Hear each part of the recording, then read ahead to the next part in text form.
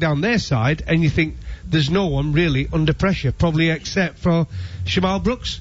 I think he was probably the only player under pressure in their side. I think with England, you've got 3 or 4 under pressure. Since we've got you here, Matt, I'm going to put you right on the spot. You'll hate me for this. But no Jos Buttler on this tour. Johnny Bairstow here, but not keeping a wicket. Ben Folkes in the side as the number 1 wicket keeper in the country and more than a useful lower order batsman. How's that gone? I think it's gone okay. I think the first thing I noticed in the first test was he has gone away and worked on his batting a lot. You can see some technical changes where he's looked good. I think he's kept... Look, everyone will go on about what a fantastic wicketkeeper he is, and he is. He's a good wicketkeeper, no doubt about it. He's made some mistakes. For someone that would set his bar so high as a wicketkeeper, that's what I'm talking. I'm not talking about... You know, your club cricketer on a Saturday dropping a chance. This is a guy who's meant to be the best wicketkeeper in England. He's made a few mistakes, and mistakes that he will go, but whatever anyone says in the press, he will go back to his hotel room and think, I shouldn't have dropped that catch. And I know that because I've been there myself. So, look, he's been okay. The one thing I will say is England have made their call now. Folkes is the wicketkeeper, he's batting at 7. You have to leave him there for some time. You can't keep chopping and changing, doing what they did to Bairstow, up and down the batting order, in the team, out the team. You need stability within in the balance of the team, and your keeper batting at 7 is one of those places. So Folkes is in. I think he's got to get a run at it. Without mentioning Craig Brathwaite, because we've done that so much, who's impressed us amongst this West Indies side that have held England pretty easily, really? I mean, the odd alarm on that last afternoon in Antigua and Barbados, but basically they've held on to England batting second both times. Well, the obvious who's been impressive is the captain, Brathwaite. I think you've got to be impressed. I did say excluding him. Oh, sorry, I wasn't listening. Why not? Why not? That won't do. And I think the two that have impressed me, and I think they are good bowlers, and I think it'd be interesting to see them this morning now bowling in conditions that might just do a little bit more than normal, is Jaden Seales and Kemar Roach. I've been really, really impressed by these two. In fact, Kemar Roach for a long, long time now, I think is a terrific, experienced performer. I think one who needs to step up, I was disappointed with him the last test match, Alsari Joseph. I think he needs to step up this test match as well. And Jason Holder, as good as he is, as number 1 all-rounder in the world, I think he's had a poor series for him. So I'd like to see him step up as well. Okay, very good. Thank you, Matt. Thank you, Goffy. Goffy, don't go anywhere because you're opening things up with Neil Manthorpe. Good morning, Neil. Morning, Mark. You well? Enjoy your sandwiches? Very good, thank you. Yeah, all set. And just hoping that your instincts about the pitches are wrong. Not that I wish you to be wrong often, but let's hope that there is some spice. As you said, it's known as the Spice Island, and growing season all year round, and there is grass, live grass on the pitch, which is an absolute delight. And perhaps Craig Overton will be able to gain the kind of lavish movement off the seam that has made him so productive and successful for Somerset over the years, taking his wickets at 17 and 15 in the last 2 years in the county championship, and hasn't found it quite so easy at test match level, Goffy. Well, I know the groundsmen, if there's anybody listening, don't like to hear it, but if you look at the pitches in general in county cricket, for whatever reason, I'm not blaming anyone, I think if you hit the seam at 75 to 85 miles an hour, there's a good chance you're going to take a lot of wickets. Let's be honest about it, and I think Craig is one of those guys. I actually think he's a good cricketer, but I think he's a 4th seamer in Test cricket away from home. He could get away with being a 3rd seamer in English conditions. Before the first ball, we'll be witnessing the Black Lives Matter. We're just waiting for the players to take a knee before the first ball. A reminder that the West Indies captain Craig Brathwaite won the toss and has chosen to bowl first. So the England openers with their pads on as they take the knee. The West Indies also raise a fist. And to a polite and appreciative ripple of applause from the crowd, which we hope to see get bigger and bigger as the day and the test match goes on. The familiar gesture of taking the knee now complete. It's time to welcome listeners on TalkSport as well tell you that the West Indies have won the toss and chosen to have a bowl first. England will be batting first. We're expecting a little bit, or expecting a little bit more help for the bowlers than we've had in the first two test matches in Antigua and Barbados. And the team news, England's team was announced yesterday, so those of you who are aware of that will remember that Craig Overton has been recalled after missing the Barbados test match because of illness. He takes the place of Matt Fisher. Just the one change, and the West Indies have included an extra specialist batsman in place of their specialist spinner Versamy Permaul. Kyle Mayers comes into the middle order, and probably bat at 6, which means Jason Holder. He's also an all-rounder. He bowls medium pace. Jason Holder will bat at 7. Kemar Roach then to bowl the first delivery to Alex Lees. 3 slips in place, thick outside half of the bat, and it is fielded by the new man, Kyle Mayers, at backward point. Roach starting around the wicket to the left-handed Alex Lees. Yeah, I mean, what he's good at is similar to Stuart Broad. He has that skill to make the ball go away from the left-hander from around the wicket. It's a very good skill to have, if you can do it. Andrew Flintoff was excellent at it. Stuart Broad is the king of it. And now we've seen Kemar Roach, because of his wrist position, he excels in it, especially to the left-handers. 4 slips in the gully, actually. I said 3 slips, and just 4th one has been added. That's down the leg side, doesn't swing at all. That's gone gun barrel straight and down the leg side, and taken by a diving Joshua Da Silva. So a reminder, the West Indies have decided to have a bowl first. Craig Brathwaite pointed out that not only are there some cracks, but there's also live green grass, far more than we saw in the first test in Antigua and the second in Barbados. Here is Roach once again, bowls, and again is full and goes straight on. No swing. We saw lavish swing with the new ball from Kemar Roach. He's almost trick bowling in the first 2 tests. We haven't seen it so far. Well, I think just from watching the first 3 balls, and it's sometimes hard to judge from watching that first, because if it is a little bit damp, it tends to be slower anyway, and it can quicken up as the game goes on, but it doesn't look as though it's going to be a quick pitch again. Yeah, I agree. After 3 balls.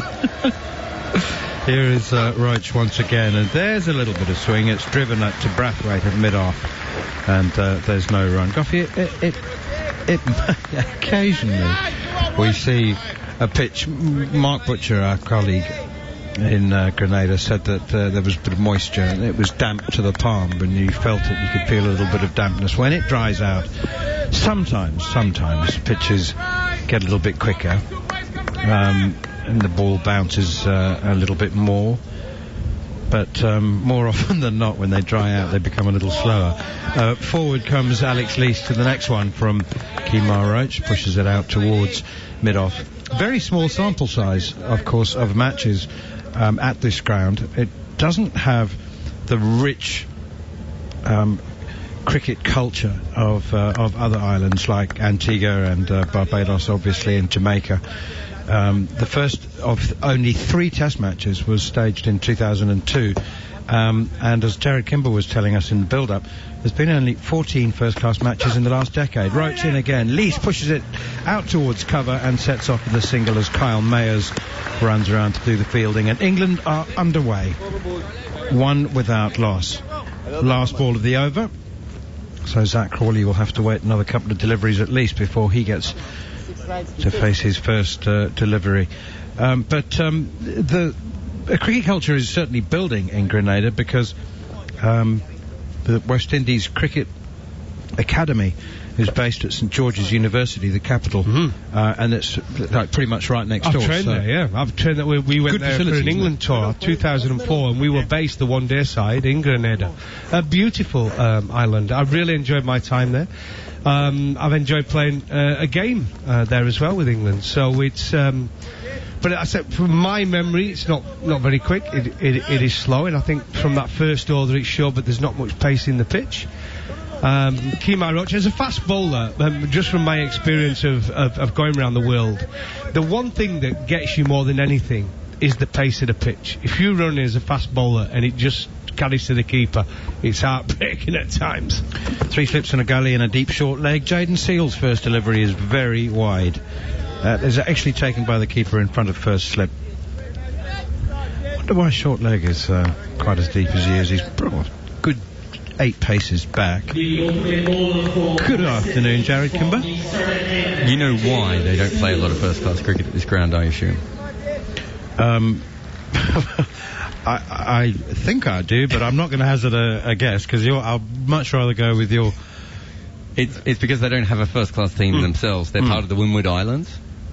Here is Jaden Seals, and oh dear me, he's overcompensated there. He's gone a foot down the leg side, and there's no run. Neither of them was called a wide, one without loss. Do carry on. So that's Dominica, Grenada, St Lucia, and St Vincent and the Grenadines make up one first-class team in the West Indies setup, and of recent times, I think the majority of the games have been played in St Lucia, because that was a test venue, a slightly bigger reputation test venue of recent times. But both of those islands are not what people in the West Indies would call traditional cricket islands, even though cricket has been played there, and they've obviously had some very good players. Here is Jaden Seals once again, and Alex Lees pushed it up towards Roach at mid-on, and there's no run. It's part of the Lesser Antilles, isn't it, Grenada? And it's only 100 miles north of Venezuela, so it's Wow. Is this the ground where Chris Gale smacked a load of sixes and Josh Butler in a one-day game, which we commentated on? Yes. It is. What a game that was, huh? Yeah. Some of the sixes, it was just great to commentate on. It was just six. It was raining sixes. Butler was at the second part of his innings was just ridiculous, wasn't it? Fantastic game that was. Here is Jaden Seals. Oh, that's gone through past the inside edge, and it might just afflict the pad. Some interest shown by the bowlers and the slip cordon, but I think it was off the pad. And just to go back to Grenada a little bit more, so the most famous cricketer they've had is Junior Murray, who was the wicket keeper throughout the 90s. Yeah, I played against him. Of course you did. He was one of the earlier pinch hitters in the mid-90s, did it a little bit, but he was their first cricketer, which tells you how late they sort of came to the game, and they haven't had a lot of big-name players. Talking of Chris Gale in this ground, he scored a Test double 100 in the first Test match played on this ground in 2002, which is a pretty high but slow scoring draw against New Zealand. Seals in again, Lees forward to a full length delivery, pushing it nicely through the offside. Kyle Mayers chases it from cover point out towards the boundary and overhauls it 15 yards short. And, England are up to 3 without loss, losing the toss, being asked to bat first. Well, I'm pretty pleased with that shot actually from Alex Lees. Yes, he didn't time it as well as he would have liked, but it looked to be positive. If you look at the last Test match, it'd have probably been looking to leave that. But it was there to be hit. It was an half volley, it was a little bit of width from Seals, and he looked to drive it. He just didn't time it, but at least it's a little bit more positive from Lees. Very, very early days, second over of the morning. That one is pushed out towards Brathwaite at mid-off, and there's no run. But safe to say, there is no doubt, in my mind, that he would have left that in the first 2 Test matches. It was half volley. Spot on, and you're right, and I think we've all been saying on commentaries, but it's not the player he is. He came originally into the Yorkshire side many years ago as someone who was a one-day player, and he was a very strong one-day player. But he's come in, and I think his job has been to try and face balls, similar to the Don Sibley was, but to suit him and the way he plays is, if he gets an half volley, hit it for 4. Because runs at Test level are not easy to come by, and if you get an half volley, you've got to cash in. Well, he's found that, Alex Lees, hasn't he? His scores of 4 and 6 in the first Test, 24 and 30, so his trajectory's in the right direction. His upward graph.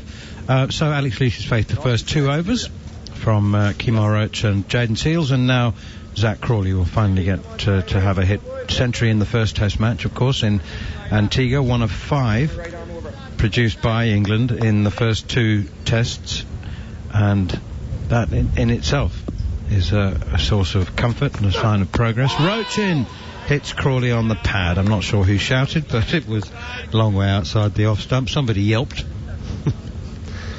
It did a little nip back a little bit, which you would expect, the way Kemar Roach has set up his action.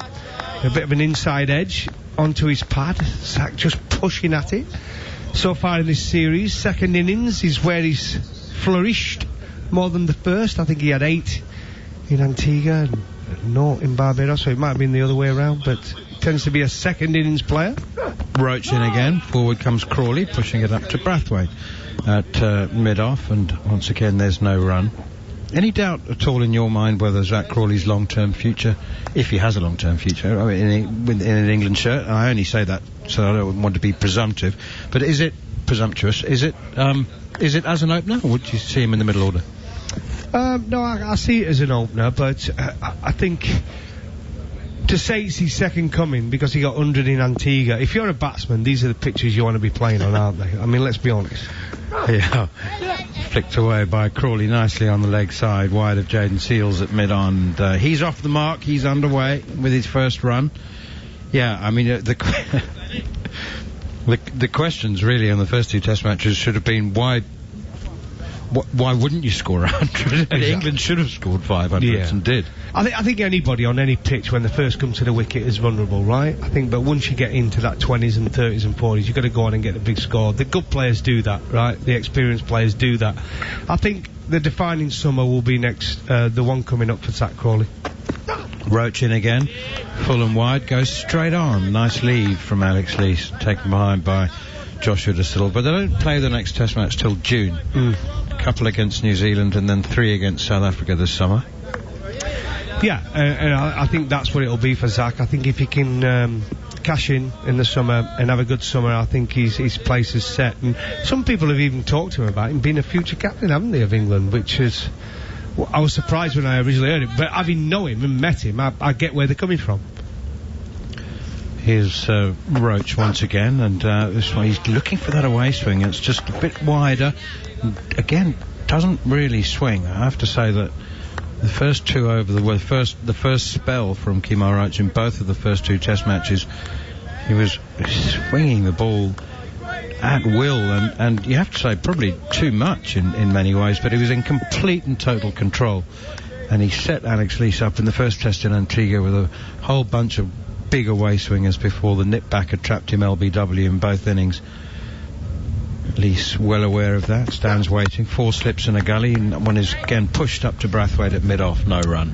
I think if Roach could be guilty of anything for such an experienced bowler who's got over 230 test wickets, is he didn't make Alex Lees play enough, did he, in Barbados early on? He left a lot. And I think come this test match, I think already we've seen so far, he's trying to get it fuller, and he's trying to get the England batsmen to make them play against the new ball, and it's the right tactic. You might go for slightly more runs, but you've got a better chance of taking wickets. 4 without loss. Alex Lees has 3 of them. Zach Crawley has 1. A reminder that the West Indies won the toss and chose to bowl first. 1 change to both teams. The West Indies have included an extra specialist batsman who bowls a bit, more than a bit. Kyle Mayers is regarded as an all-rounder in the white ball game, but he's been picked predominantly as a batsman. They've left out their specialist spinner for Sami Permaul. And England, of course, announced their team yesterday with Craig Overton coming back in place of Matt Fisher. 3 slips, gully, deepest short leg, Jayden Seales in. Whoa, it's a terrific delivery. That has bounced and seamed away from Zach Crawley. He's played and missed. That's the first delivery with a bit of Grenadian spice in it. It definitely did. Well, a wonderful seam position from Seales. Good length, bringing Zach Crawley forward.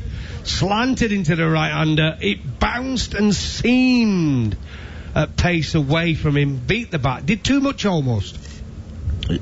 Yeah. Well, not almost. Definitely. Definitely. As an opening batsman, you're not nicking that. Yeah, when I call him out and nick. Exactly. It's harmless, isn't it? It's too good.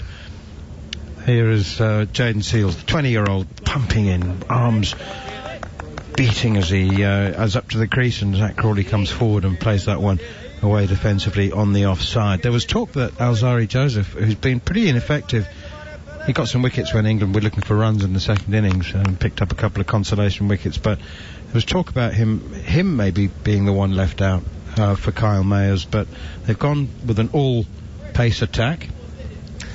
I think it's the right call for West Indies. I think their spinners look pretty average.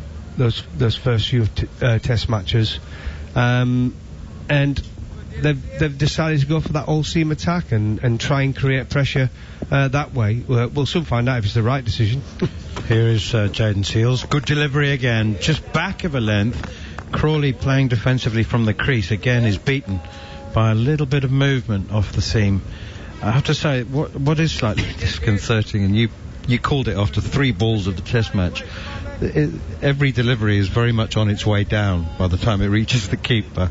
Except the one that seemed and bounced, that were too good for the batsman. Yeah. So, but it is, and I think you speak to any fast bowler out there, that's the biggest thing for them. Even if it's a slow seamer, you want the ball to carry. You're not bothered about it seaming; it's just carry. Here's Jayden Seales once again. Another little leg cutter nips away into the gloves of Joshua De Silva, but this time it's left alone by Zach Crawley, offering no shot. We're into the 4th over. Jayden Seales and Kemar Roach kicking things off. West Indies have 4 slips and a gully for Zach Crawley. Are we playing at the whacker? 4 slips and a gully. They give it. Listen, West Indies, fair play to them. They're giving themselves. They won the toss. They put them decided to field, so they're under pressure to take wickets. Here is Seales once again. Looks for the Yorker, hits a batsman on the pads. Ooh. And it's disappeared off for a leg by. You're surely not interested in that, are you? I don't know. It was full, and it was just starting to swing the other way. It didn't pitch, did it? It was almost like really, really full. I'd be interested to see the replay. I don't think they will review it, but I won't mind having a little look at that replay. I'm a bit like. Yeah, you're right, actually. It did just begin to shake back in. Hang on a minute. If that had been given, it might have been clipping leg. It might have stayed out. Yeah, I tell you what, he was swinging back, wasn't it? It was really. It hit him on the back leg. Hit him on the back leg, yeah. Just in front of leg stump.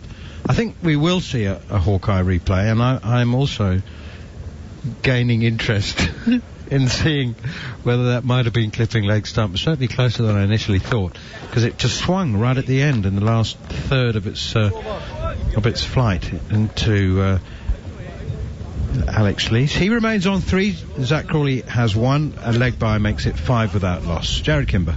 I just want to talk about how hard this is for Alex Lees. He's had 2 pretty flat pitches to go up against Kemar Roach so far. This isn't a flat pitch by any stretch of the imagination. When Kemar Roach came into cricket, he bowled very close to the stumps and he bowled out swingers.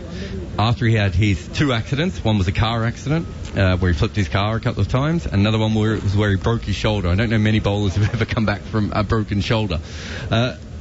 He was averaging 42 against left-handers in the first 5 years of his career. In the last 5 years, he's been averaging 21.7 against left-handers, and a lot of it is because he now comes way wider of the crease, and he takes the ball away from them.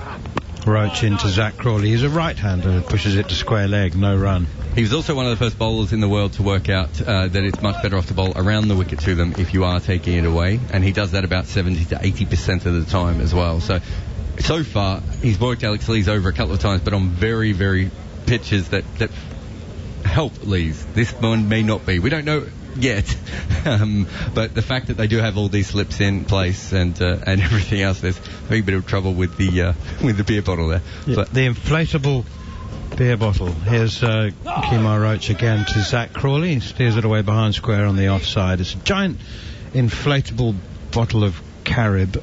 I think we're allowed to give them a mention. Other beer brands are available. It was inflatable, or Steve Armisen would have been somewhere round about it if it was a real one. I don't know. I reckon that holds about 150 gallons. If it was a real bottle. But the full capacity permitted, but we're far from that. And mostly English supporters. That's left alone by Zach Crawley. Big appeal for leg before wicket. No shot offered. Much interest. Inspired, I think, mostly because no shot was offered rather than a belief that ball was going to hit the stumps. But Craig Brathwaite has gone for the review. Oh, well. 7 seconds left on the DRS timer. Copy that, Gregory. And he's been persuaded. You can't see any emotion on his face. He's got this big pair of sunglasses on. Let's listen to the third umpire, Nigel Diggott. Established this a fair delivery. Can you move on to front on spin vision, please? That's what I've lost my confidence a bit, though. I bet it looked too high to me. Yeah, there's clearly no bat involved, no shot played. Can you move on to ball tracking, please? It's Leslie Reefer. Thank you, Mark. Who's the third umpire, not Nigel Just waiting Duguid. on ball tracking, guys. Leslie Reefer is the third umpire. Hit him on the thigh pad, Goffy, which That's suggests right, it's a Mark. bit high. No shot played. Inside pie. Is it clipping? Is it just clipping the top corner of off stump? Shake of the head from Jared Kimber. Still building. I'm going with Jared. He's been a lot better with calling these than I have this series. It's just a new ball bounce, isn't it? Here comes ball tracking. Pitch is outside off. Impact outside. Wickets missing. Mark ready to go back on field. Terrible review. Plenty of space between the stumps and the ball. Decision. You're on screen signal now. So that is a waste of a review, really. You'd have thought Kemar Roach with 237 Test wickets and all his experience. Well, that's the problem. I think we'll review it because it's Kemar Roach, the one with 230 odd Test wickets, with Seals, which I think was closer. They didn't review. He's just come on the scene, the new kid on the block. Here is Roach once again, and full wide outside the off stump. Zach Crawley leaves alone. England 5 without loss in the 5th over. Just to follow on what I was saying about the left-handers as well, he's also almost doubled his rate of LBWs against right-handers because he is bringing the ball back in. So you saw there that was a wobble ball. That didn't exist when he first started in Test cricket, to be fair, other than, in Mohammad Asif's mind at that point. But he's gone from bowling about 11% of his wickets against right-handers to being LBW up to 18%. So we almost saw another one there that would have changed that number. Roach again up to the crease, bowls, nice in-swinger. Zach Crawley drives it down the ground. We could have the first boundary of the innings here, past mid-on and into the boundary now. Lovely push drive. It's just a lovely shot, and Zach Crawley is one of the better exponents of it. 4 runs, 9 without loss. He is indeed just a little bit full, bowling at the stumps, but for the life of me I can't understand why to Zach Crawley you wouldn't have a straight, very straight mid-on. I think, and watching him play over the last couple of years, he is one of the best in the game in down the ground. You've got to have your mid-on as straight as you possibly can to him. Roach to complete his 3rd over, up to the crease, bowls, beats Crawley outside the off stump, and one just seemed to go straight on. I reckon. I don't know whether Crawley just played the wrong line, but anyway, he's 5 without loss with the 1 boundary. Alex Lees has 3. You're listening to live ball-by-ball commentary exclusively here on TalkSport 2. England losing the toss, being asked to bat first. So far, untroubled. 5 overs gone, 9 without loss. Mark Nicholas for the next 20 minutes. I think what's been good just from watching Kemar Roach actually this last couple of overs, he's just stepped up a bit. I think he started off bowling about that 131. I think his last over he was up to a 135, 136. So encouraging signs. Well, after our conversation earlier, Stuart Broad and James Anderson would have enjoyed bowling on this pitch. There's genuine life in it, I think is the word. Here's Seals again, who's good with his lines. Given he's 20 years old and has little experience, I'm most impressed with the way he adjusts to right and left-hander and his control of length. He's a really exciting prospect. He's a bit livelier than he looks too. He's close to quick, I'd say, without quite being quick. Fast-medium, or we would say rather medium-fast. I'm with you, Mark. I like him. I've liked what I've seen on 2 flat pitches. I think he's been disciplined. He's looked like taking wickets with a new ball. That last ball was left alone outside off stump. Apologies for talking over it. Here he comes again, and he bangs it into the pitch, and O'Lees does really well. He just stays calm and sort of jab pulls it in front of square over the infield. It races to the boundary. That's a very different Lees from the one we saw in Barbados, who was rendered strokeless in the first innings and not far from it in the second innings. That was a good shot. Well, I think it gives you an idea, the pace of the pitch. It's really banged in from Seals, who's not slow, as we've just been talking about, but Lees were quickly onto that and well in front of square, just empty on its way, just get bat on ball, really. No real effort into the shot, just paddled its way around, and away it ran for 4. Much more like the Lees I first saw many years ago for Yorkshire when he was 19 years old. I saw him make 100. Here's Jayden Seales again, and that's, I mean, just said what a good line bowler he is. He fires one down the leg side, which Lees misses out on, and it's a scramble for De Silva, who was, I mean, he's an admirable cricketer, but he was pretty untidy behind the stumps in Barbados, and that was also a little untidy. You remember when Lees made his, early on, he looked a gun stroke maker, didn't he? Yeah, I was playing at the time. A fantastic young player, and we were really excited for him. We had a few good left-handers during that period who we hoped to go on a bit. Well, some of them did. Gale, Lythe. Seales again outside off stump, left alone by Lees. My feeling remains exactly as it was earlier, and I'm nowhere near. I mean, I'm thousands of miles away, but I think this pitch will be fine. I don't see it as this is what I call what a first morning should be. It offers a bit to the new ball bowler, doesn't it? Yeah, and as I said in commentary, I think it's a brave decision from the West Indies to bowl first. You've just got to get through that first hour. It's an old cliche, but it's a good one. Here's Seales again, and that's cut firmly and up and over by Alex Lees. Will it make the boundary's edge? Not quite. Some nifty footwork. Isn't at all nifty in the end, because he kicks it over the rope. I think that's John Campbell, isn't it? Jermaine Blackwood, one of the two. Jermaine Blackwood, yeah. He really should have. In the modern age of the game, you'd see most fielders slide and stop that, but his footwork wasn't even good enough for Harry Kane to knock it in the back of the net. Yeah, I don't think football was his strong suit there growing up. After watching, it was a poor pass. Poor pass. Yeah. Underpowered pass. Lees rehearses the stroke again. That's twice now that he's gone over the infield with his boundaries. Once mid-wicket a moment ago, and now over backward point. He hasn't looked to roll his wrist on either shot. Maybe he thinks that the bounce is a bit tennis bally, and sometimes if that is the case, you are better off going up with the shot, as long as there's no one back, of course. Here's Seales again, coming round the wicket now, change of angle. And Lees goes back and plays pretty comfortably out to short extra cover. There's no run, it's the end of the over, 17 for no wicket. England with the one change, Craig Overton coming in for Matt Fisher, and West Indies the same, Kyle Myers coming into the side instead of the spinner, Sami Pawal, which, we all agree that Pawal looked pretty average, and therefore pick your bowlers for the surface, so that's why you win the toss and bowl first, isn't it? Yeah, I'm surprised actually they didn't bring a different spinner into the Test match, but we know many times over many years the West Indies have always liked to go with four quicks, but this is definitely a different. Beats him outside off stump. What about that from Roach? God, he's a good line bowler, this guy. He really never bowls down the leg side. If he errs, it's wide of off stump, and I think sometimes he does hide the ball out there a bit, but that's a lovely little leg cutter off the seam. He pitches it on the seam, it holds its line, and it beats a perfectly reasonable straight defensive bat offered by Zach Crawley.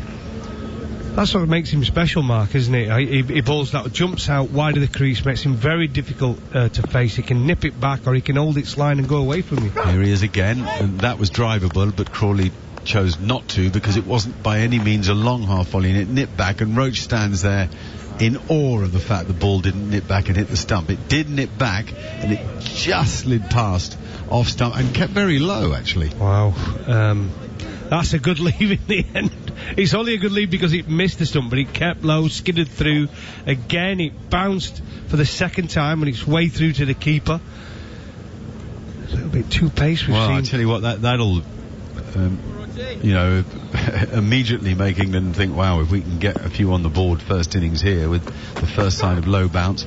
In again, and that one goes through at a good pace. It's left alone by Crawley. It also nips back, and it's taken nicely by Josh De Silva as he moves down the leg side with some good footwork.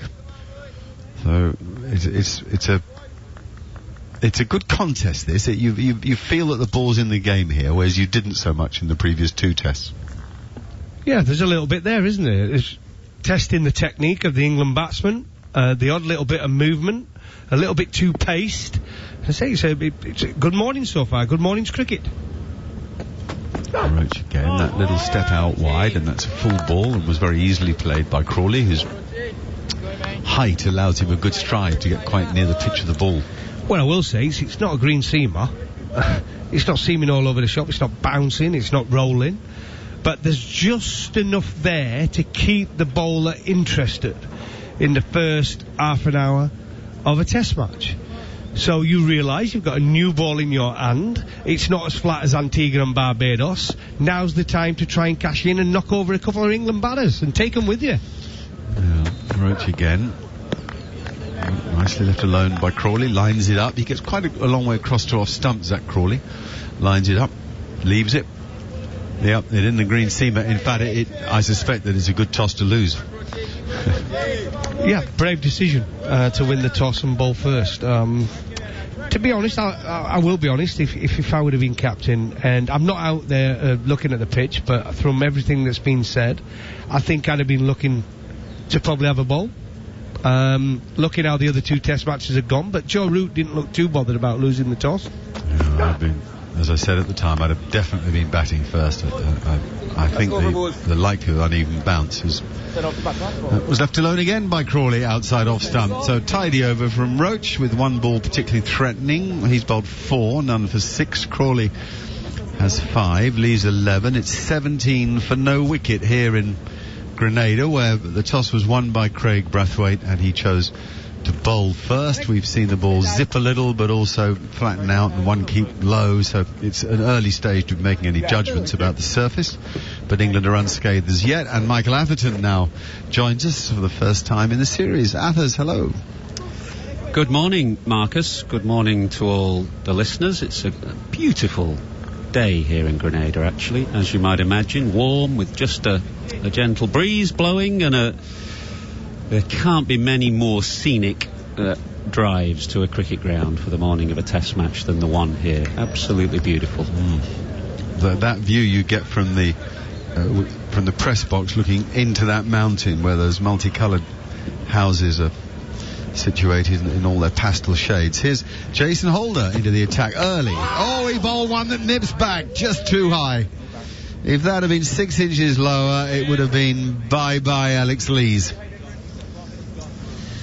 Yeah, there's just enough movement. I've been listening to yourself and Darren Goff talk, and obviously the first 2 test matches that we've seen in Barbados and Antigua have offered nothing to the seamers, but there's a little bit more here in Grenada, which is good to see, although the uneven bounce would make Craig Brathwaite think.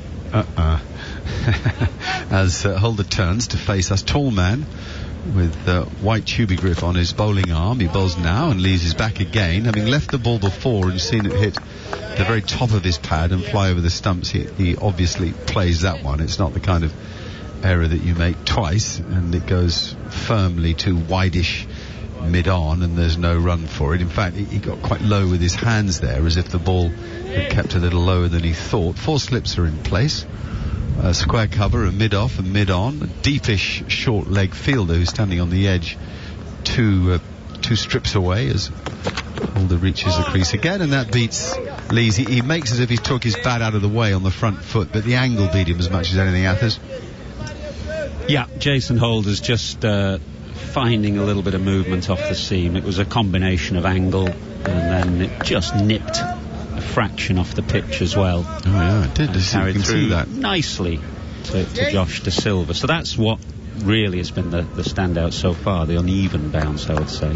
Yeah, we did see from that angle actually the replay from behind the wicket-keeper how much the ball did nip off the seam. Holder again, and uncharacteristically Lees has a wave outside off stump, misses the ball, and had he nicked it, well, I dread to think what he might have done to himself.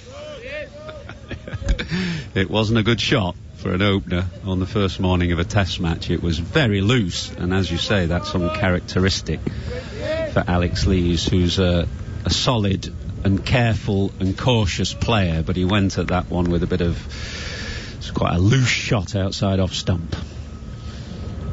Holder again, pumping those arms now, number 98 in his back, and that's a super line, but left alone well by Lees. Actually, if anything, it shaped a little in the air to come back at him, so Holder showing hints of movement both ways here. The thing about Jason Holder is this consistency. He's an old-fashioned deck hitter, an inch back of a length, hit the seam, occasionally swing it and just keep bowling it in those areas that batsmen don't like. He's no great pace, but he's pretty tidy. Here he comes again. He's a very tall man, by the way. He'd be 6'9", I'm guessing, but maybe even 6'10". He bowls now, and Lees plays that, also with slightly lower hands on the back foot, and he hits it down into his toe, and it runs out to point where the fielding is done, and it's the end of the over. And Maiden, not without hints of alarm, and not enough people there for me. Athers, the ground looks a bit empty. Well, it's been one of the themes of the series, really, the lack of local support in particular. Obviously, there have been good numbers of English supporters both at Antigua and Barbados. Not so many here in Grenada. We reckon there's about 700 or 1,800 on the island. But the lack of local support is worrying. And there are plenty of reasons for it, which we'll probably discuss, no doubt, as the days wear on. Here's a Kemar Roach, and that's a sort of middle stump ball that's worked away by Crawley off the front foot. He'd committed forward, and I wouldn't say Roach got the line wrong, but as I said a moment ago, Crawley is a long way now across to off stump, which is very much a modern way of batting. I mean, he certainly takes his guard on off stump and then probably makes another trigger move another 3 or 4 inches. So he's right over that side, isn't he? He is.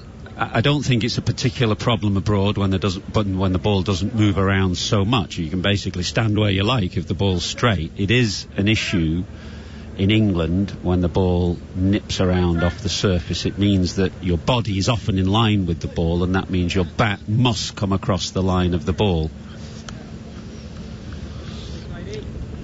Lee's very deliberate now as he picks his bat up, has a look at it, checks it, then looks at the bowler and plays gun barrel straight. Before we saw the full maker's name there, and even though the feet didn't go any great distance, I'm not a great believer that matters. You get your head in the right position, the bat dead straight like that, you're not always going to get the feet moving against lively pace. I wouldn't say Roach is quick, but he's certainly fast medium, and he's consistent. You know, now we get a view from the stump camera, and the batsman Alex Lees is standing out of his ground by, I should think, a foot, 9 inches to a foot.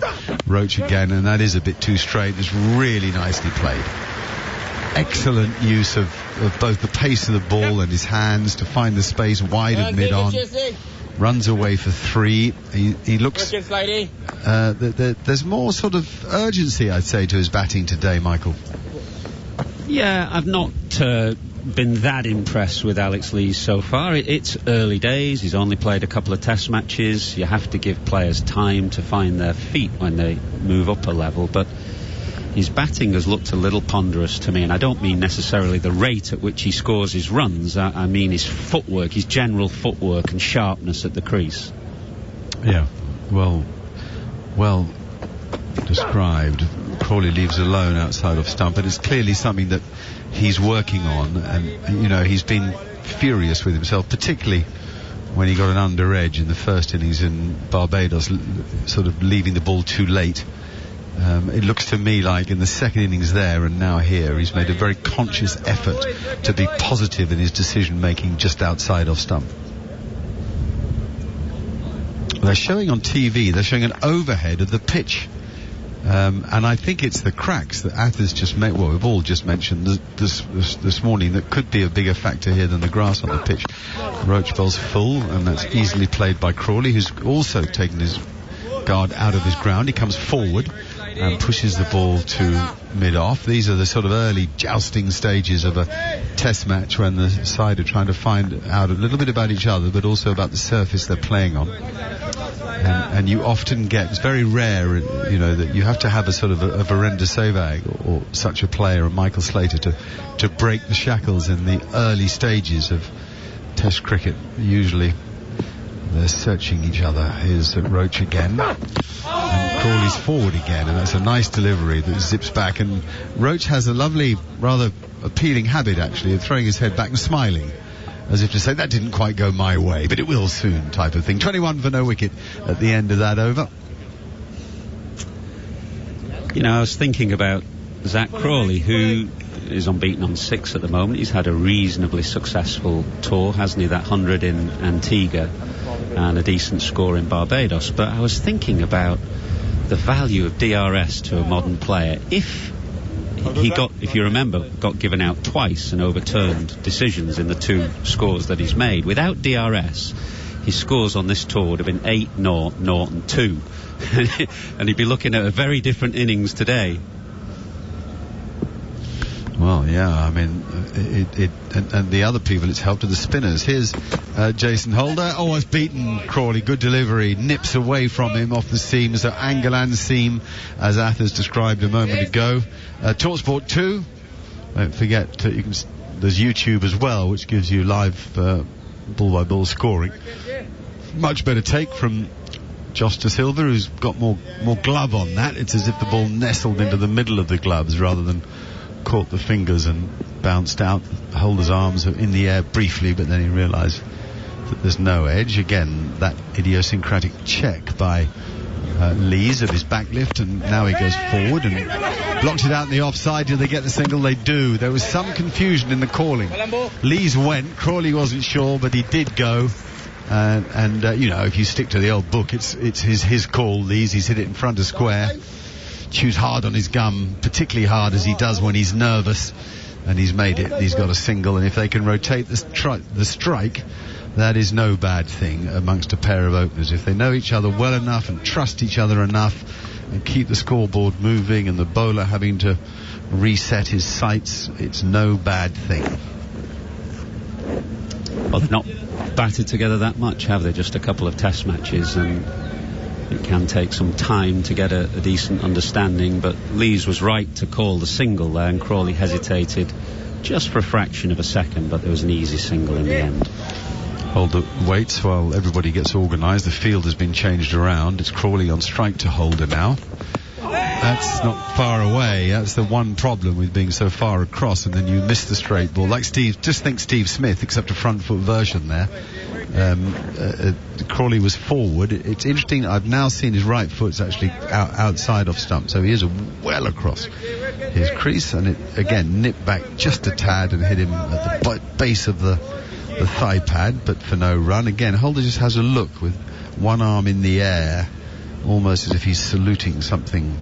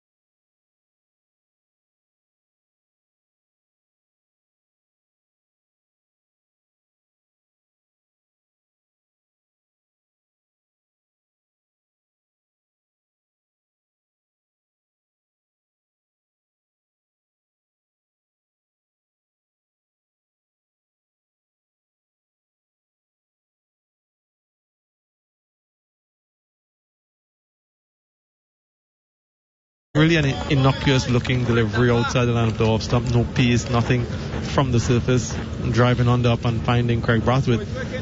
And once you've done all the hard work, you want to carry on, you want to push on. So it's another opportunity for Zach Crawley to learn from these experiences.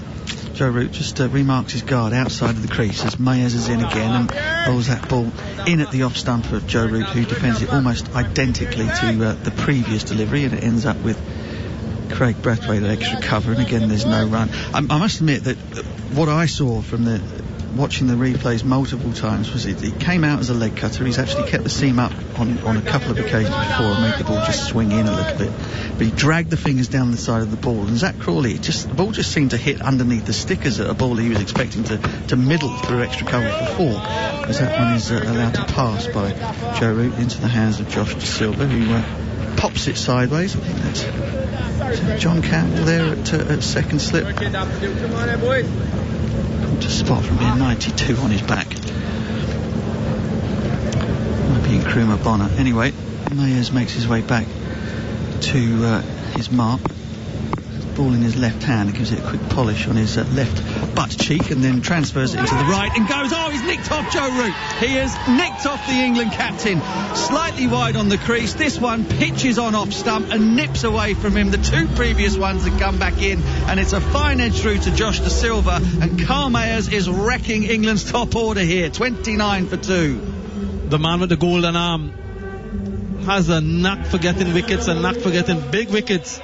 No wicket is bigger than this one. The captain, the England captain, Joe Root, on the back of two magnificent centuries in the previous two test matches, goes this time without scoring. Caught wicketkeeper Joshua De Silva, bowled Carl Mayers, and what an introduction he's been into this test match for the first time in the series, picking up the big fish.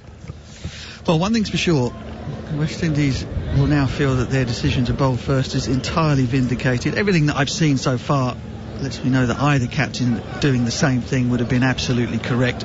But the interesting thing again is that you've got this Duke ball, and we know all about this in the UK.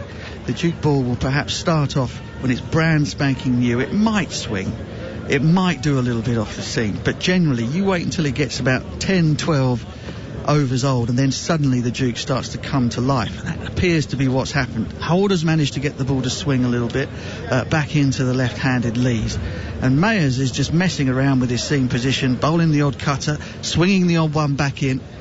And in the previous over he bowled a delivery to Joe Root where he kept the seam bolt upright, genuine in-swinger, and it just nipped away from Joe Root, and I think he's just done the same trick again, this time taking the edge of the England captain.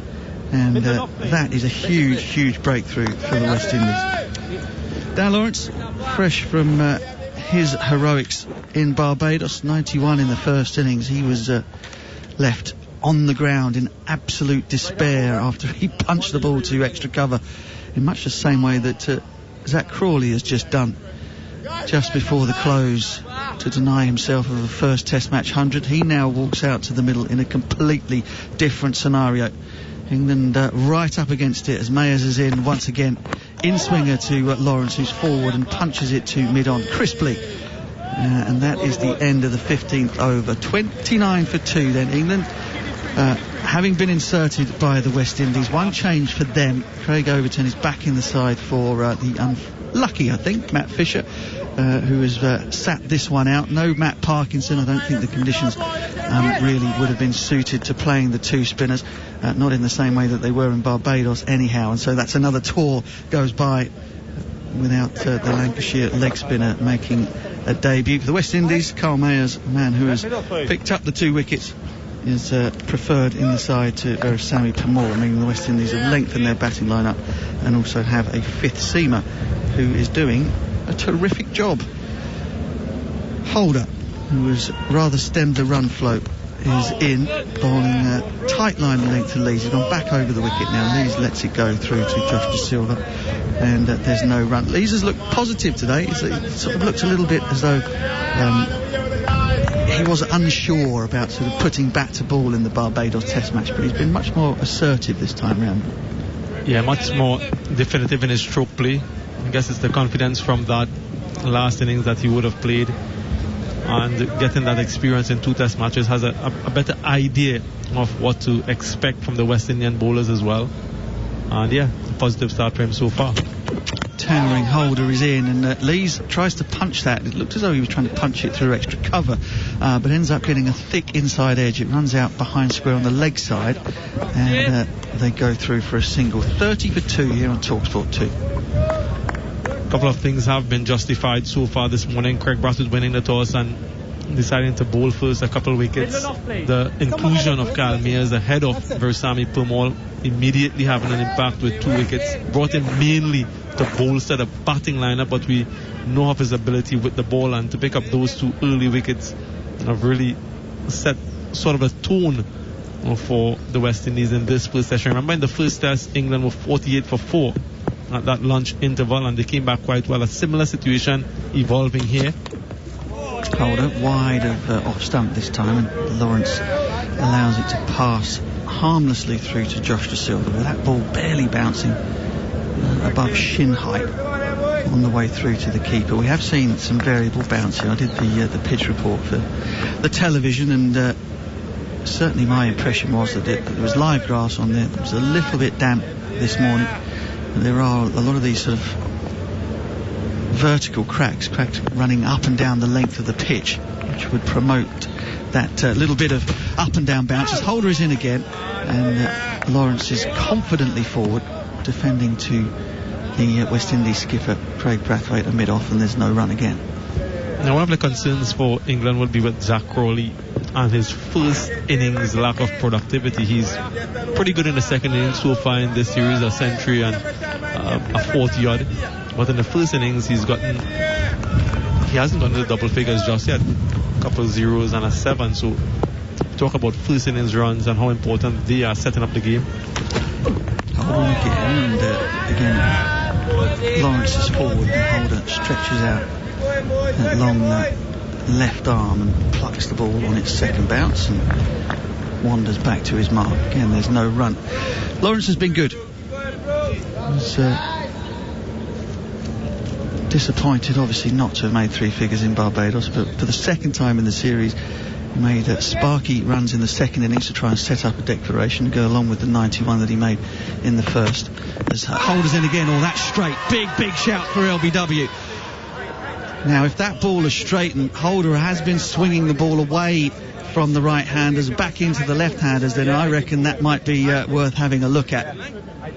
I think so. The only thing might be concerned, well, 2 things really: the height and whether or not it's going down the leg side. Craig Brathwaite has been convinced by the bowler and the wicketkeeper in particular that he'll take this review, and so this decision will have to be reviewed. Decision not out.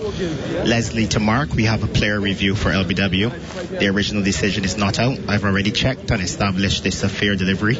Can you move on to front on, please?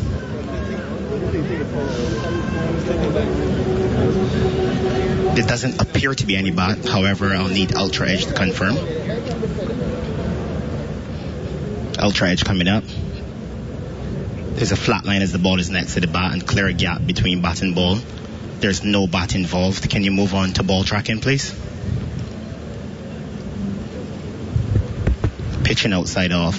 Impact in line. Wickets missing. Mark, I'm ready to go back on field to Joel.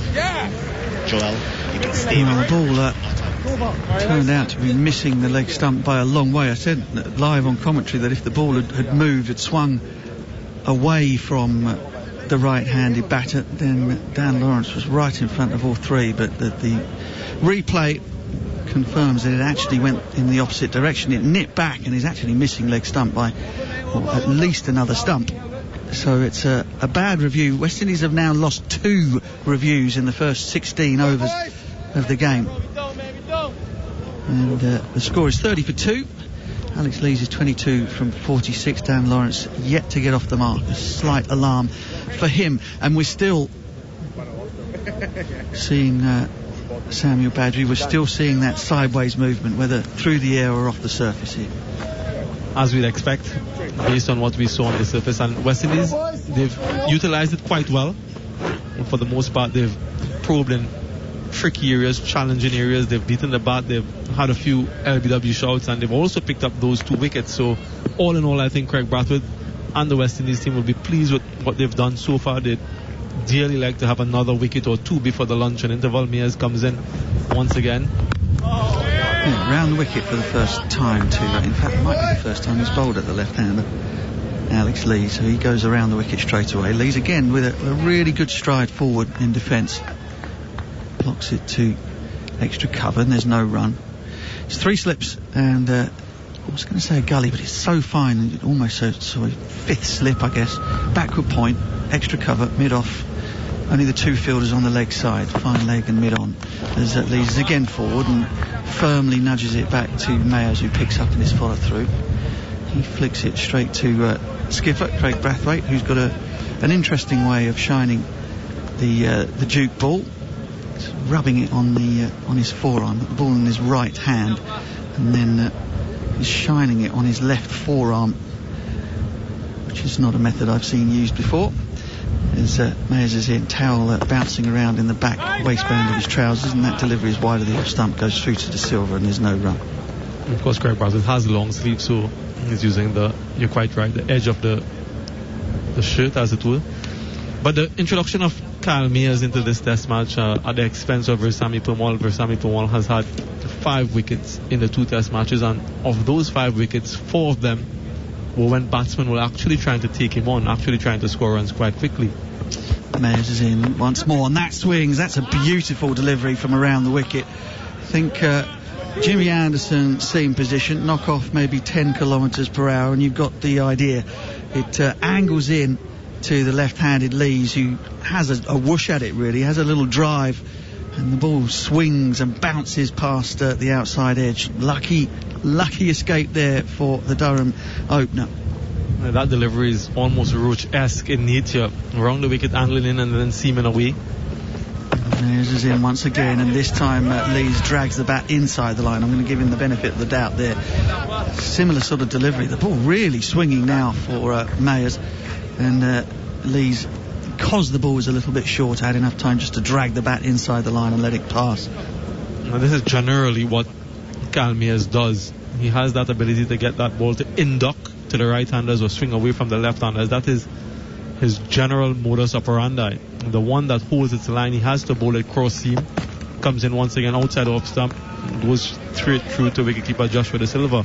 Well left by Alex Lees, brings the over to an end. 17 overs gone. England being put in by the West Indian captain, 30 for 2. Alex Lees unbeaten on 20. Dan Lawrence yet to get off the mark. Carl Mayer's bowling figures: 4 overs, 4 maidens, no runs, 2 wickets. Useful, I think, is the word we're looking for.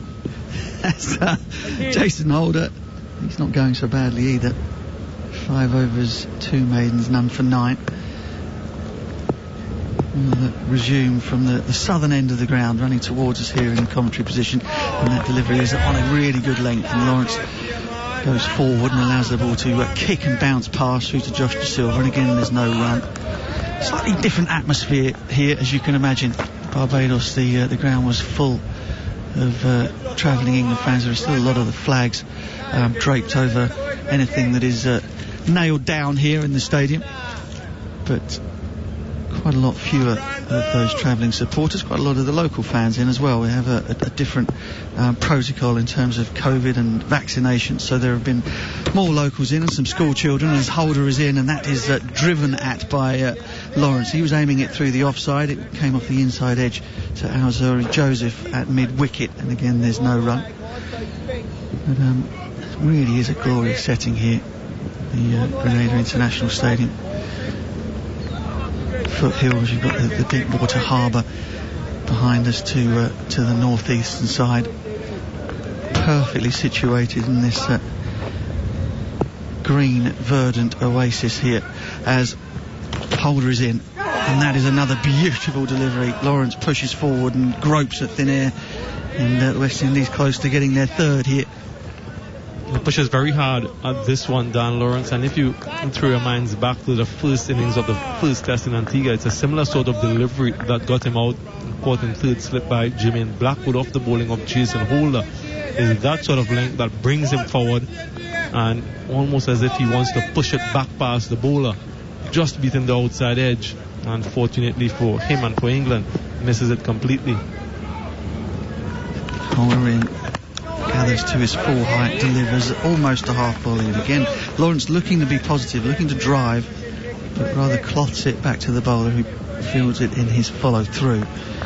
And again, there is no run. 2 balls left of the 18th over, 30 for 2. West Indies building up some real pressure here. 2 left, please. Kemar Roach will perhaps think he didn't quite use the new ball as well as he might, but he'll be fresh for another go before the lunch break, you should imagine. We're not seeing Alzari Joseph at all. Mayers has basically done his job of second change as Holder's in once more. Wide-ish delivery, and Lawrence doesn't even deign to bring the bat down there. It just goes past to De Silva. Lawrence has wandered off towards square leg and is now whirling his arms round, Pete Townsend fashion. A few stretches of the hamstrings, trying to switch his brain and his body on, get those feet moving. He knows that this is an important passage of play here, as the West Indies are building up plenty of pressure as Holder is in, and it's another solid looking defensive stroke to another ball on a full length, just arcing away slightly from Lawrence. He defends to mid off, and again there's no run. 18 overs gone, yet another maiden for Holder. 6 overs, no wicket, but 3 maidens, 9 runs. Mayer still hasn't conceded a run. 30 for 2, and well, it feels tense, put it that way. There's not a lot from the travelling fans. We couldn't shut them up in Barbados, not that we want them to, but here they've barely made a peep. Yeah, very watchful from England. Not much to cheer for from those travelling fans just yet. But the batsman, Lees in particular, has absorbed some of the pressure. He's faced some 52 deliveries already for his 22, and he'll be facing up the Calmeers once again around the wicket. Yeah, Mears is in that hustling, bustling run up. And another really good line delivery that's left well by Lees, and there's no run. I believe Mike Atherton threw my name around in vain a moment ago, saying that Carl Mears was sort of a version of either myself and Paul Collingwood mixed together with bowling there. I don't think I ever took a wicket in the West Indies, so he's definitely got me covered. Mears, 71 on his back again, just trots in, hits the crease hard. Oh, it's another absolute beauty. I reckon that's pitched, off stump, maybe middling off, and has just nipped away from Alex Lees, who was on the back foot trying to defend, but all beats him, all ends up. Maybe pitched off stump, nipped away. Has that tantalising pace, doesn't he? Not very quick, just nibbly, but hits those lines and lengths and really just probes away. So not much pace, but those lateral movements that he gets is the one that really challenges the batsman. Sure is, and that it looks like he turned that one round and tried to make it go back into Lees, but it just held its line and kicked through to De Silva. That one Silva took above waist height. It's interesting, on these types of surfaces, there isn't a great deal of pace in them, so you're not going to whack the ball into the keeper's gloves. You do get this uneven bounce. If you are able to bowl straight enough at batters, it's unbelievably difficult for them to score, because they have literally no speed to work with. If the ball is straight, they're looking for width, and they're not getting it from the West Indies right now. It's another beautiful delivery. You can hear the oohs and ahs from the slip cordon as Lees judges it well and allows it to go through to De Silva once more. So we had promise of movement, promise of a pitch that was going to help the bowling of both teams out. I think that's pretty much what we've got. West Indies never won here. Grenada, England, of course, famously not won since 2004, not since 58 before that in the West Indies, as Mayers runs away from this once more. Lee stands up tall and punches it off the back foot, but it goes straight to Craig Brathwaite, who's well placed at that short extra cover position, looking for anything in the air again, and again there's no run. It'll be interesting to see how Alzari Joseph goes on this particular pitch. On the previous 2 surfaces, because of his additional pace, it made it a little bit easier to score off him, and he was going at an economy of 4.14, has the 7 wickets to his name. But on this sort of surface that will offer him something, just be interesting to see how he goes. Yeah, agreed. As Mayers is in. Last ball of the over, that cannons into the thigh pad of Alex Lees. Tried to work it onto the leg side, but didn't make contact. It's another maiden. two for none from 5. Carl Mayers.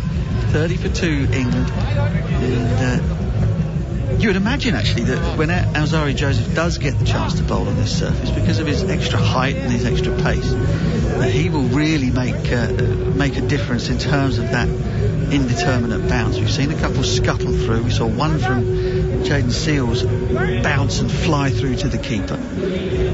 So when Joseph does, if he gets it right and if he's straight enough, then Alzari Joseph will be a handful, you would imagine. I just wonder what his frame of mind will be in, because sometimes some players, they want to get that ball in their hands, and when they see other players having that opportunity with the new ball and then feels strange and he hasn't gotten that opportunity just yet. I wonder if he has the temperament to remain focused, as we see another change in bowling from the river end, the reintroduction of Jaden Seals, and we haven't seen Alzari Joseph just yet. Yep, he'll have to wait his turn as Seals is in and sort of rather scoots through the crease, and whippy action. Lawrence defends it on the back foot, and again that hit the bottom of his bat. I'm pretty sure he was on the back foot looking to play with high hands, and the ball hit the very toe of his Gunnar Moore blade, dropped at his feet, and there was no run. Seals, who wears that wristband on his bowling arm, those thin ones. A lot of the bowlers, you think somebody like Dale Steyn would have the double-sized, Pete Sampras-sized white sweatband, but Seals likes the little dinky ones, and he's in. That ball is down the leg side, and Dan Lawrence will get away off the mark off his 13th delivery, and England move off the dreaded 30. Lost first wicket 23, second at 29. And maidens have been racked up ever since Dan Lawrence came to the crease. There was, I think, a leg bye perhaps off Alex Lees, the bowling of Jason Holder, but other than that there's been precious little off the bat for England as the field changes. Seals goes around the wicket, and the West Indies go for 4 slips and point mid-off, mid-on, square leg, fine leg. Seals is in, and that ball is clipped off the pads of left-handed Lees, and it was in the air for a long time. There had been a short leg in the position where that ball has just popped out to, and he wasn't close either. He'd have been back, I don't know, probably two pitch widths away, the man in there at short leg, and I reckon that would have landed straight in his lap had he remained in that position. As it was, he was back on the single in front of square on the leg side, and it took one bounce before it ended up in his hands. So perhaps a missed opportunity there. 31 for 2. Seals is in again to the left-handed Lees, who's upright, and the bat in the air. He just checks it, doesn't he, before the bowler gets in to make sure it's in the right place. Drops it in defence on that delivery, and it ends up in the hands of Kemar Roach at mid-on, and there is no run. Just appeared as though his bat hit the back part on the way through, but in the end he was able to get the bat down on time. Also interestingly, but when Dan Lawrence made runs in that innings, he was batting with Joe Root. That experienced, calm head really allowed him to blossom in that innings. It's a totally different proposition now. Seals is in once more on that sound as though it hit a fleshy part of the front leg, maybe the inside thigh perhaps, and it drops out on the offside to Alzari Joseph, who's now fielding at cover point, and there's no run. Yeah, I mean, batting with Joe Root as well must be a lot of fun, because he rotates the strike so easily, so you always feel as though you're getting plenty of the bowling, but at the moment Lees and Lawrence are really struggling to rotate the strike, really struggling to get the scoreboard moving, and they're getting caught at one end as Seals is in once more to Lees, who tries to push and force that forward defensive stroke, but doesn't really time it. It ends up at mid-on, and that's the end of the 20th over. 31 for 2 now, England leads 22. Lawrence is 1, and that will hand you back to London studio, where Matt Pryor and Mark Nicholas await. Thanks, Butch. Great to hear your voice as we get a fabulous shot of a waterfall that forms a natural pool in the side of that mountain there in Grenada. What a spot that is. Not an island that's as well known as the obvious ones, the Barbadoses, Trinidad's and St. Lucia's, but it's a smashing place. 31 for 2 after England were put into bat by Craig Brathwaite. It's been the most odd period of play, really. What have we had? We've had an hour and a half of cricket. It seems like it's not that easy to score. It seems like the ball's doing a bit, then suddenly it looks flat, then suddenly one keeps low, and suddenly someone slaps one to cover. I mean, it's all a bit confusing at the moment. Altari Joseph, his first bowl of the day to Dan Lawrence. No! Lawrence, who played with such adventure really in the Barbados Test match, goes back and works that onto the leg side for no run. I think Alzari Joseph can look to bowl quicker. I think his point of difference is the way that he hurried the ball off the surface when he first emerged as a very talented young bowler. But he looks like he bowls within himself a bit now, as if he sort of had an instruction to give little away, to play the holding role, not the Michael holding role, and let the others bowl around you. That's how it appears from afar. Probably isn't the case at all. In he comes again. Bowls now, and that's way down the leg side, and there's nothing that a falling, rather miffed wicketkeeper De Silva, who tumbles over. I hope that's called wides, not buys. I don't suppose it will be. Oh, I don't know. What do you say, Matt Pryor? You wouldn't want that to be bide, would you? You wouldn't, but I guarantee it will be. Didn't look quite wide enough. What they got? Yep, it's down on the scorecard as 4 buys. Do you wicket-keepers feel put upon by umpires that don't give you the benefit of the doubt in those situations? Yeah, I thought you might. Yeah. Don't blame you either. It's the hardest job in the game if leg spin isn't. In he comes again. Joseph bowls back of the length, and almost a carbon copy of 2 balls ago. Lawrence is back, defends towards wide mid-on, and there's no run. He doesn't flip of the knees. He bends and he moves, and he's we're not quite like a cat in the hot tin roof when he bats, but there's something of that in him. He's certainly adrenaline driven, is Dan Lawrence.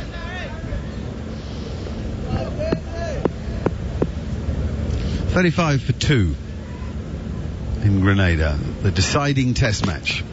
That's a bad ball. Leg stump half volley, and Lawrence is all over it. No, Andy. Although that must be a quick boundary, because he timed that, or long boundary I mean, rather than a quick outfield, because he timed that quite nicely, and it ended up running 3. Really just sort of dropped his bat on the ball, didn't he?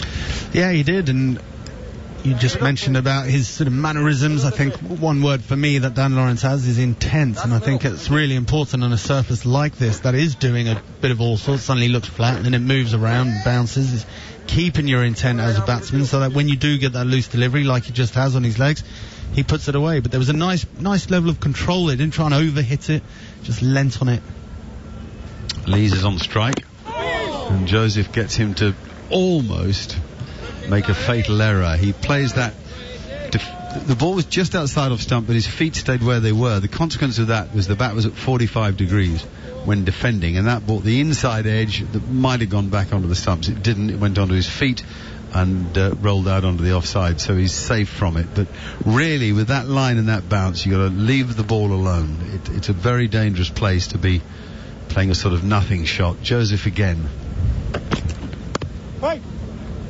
Also the same sort of thing. He's cutting there from quite close to his body to point. There's no run from it. The profit from it, I don't think, is worth the risk, Matt, at 38 for 2 here on TalkSport 2. No, it certainly isn't. And I think that's a bit of a feature of young English batters that I've seen, is a lot of them play with this sort of bat at an angle, 45 degrees.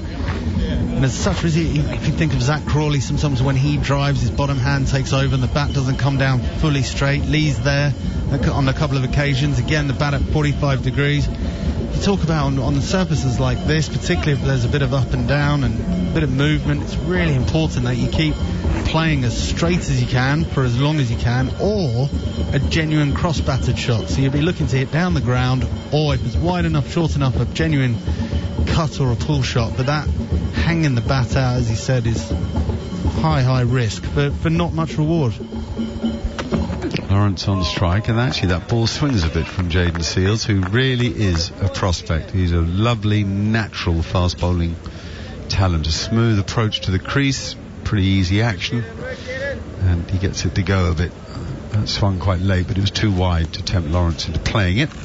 Lawrence now goes for a walk, marks his an area just in front of the crease, rather like a dog marks its spot in the ground, tugging at its feet. And so too Lawrence tugging at the base of his bat. Now he's into his stance, banging the bat in the ground, lifting it up high, and that also swings, and he waits to play late. Great way to play swing. In fact, the way to play swing is to play it as late as you possibly can, not get committed too early, because then you go with it and often nick it anyway. He gets a single out to extra cover from that outswinger. He's in nick, that's the great thing, and when you're in nick and you have his level of confidence, as long as you don't get a really good ball, you back yourself to go on and make more runs. It's a cricketer's thing, when it's all with you, you feel good about yourself, you want to cash in, because you know darn well that when it's not with you, it can turn pretty ugly. Just two in a gully now. The gully's very fine as Jayden Seales comes into Alex Lees. Seales against Lees. Lees is the winner there, playing a forward defensive stroke. Absolutely exemplary, and there's no run as it goes to extra cover on a nice day. There was a shower about an hour before play, and they put the covers on briefly, but otherwise it's been pretty clear. You always get cloud cover pretty much always get cloud cover in the Caribbean, and you get showers here and there, but generally the temperatures either side of 30 degrees almost every day. 28 to 32, let's say. Lees to bowl again. Oh, it beats him. He's back is Lees, and that's a good ball, holding its line. And Lees sort of has a look as if to say, it wasn't easy to play. They're the sort of balls you miss at, in fact, that length. If it had been a foot fuller, you might have nicked it. Yeah, and it's the exact reason why you're always asking bowlers to just bowl that bit of a fuller length, because when the ball does move it, you do indeed edge it, rather than it all look very impressive, but to not much avail. Seales has been impressive for me this series so far. His challenges, he asks a lot of questions. Here he comes again. Oh my goodness me. That was left alone by Alex Lees, and it nipped back so far, like I think 2 feet. It probably went over off stump or past the corner of it. Yeah, just watching the replay here, it's off the seam as well. Bit of swing, but off the seam, and it's gone. Well, not at right angles, but not far from it. Yeah. Over middle stump. Yeah, it went over middle, not off. It came back very much like a spinner on a worn pitch. A worn on a worn pitch. Worn on a worn pitch, exactly right. Amazing amount of movement for a ball bowled at that speed. He waits again, hands slightly apart on the bat. Now he thick edges it where gully ought to be. And it runs down to third man and indeed into the boundary. So that's the problem with the bob each way. When you put that fielder into a sort of fourth slip position, they don't have 2 in a gully, they have 2 and a fourth. And it's gone through gully in the air for 4. And this shot is a product of the delivery before, I believe, with the ball jagging back so sharply. Lee's pulled into sort of questioning, do I leave it, do I dare leave it? In fact, he sort of throws the bat at it. Very similar length to the ball before that he left, catches the outside edge and goes through gully, head height, very catchable. But this time, fortune is with Lees, and it runs away for 4 runs. England now 43 for 2. Steel pan is being played. Thick edge is being played by Alex Lees. We've just seen the replay of it. Brings a smile to the face of the bowler and the bowler's response. There's no doubt that the West Indies, these young bowlers, that particular ball from Azari Joseph left alone by Dan Lawrence just outside of some, but this West Indies attack is more disciplined than any I've seen for a long time, and one of the reasons is they're happy to hide the ball outside off stump. They're happy to err wider rather than straighter, and that means that a lot of balls are left alone. Lawrence waits again, risks are cocked in the pickup, and he plays nicely forward and straight. No run, but it's still a struggle for England. 43 for 2. We're in the 23rd over. Runs coming at a trickle, only marginally quicker than they did on the first morning in Barbados. We'd hoped for more activity in the cricket. Well, I suppose there has been a little more. 2 wickets have fallen, though you'd have to say that in one case the batsman was at fault, Zach Crawley slapping it to cover. Joe Root got a good ball that he nicked very fine edge through to the keeper. Here's Joseph again. The thing about Azari Joseph is he barely uses his left arm, so he's a he's a right arm bowler, and the problem with not using much of your left arm is you don't use much of your body. So he's very much about arm bowling and getting the seam in the right position. Just a murmur around the ground. Most of the spectators English. These huge pink stands of salmon pink stands, pastel pink actually, not salmon, and that's left alone outside off stump. That's an example of what I mean, how the West Indies will leave it out there and say to the batsman, you come at me, otherwise you're going to get very frustrated. Funny enough, the wide shot of the ground that has those pink stands in the background, and the pitch seems to almost look pink as well. It's sort of, in a way, it's as if the turf and grass is reflecting off the stands. It's not quite terracotta, as I say. It's more that pastel salmony pink. That's a beauty. Great line. Beats him really on line rather than anything else. Lawrence beaten outside off stump and on the walk. And the point you make about West Indies' line that they've bowled is a really good one, and I think one of the reasons why they've been able to stay on that line is because England have followed it.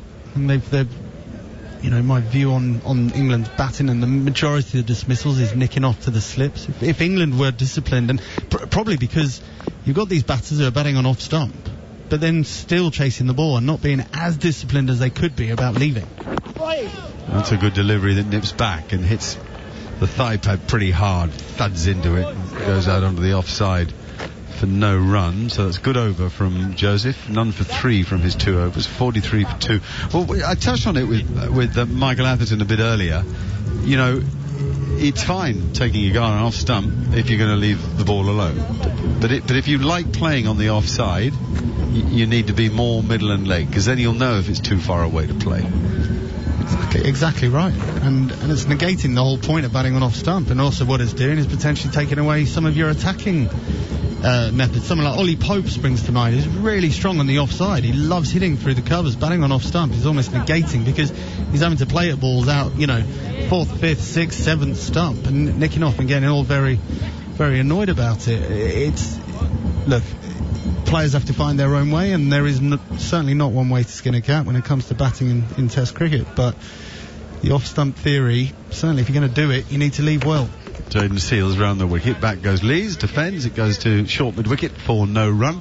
The opposite point being, just to further explain that, if you're predominantly a leg-sided player, and you really don't want to flirt with anything outside off stump, then if you come across to off stump, that's fine. You back your eye, and you want to hit very straight, so you're going to be driving the ball never wider than mid-off, often towards mid-on, and you're going to back your eye. I'm thinking of Steve Smith would be a good example of that, mainly off the back foot in his case. That's a nice line just outside off stump and left alone by Alex Lees, who's battling again, 70 balls for 26, and he can only give him credit this morning. You could argue that he did get stuck. I mean, in the whole morning session in Barbados, he scored 16 runs. It's a dry old day, that, isn't it? 16 in the morning. Matt, you struggled with 16 in 20 minutes, didn't you? That would be slow for you. Well, I had to get them before they got me. Jaden Seals. Roars back into Lees, hammers into his pads, but it's going way down the leg side, so much did the ball move. Incredible how this ball has zipped around, swung, seamed, and then gone through 5 or 6 balls where nothing happens at all. Lees was reduced to falling to the deck in playing that ball. So hard did it hit him, and such was the impact of the blow. And again, the ball moving sharply into him. Seals bowling round the wicket, pitching just outside off stump, moving back at pace as well. He can't really react and just thuds into his pads. Balls again, and that also comes back, but is left alone and goes past off stump. I'm thinking of bowlers like, Jimmy Anderson would maybe be my number one choice. Ryan Harris, Mohammad Abbas, those three on a surface like this, you'd have your hands full there, wouldn't you? Oh, Ryan Harris. Zippity doo-dah. One of the most underrated. Fantastic bowler. Fantastic bowler. In fact, they would be my 3. Oh, Mohammad Asif. Even more dangerous than Mohammad Abbas, yeah. A bit quicker, short. Well, not all that short, but a bit short. And Lees plays it nicely off the back foot with a straight bat. Yeah, it's those guys at fast, medium fast, who actually, Harris was a bit quicker than Anderson and Mohammad Asif, not much but a bit, and they just keep hitting those same areas. They get to do a little bit both ways, and you get a pitch like this that exaggerates that movement a bit. When Jared pushes his chair back and picks up his microphone, you know that the jewel is about to come your way.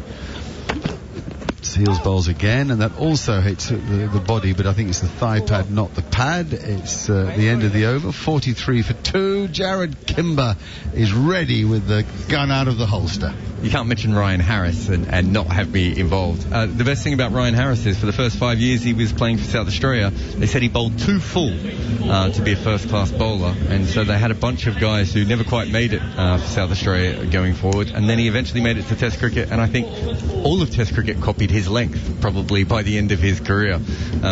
Extraordinary bowler, to think that for years he was an academy bowler for South Australian cricket, and then at 29 got his breakthrough with the South Australian team and completely took over. Why can't we talk about Ryan Harris without waking you up? I love him so much. I just think... Do you? A bit of love going down.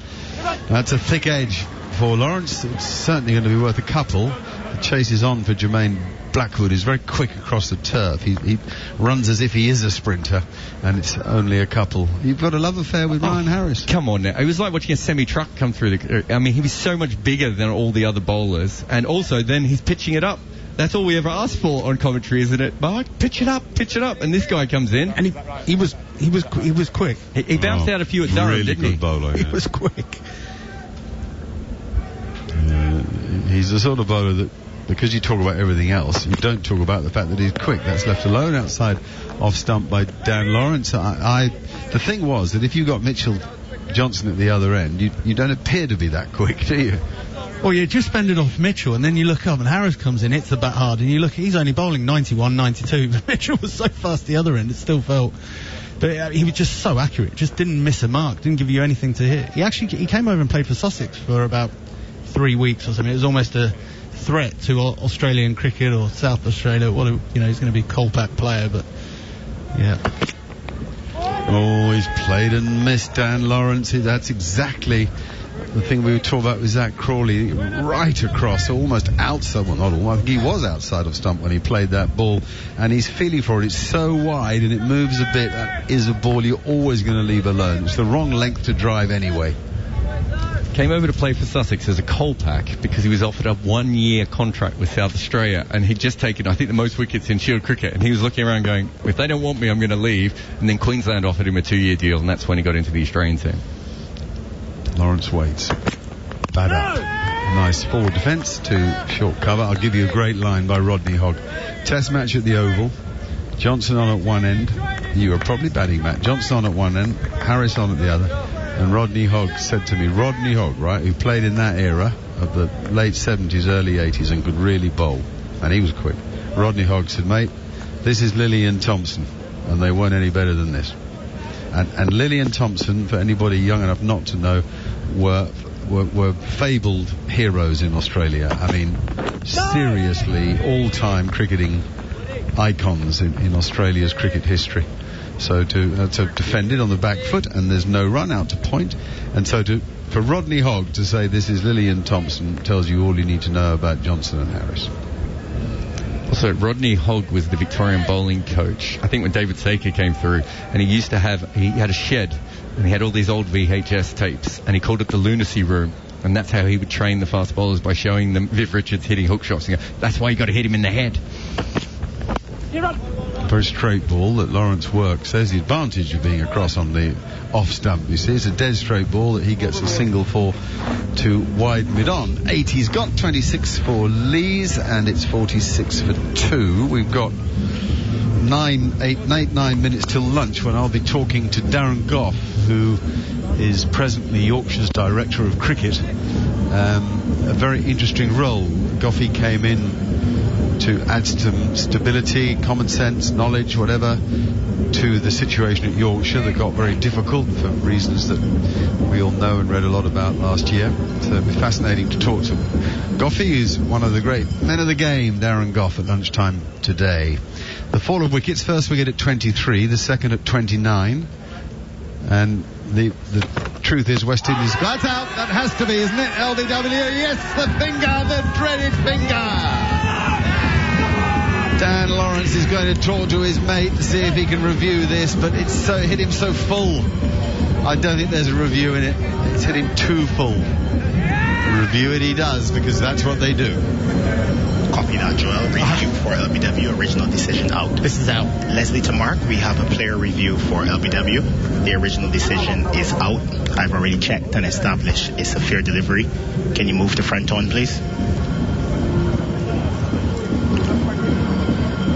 Yeah, he's clearly missed that ball. Clear gap between bat and ball. There is no bat involved. Can you please go straight onto ball tracking, Mark? Ball tracking coming up, Joel. Pitching outside off, impact in line, wickets hitting. Mark, I'm ready to go back on field to Joe. Joe, you can stay with your original out decision. You're on screen, signal now. Joel Wilson proven right. Up goes the finger again, and as we feared, Dan Lawrence really shouldn't have been reviewing that. He's used up one for the others. 80 goes for England in strife here on the first morning in Grenada, put into bat by Craig Brathwaite. The score's 46 for 3, Matt. Yeah, and again, a poor review, and you know, we'll keep banging on about this off-stump theory, batting on off-stump, and we've just had a whole conversation about playing at the ball outside off-stump and nicking it, trying to play too straight to wide balls. But the other point is, England batsmen don't seem to know where their stumps are. I actually saw an interesting video. Steve Smith batting in Pakistan, got hit in front of all three and didn't even wait for the umpire to give him out. He just walked off because he knew where his stumps were. And if you're going to bat on off-stump, fine. But understand that if you miss that straight one, you're out. So to review that decision tells me Dan Lawrence doesn't really know where he stumps it. And as a batsman, that's the first element of batting, is you need to know where off stump is. If you know where off stump is, you're then going to know where middle and leg are. And if you get hit in front of ball 3, you're not going to review it. I mean, he certainly didn't think he hit it. I think that's fair. He was a long way from the ball. If he had hit it, he would have said straight away, I've hit it. You know, as a batsman, you've inside edged it. You review straight away. But he's walked down the pitch. He's asked his mate, I think that's sliding down. But it can't be, because you're batting so far outside off stump. I think if you have a look where his head is there, Matt, I reckon he's 25 centimetres outside the line. I think because his head was so far outside the line, he didn't realise where he was, so he fell over a little bit. That's not forgiving him, because he was 25 centimetres outside the line to begin with, but that's possibly played a part in that as well. Definitely, and I suppose that's my point, really, is when your head is so far outside the line, you don't know where your stumps are. Jaden Seals to continue to Ben Stokes, the new batsman, left alone outside the off stump, and there's no run. So the West Indies have used up 2 of their 3 reviews, and England have used up 1 of their 3, and we're only in the 26th over.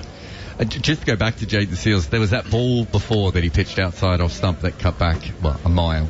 I can give you the exact measurements if you want. It moved 3.4 degrees, which is like a hard spun delivery. And he did that at 84 miles an hour. So he's bowling pretty good at the moment, to be fair.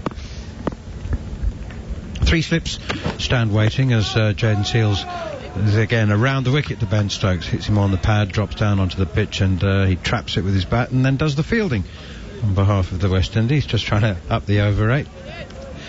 26th over in progress now, so it's not too bad. We've become accustomed to seeing 24 or 25 on the first day of a test match. Many sessions of a test match when there's no spin involved, and we haven't had any spin. The West Indies have omitted their solitary specialist spinner in their 13-man squad, for Sami Pamal left out in favour of Kyle Mayers today, who took the first 2 wickets with his part-time medium pace. Full and wide, again outside the off-stump, and that's left alone by Ben Stokes. I should ask Jared to give me a tick or a cross with my description of Kyle Mayers being a part-time seamer, because I actually suspect that he bowls more. I don't know what the category, what the cut-off is for being a part-timer, but he bowls quite regularly, doesn't he? It's weird, because before you said in white ball cricket he bowls a lot more, but he actually doesn't. He bowls more in red ball cricket. I don't know if that's just because he's a right-arm medium pacer and everyone is in white ball cricket. Here is Jaden Seals again, full and left alone outside off stump by Ben Stokes. What I meant by that was he bowls regularly, but not very many overs. I just think that in the one day, he's always the guy that bowls 3 or 4 overs, or 2 or 3 overs. So in Test cricket, he definitely doesn't bowl many overs, but he does actually bowl most innings, which is a bizarre thing to do. So quite often they bring him on between that sort of 10 to 25 over mark, just to see if there's some swing. Yeah. Although today, to be fair, there wasn't really for his first 2 wickets. He actually swung it more after he got the wickets than before. Here's Jaden Seals once again, bangs it in short, gets very little response from the pitch. Ben Stokes is almost on the back foot waiting for that one to arrive as he knocks it away on the leg side.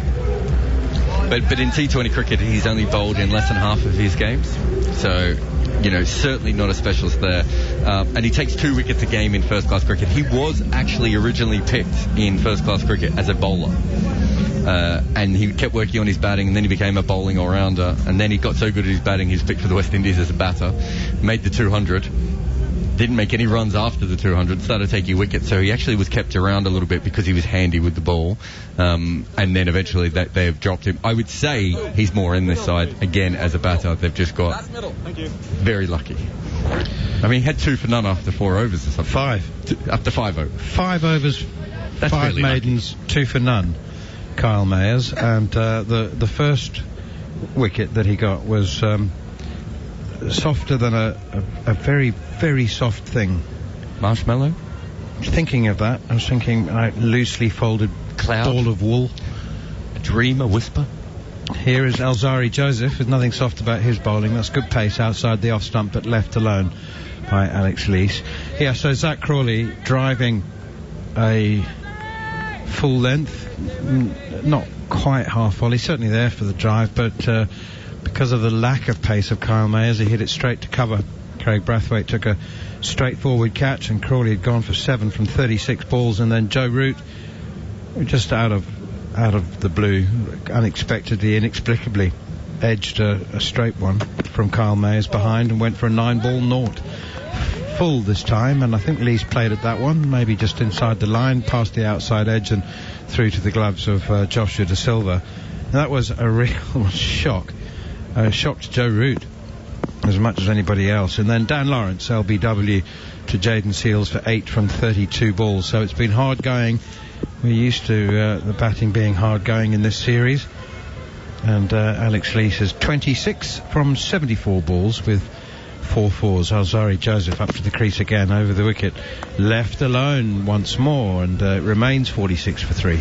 So the Joe Root delivery seemed 0.8 degrees, which is not much, but enough, I suppose. Am I forgiven for not seeing it?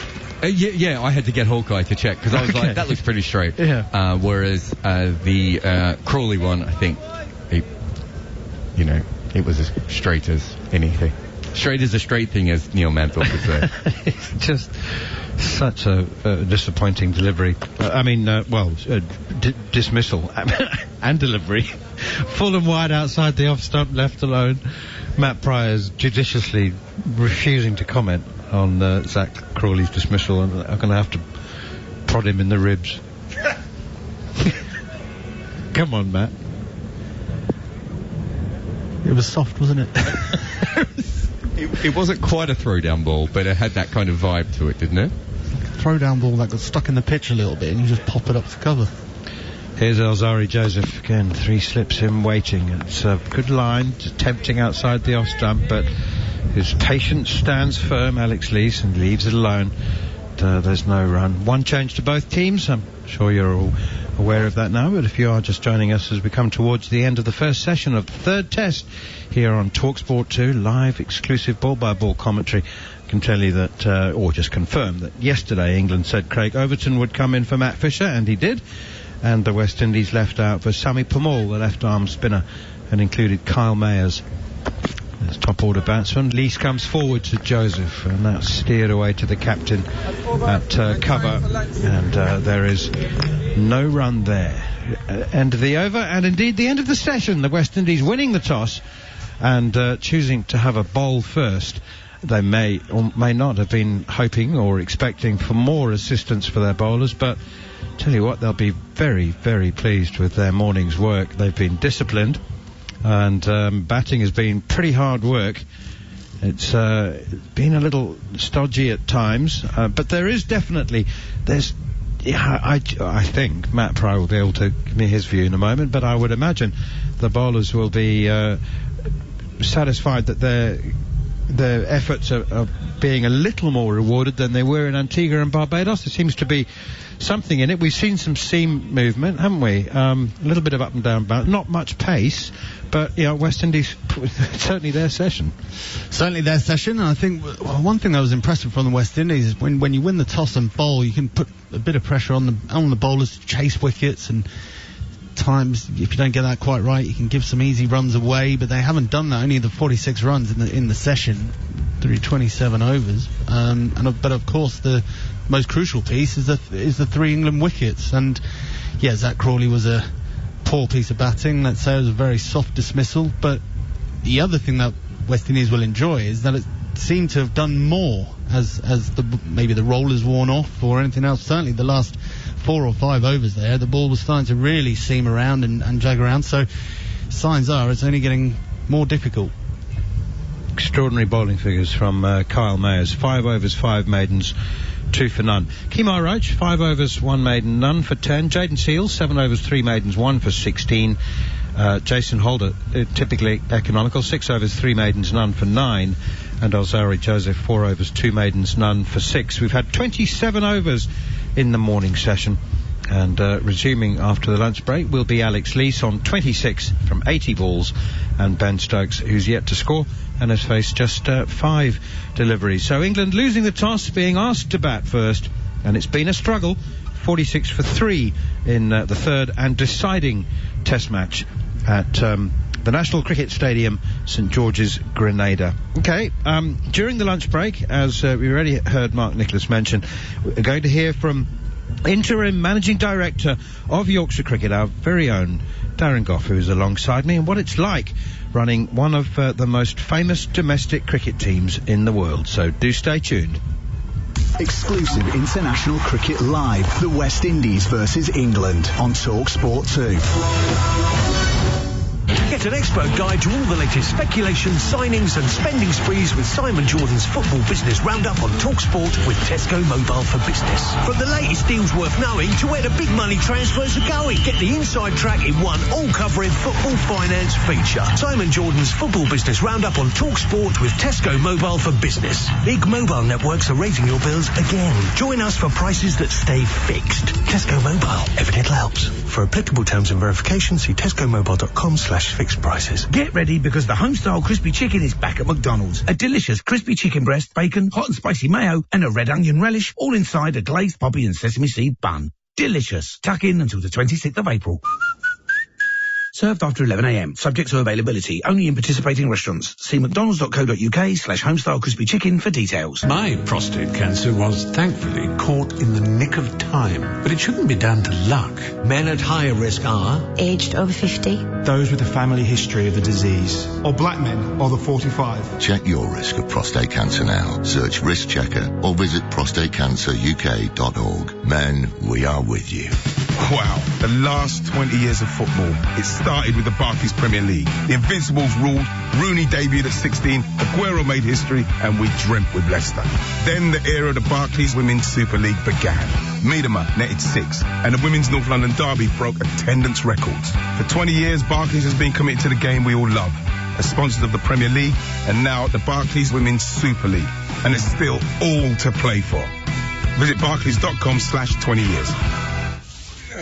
Right now at Cinch, you can save up to £1,000 on selected cars. So go fill your boots. Literally. Like a nush, who's doing up his front garden with a load of new plants. That's the petunias. And that's the Laurus nobilis. Steady a nush. And that one? The Perodia magnifica. Ouch! Ah, that's a cactus. Fill your boots today, with up to £1,000 off selected cars for a limited time only. Don't just nail it, cinch it. Offer ends 3rd of April 2022. T's and C's apply. At TradePoint, we know that big jobs can mean a big shop around. We've a wide range of products from kitchens to plumbing to electrical or timber, so you can get it all in one place. 7 days a week, making big jobs smaller. So, for all you need, when you need it, get to TradePoint or go to tradepoint.co.uk. Exclusive international cricket live. The West Indies versus England on TalkSport 2.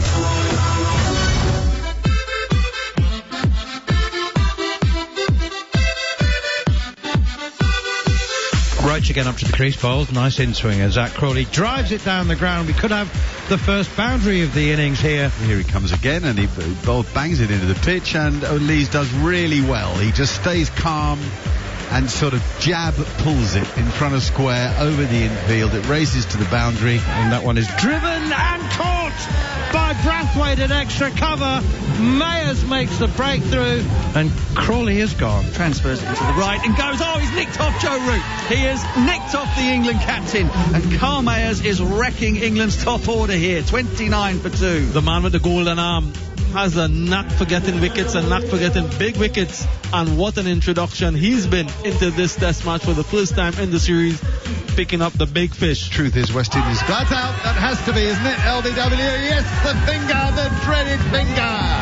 England in strife here on the first morning in Grenada, put into bat by Craig Brathwaite. Well, 46 for 3 at lunch, England. Barely believable. You remember in Barbados they were 46 for 1, and we said, they've got stuck here, they haven't moved anywhere. Alex Lees has held them back, and, well, we can't imagine that the situation is worse today, other than with Alex Lees, who's unbeaten. Carl Mayers has bowled, he has staggering figures, 5 overs, 5 maidens, no runs, 2 wickets taken.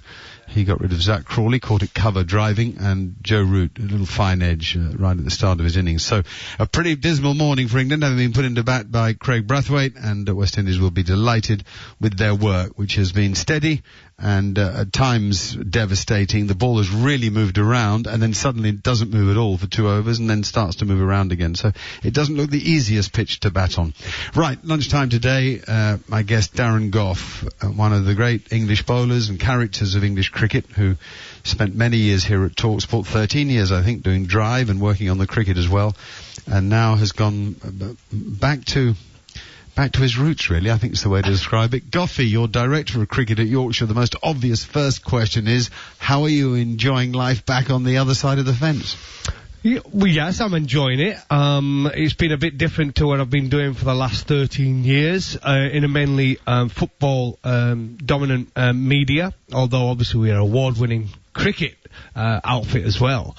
In fact, double award-winning cricket outfit, aren't we? So I've had a great time at TalkSport, but this opportunity to go back to Yorkshire was just too hard for me to turn down. It was too big a pull. I spent 15 years at Yorkshire over 2 spells, and I enjoyed every minute of it. Well, not every minute of it, but most of it. And I just could not turn it down, Mark, if I'm honest, even though I took over in the circumstances which I have. When you walk into the club for the first time and you sit down and you look at your playing staff, because in the end, playing results are what you're there for, organising the playing side of the club and getting results out of it, did you look around you and see some talent you liked? Yes. The coaches that were there before I went in, obviously have got a squad together that's pretty good. I think it's lost its probably winning edge. And if you look at some of the talent we've got some terrific young talent, some wonderful young players. But they've got to start and achieve. And I think the biggest disappointment as a fan of Yorkshire cricket, looking from afar for many years, is but when you look at us in one-day cricket, it's a huge disappointment how we seem to underachieve season after season, especially in the Blast, where I think we've only been to 2, possibly 3 finals days since it started. And for a county like Yorkshire, that's probably not good enough if you're going to be really honest. Okay, so you're not over exaggerating the talent there. You're being realistic about it. Obviously, an immediate job would be getting the coaches right, because we know that a lot of people lost their jobs in the fallout after the racism issue last year, and so you had to reconfigure all that, didn't you? Well, that was difficult. Firstly, Mark, I addressed that one. 16 people losing their job was very, very difficult for me, because I knew most of them personally, and I spoke to a few of them before I accepted the job I did. And on a human level, I had huge empathy for them losing their jobs. So to come in, and under the circumstances I did, which I had no decision in that whatsoever, was always going to be a difficult start. So the first thing I had to do to rebuild, and be part of the rebuild of Yorkshire, was to put interim staff in place, which was never going to be easy, because I saw a couple of articles, people saying, they want to make it a more inclusive place and all this. There's plenty of coaches around the world who could come and do this job. And I said, this is interim. They've got to be realistic here. An interim coach means they're coming in for a short period till we can go through the process. And it's not an easy process now. It's not like it was in the old days. We're different. It's going to be different. It's not ring your mate up and say, listen, do you want the coaching job? It's yours. How much do you want? How many years do you want? It's yours. You have to go through a proper interview process, a sifting process, and a blind process in that. And then you get to the decision that the best person should get the job. And that takes time. So the first thing I did was think, right, I need someone who I can trust, who's been around coaching for many years, who I know is a very good person. And that person I chose to lead it up to start with was Tim Boone. Now, Tim Boone was my interim head coach, and we put a team together very, very quickly. Cookie Patel, fielding coach. Martin Smith is at Sedbergh College, and a lot of the players have come through that college. David Wainwright used to play for Yorkshire. Paul Shaw used to coach England women, a wicket-keeping coach mainly. Ryan Sidebottom came in. Steve Armisen was very helpful. He was excellent. Richard Waite, who's an assistant for the women's side at Yorkshire Diamonds. So I got these people in very, very quickly. And they settled things down very quickly, which needed, because the players, obviously, Mark, the players were all over the shop. That first meeting, that first day, I was shell-shocked. The players were shell-shocked. A lot had happened in a very, very short period of time, and Yorkshire were in the news for all the wrong reasons on a daily basis. But there's two things there. Let's stick with the coaching one for a second. You then, after the interim period, you then appointed Otis Gibson, a vastly experienced international coach. Yeah, 80 applicants we had for the coaching roles. 80? 80. We had in total for the physio and head coach in S&C, we had, I think, over 180 applicants. For board members, we've had over, I think, 350 applicants. It's still a club that people want to be part of. It's a huge cricket club. It's the biggest in the world. It's won the county championship 32, drawn one, so 33 times in all. It's a huge cricket club. And we had all these applicants, and you have to go through the sifting process. Some big names, Mark, did not make the shortlist to be interviewed, who expected to be interviewed. They would have said, I'm surprised he didn't get an interview. Well, he didn't have the job spec. I had to put the job spec in place. I had to do all that job specification myself.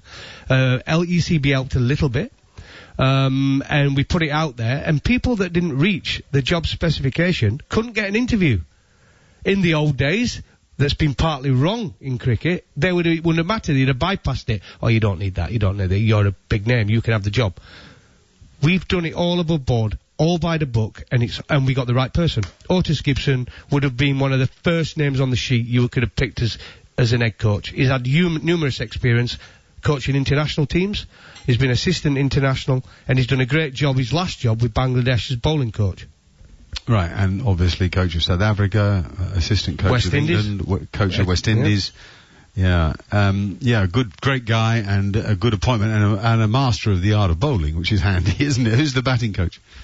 We went down, I don't believe in having a batting and bowling coach, but they do fit into that. I call them assistant coaches, because they've got to be able to coach in all formats.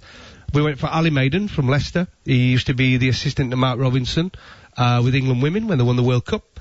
He was the Leicester Academy coach, and I've got him. He's a very, very good organiser. Now, Otis won't mind me telling you this, but Otis is a very, very good coach.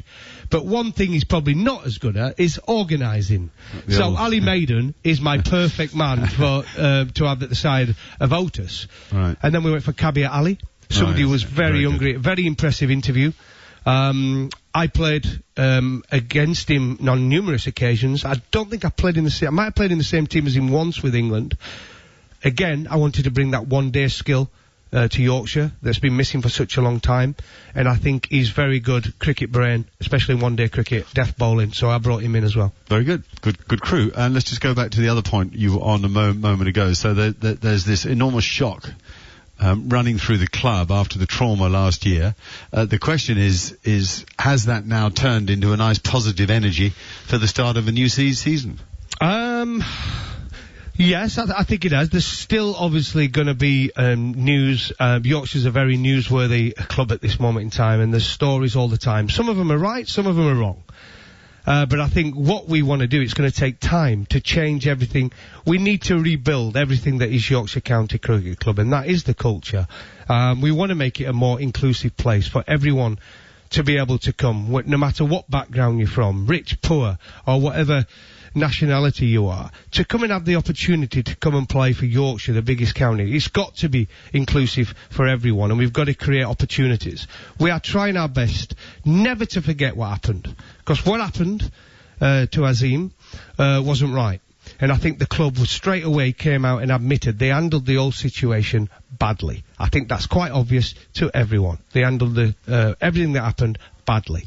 But it's now about trying to take the club in a new direction. It's a once-in-a-generation opportunity, Mark, to provide the model cricket club for everyone who's watching, every other cricket club. We can be forward-thinking in this. And every other cricket club we're hoping in 5-6 years' time can look at Yorkshire and say, that's the way we want to do it. Okay, brilliant, fascinating. I might just come back to a section of that a bit later. Let's get onto the game now and the standards of first-class cricket in England and the problem, with opening batsmen and spinners particularly. I mean, have you had any... I know you've only been back for a short while, but you did work on the 100 for Sky last year, and you have kept a very close eye on the English game.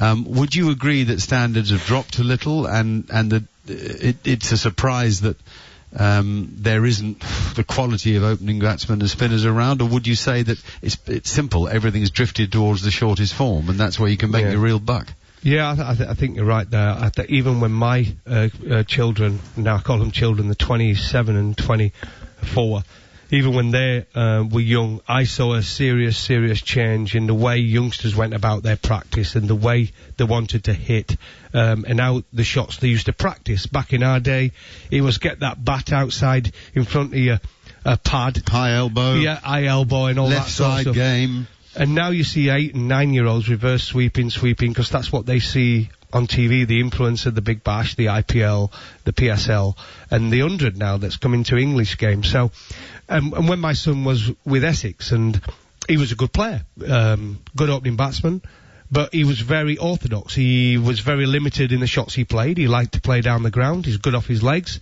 He didn't really want to sweep. He didn't want to reverse sweep. He didn't want to get out. He didn't want to risk. But the problem is, if you can't play, they don't feel as though you can play the stronger format, which all counties see it now, is the one-day game. You're never going to make it as a first-class cricketer. And that's how I see it now. You've got to be mainly a one-day player to get a contract in the first place. Right. So how are we going to improve standards in the first-class game then?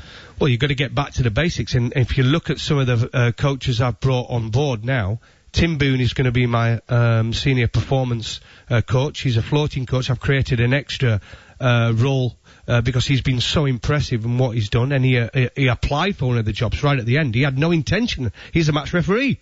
He had no intention of applying for a job, but in the end he fell in love with cricket again, being back at Yorkshire, and he applied for one of the roles. And I didn't think he was suited to that role he applied for. So I created a role because he was such an impressive interview, and the board agreed totally, but we've got to have him there. And he takes the game and he helps them do the basics right, and it's getting them when they're 14 and 15 and teaching, but you've got to have a strong defensive game as well as being able to play a reverse sweep, a fine sweep, and everything else that goes with it. And with Ali Maiden as well, who's also a very good technical coach, I think we've got the right mixture of coaches that should be able to help all our players from all the way through the pathway to the senior level. Did you worked on the 100 for Sky, as I just said. Did you like the 100? Loved it. Absolutely loved it. And I know that might upset quite a few people, but I enjoy all cricket, and it's just another skill. It's 100 balls. There's no real difference. I've said this at the time. It's just got a different title. It's the same as the Blast. I love the Blast as well. What a competition. It's been great. I loved playing in it many, many years ago. But I also enjoyed working on the 100. Watching the women play before the men, that impressed me. The fielding standards in that were a lot better than I thought they were going to be at, and it was exciting. Brilliant. And so what would you say to people, because I'm with you, loved the 100. Yeah. And what would you say to people who say, well, you can't expect to improve technical standards in first-class cricket if you keep throwing all your energies and attention into the shortest forms of the game? Well, of course you can. And it's about getting the coaches right. Like, we've just been on pre-season, Mark, and we got... Where did you go? Dubai. Originally, Yorkshire normally only take probably 13 players, 14 players because of costs, and 5 coaches that goes. I took the whole squad. I thought it was really important this year, but the whole squad realised they've all got an opportunity to start with new coaches, a new MD of cricket, but they've all got an opportunity to start the season, rather than just take, all right, we'll pick 14 and sorry about the other 9 that can't make it. We took the whole squad. Yes, it's an extra cost, but it shows to everyone you've got an opportunity to start the season. It's a clean slate.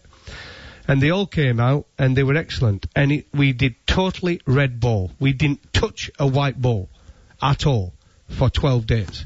And the reason is, the first 6 games at the start of the season are all red ball. Now, a few of the counties that were over there wanted to play us in one-day games. And I thought, well, what is the point? These guys have played so much one-day cricket. The first 6 games of the season are red ball. Let's just play red ball cricket. And Gloucester were totally on board with us. Credit to Gloucester. They were excellent. And we played 2 two-day games against Gloucestershire, and they were very good practice. We didn't want to play any of the other counties in one-day games, which a lot of the other guys did. How many counties were out in Dubai then? Well, a few were out in Dubai and a few were out in Abu Dhabi. So I think Somerset, Lancashire, Essex, Gloucester, Yorkshire. Lancashire wanted to play us, and listen, to turn down a game against Lancashire at any point was very difficult for me to do. I wanted that opportunity. But they wanted us to play in a one-day game. A day after we'd played, the day after we played a 2-day game after the guys had not played all winter. And I just thought it's not part of our preparation. With purely 6 games to go at the start of the season, which are all red ball, I thought it was important, but the guys got that under their belt. Right, let's turn to spinners and pitchers. Will you be giving instructions to your groundsman? Well, I'll leave that to Otis. I think he's going to meet them this week. As I said, I'm not going to be someone who's going to be on his shoulder and pecking away every 2 minutes. I want to put things in place. I've been in charge of sorting out players' contracts. I think we got 15 out of contract at the end of the season. I walked into that. But I've got to sort that out in the next 6 weeks. I've been sorting out just this morning our 3 overseas players for the Blast. I think I've got that done while I've been sat here doing the commentary in between. Are we allowed to hear? Not yet, hopefully in another few days. Well, I can tell you one, because it's the first thing I did on my second day. I signed Haris Rauf. He was bowler from Pakistan, yes, and he is quick. He's quick, and the reason I signed him, it was probably a surprise to a lot of people. Yes, we'd done a partnership with Lahore Qalandars, which was a great partnership to have for us, especially a club that had been charged with being institutionally racist, had just done a big partnership with Pakistan, the team that has just won the PSL, by the way, now, since they've been in partnership with Yorkshire, the Lahore Qalandars. And a bowler for them, Haris Rauf, and the reason we signed him is, but he bowls 90 miles an hour plus, and he pitches it up. The most important thing for a fast bowler, he bowls at the stumps, and you've heard me say it numerous times when we've done commentary, and he bowls at the stumps, and he's fast. So I think he'll take wickets for us. Okay, and the whole idea of pitches that are homespun. Now, what I don't mean is deliberately preparing something that is, leading to a 2 or 3 day game that only suits your own bowlers, but is it reasonable to lean them towards your own strengths, do you think? Of course it is, and I think that's happened in cricket for many years, and people, again, who have heard us on commentary, Mark, and we've had these conversations, and groundsmen take it personally. I'm not having a dig at a groundsman when I talk about the standard of pitches have not been good enough. I don't think it's their responsibility. I think it is down to the coaches. I think it is down to directors of cricket who want the pitch to suit their team, and if you go to Somerset, we all know what you're going to get. You go to Somerset, you need 3 spinners in your starting 11. You go and play at Durham, you're going to need more seamers, because that's just the way it is. Teams play to their strengths. So you don't think, in the wake of England's difficult winter, we should try to create better pitches for batsmen and games that go the distance so players have a better feel of what's required to play at the higher level? I do. But how are you going to get every county agreeing to that? I'm massive for that. Well, you could tell them.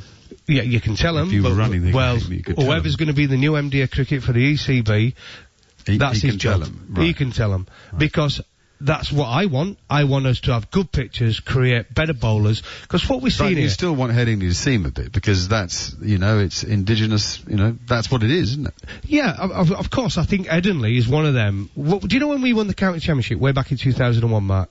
People won't realise, go back and look at the scores. We scored 500 or 450 loads of times, batting first. Headingley. People would not believe it. We scored over 450, bowled the opposition out twice, right? That's how we won the games. Okay. We put pressure on them. And they were good pitchers. They were fantastic. So they did, if you batted well, you got runs. If you bowl well, you got wickets. That's how county first-class cricket should be. They shouldn't be flat, so the bowlers are not in the game. They shouldn't be like when we first started and there were no seam on the ball and Graham Mick and Steve James were getting 3,000 runs a year. They shouldn't be like that.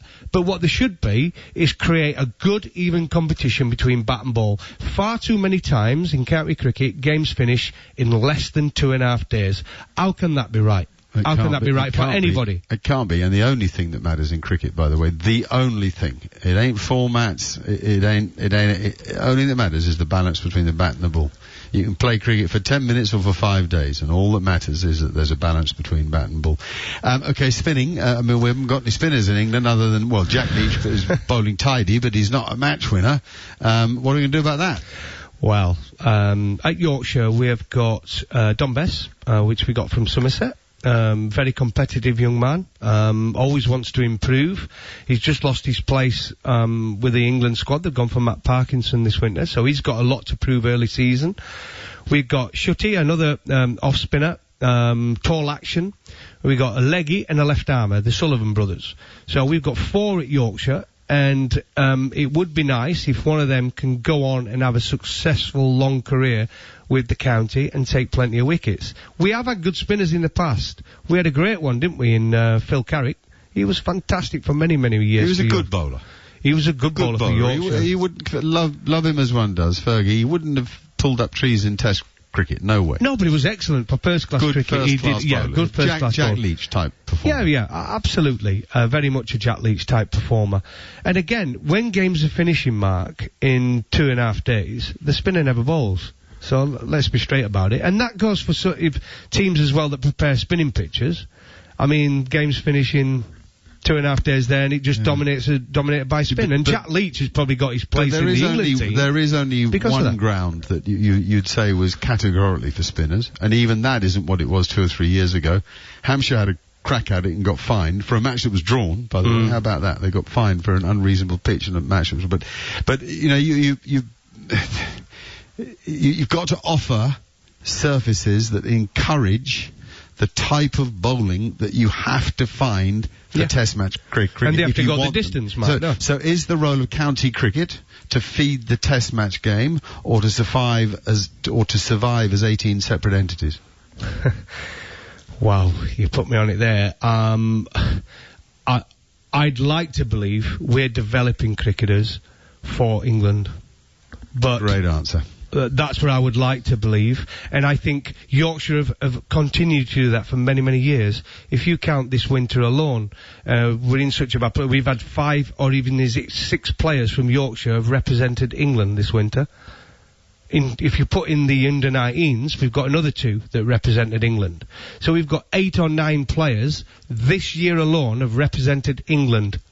Yorkshire's a huge name. You just called it the biggest cricket club in the world. It is. Well, it's a big one. Messrs. Smith, Hutton, Graves, Lord Patel, there's a lot of noise out there.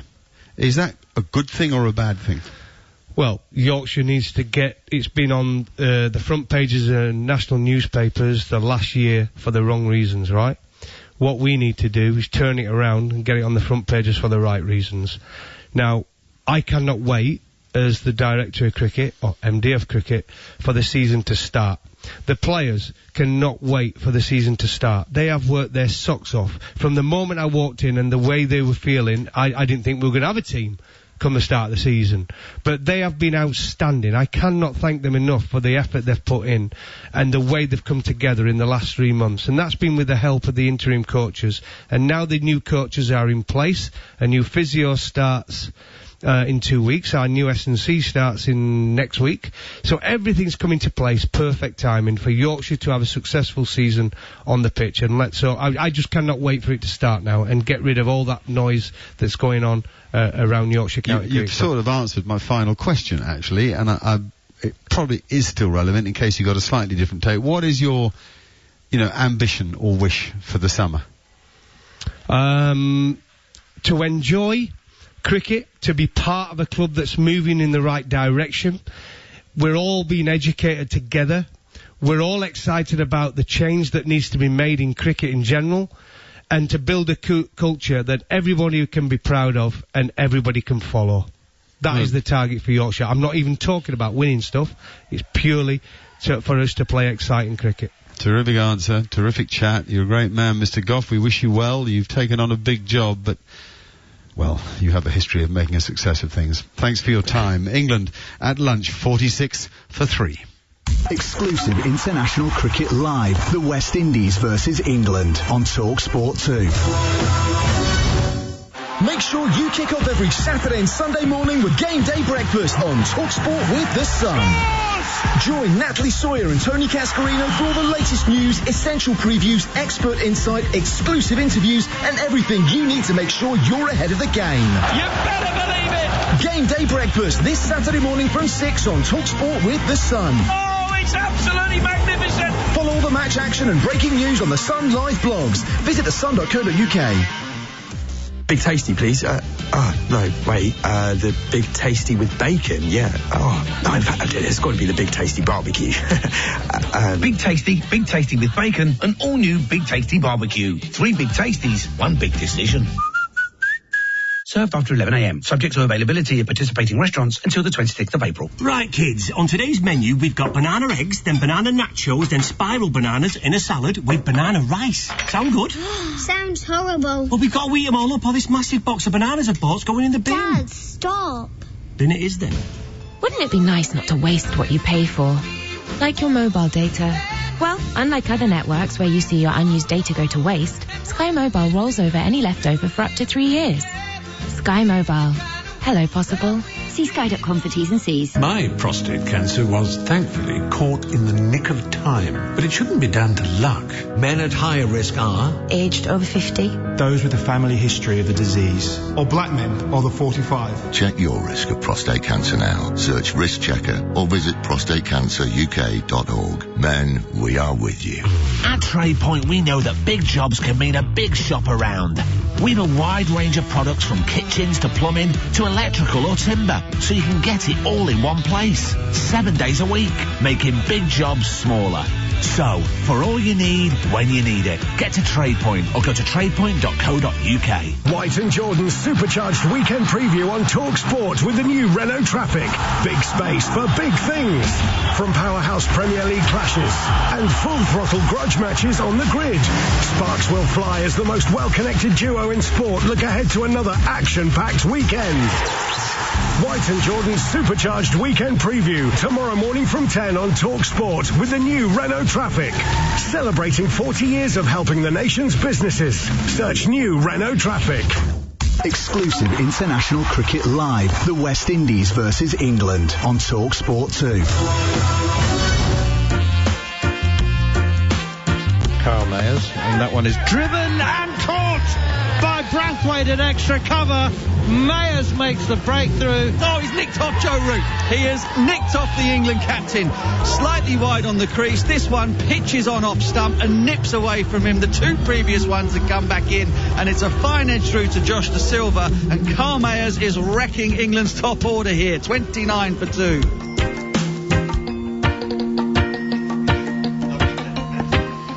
Well, the surprise of the morning session on the first day of the third test match between England and the West Indies was the bowling of Kyle Mayers, who had a quick word with David Gower after the session. Kyle, welcome back, first of all, to the West Indies team. And what a performance that was. What a spell. Yeah, thank you very much. Yeah, I thought it was a good spell. Bowling 5 overs for no runs. Again, I 2 key wickets in the first session. I thought it was brilliant. What was the key to you? What were you trying to do? I just stuck to my plans. Try to stick to my stop ball as long as possible. I tried to mix it in between, but just staying patient. Well, it certainly works. And the Joe Root wicket, was that special for you? Yeah, of course. I've been getting some big batsmen out in my first couple of games for West Indies, and hopefully it continues. So the bigger the better. Tell us about conditions. The ball's been doing something all morning. Yeah, the ball's actually seaming around, getting something through the air as well, and off the wicket. A bit slow, but once you get the ball fuller than normal, I think you're in business. And is it better, do you think, for someone of your pace? Is it suited to your pace? I mean, it could go both ways. I mean, batsmen can relax with me, but someone with more pace obviously can get the ball moving around a little faster and catch batsmen off guard. So, a bit of both. And how long do you think the conditions are going to stay like this? I really can't tell. I'm not familiar with Grenada. I hope it stays so for throughout the day and then get flatter tomorrow. Fair enough. But for now, very happy with the decision to bowl first. Yes, of course. Okay, well, many thanks. Well bowled. We'll see what happens next. Thank you very much. Kyle Mayers, and you've got to admire a man who doesn't bother with indulging himself in false modesty. He said it was brilliant, and it was. So why wouldn't he say that? 5 overs, 5 maidens, 2 for none, and 2 key wickets, and he said he's been in the habit of getting big batsmen out in his 11 test matches. So good for him. The first wicket of Zach Crawley, I'm sure he may share the credit with the batsman for that dismissal, but Joe Root is just a massive wicket, and it was, well, Michael Atherton, it was a session of some toil, wasn't it? Not much pace in the pitch doesn't help, but there is at least something in it for the bowlers. Yeah, good afternoon, Manners. Good afternoon to all our listeners. Yeah, so just a slightly different style of cricket this morning, thankfully, to what we've seen in Antigua and Barbados, when there was nothing in it really at all for the bowler on either of those pitches, even though England were 4 down for not so many on that first morning in Antigua. So here we've seen a little bit of, you wouldn't say it was lavish movement, but we've just seen enough to keep the bowlers interested, both a bit off the seam and a little bit of up and down in different bounce as well, which may get exaggerated as we go through this game. So although England are 40 for 3, I think what you've seen on the pitch and the conditions wouldn't alarm them if they managed to get a first innings score, because that up and down bounce should be there throughout. But they've obviously got to get a competitive score on first innings, so there's quite a lot on this middle order. Of course, Alex Lees has played nicely before lunch. Ben Stokes yet to open his account, and then Johnny Bairstow, who's been in good form, in next. So yeah, big partnership this, and for the next couple of wickets as well. It's been a very colourful lunch here, I must say. We've had a kind of... Do share it. A carnival procession around the ground of lads on stilts in unbelievably coloured outfits, and it's been very festive. Musicians have been following them around. So the England boys, who are just to our right, actually, they've been out on the balcony admiring the carnival procession, which is just about stopped now. And what was the fare provided to the media and broadcasters? Did you have anything exotic? Nothing as yet. Old habits die hard, isn't it, as a batsman? Yeah, which has been a running theme throughout this series. Lunch either kind of coming slightly late or not at all. But I trust in them. I've got every faith. Chicken and rice and peas will be on its way. Excellent. Kemar Roach is on his way, and he's running in from the river end, pushed away by Ben Stokes up towards mid-wicket, and there's no run. It's gone straight to the fielder. Is he the river end or the Darboe end? That's a good question. He's at the far end from where I am. I'm not sure which end it is. Well, you're in the media centre, so that must be the Darboe end. Okay, that's where he's coming from memory. Which is the name of the mountain range, isn't it, which runs from north to south down the island. Volcanic. Originally once a volcanic, always volcanic. Here's Roach again outside the off stump, and that one again is left alone. He was on the walk there, Ben Stokes, walking down the pitch. He often does that. He often in his innings, right at the start, even to sometimes the quickest bowls. He did it in the Ashes to Pat Cummins or Mitchell Stark occasionally. I don't know whether it's just to try and get himself going, get his footwork going early on in his innings, but it's something he does quite frequently. Well, his innings is only 7 deliveries old. 3 slips in place. Roach in again. Chopped away. Square at the wicket on the offside. And he is off the mark. He's underway as Jermaine Blackwood chases it out towards extra cover. And they go through for a single. 47 for 3. Jared Kimber's got his microphone at hand. I just got a question for Appers. It must have felt really nice to watch a change bowler come up early on in a test match like in the 90s and take a couple of wickets. Might have been, when Graham Gooch was bowling, or Ricky Ponting, or Sourav Ganguly. We don't get many of them anymore, Appers. Well, to be honest, Jared, I can't remember facing too many of them myself either, to be frank. But yeah, he was, Kyle Mayers, just a bit of Darren Stevens or Mark Butcher pace, Paul Collingwood, very, very gentle wobblers, but successful this morning. I had the theory that all successful teams had a batsman who could do that. Roach in again, full and wide outside the off stump, and it's left alone. Australia had a few, much forgotten, quickly forgotten, probably reasonably enough forgotten as well. Greg Blewett used to bowl a few overs from time to time and take wickets. Jared? Yeah, Blewett was one of the first ones I thought of. I mean, I mentioned Collingwood before when Mayers was picked. I said he bowls a little bit like Paul Collingwood. So there really aren't that many, but yeah, the Gooch. Did Gatting bowl medium pace occasionally? Arjuna Ranatunga, I remember occasionally coming in bowling some medium pace. Early on in his career, I assume. Pushed up towards Brathwaite again at mid-off, and there's no run. But actually, Jared has a good point there, others. There are less and less batsmen who can bowl some presentable overs in a day. Well, it's always handy to have them. I mean, teams, West Indies are going in with 5 proper bowlers, but in the days where teams played with 4, you definitely need somebody to fill in for 10 or a dozen overs a day if you could. Here's Roach once again, and blocked defensively by Ben Stokes up towards mid-off, and the over comes to an end, the first one after lunch, and England are 47 for 3.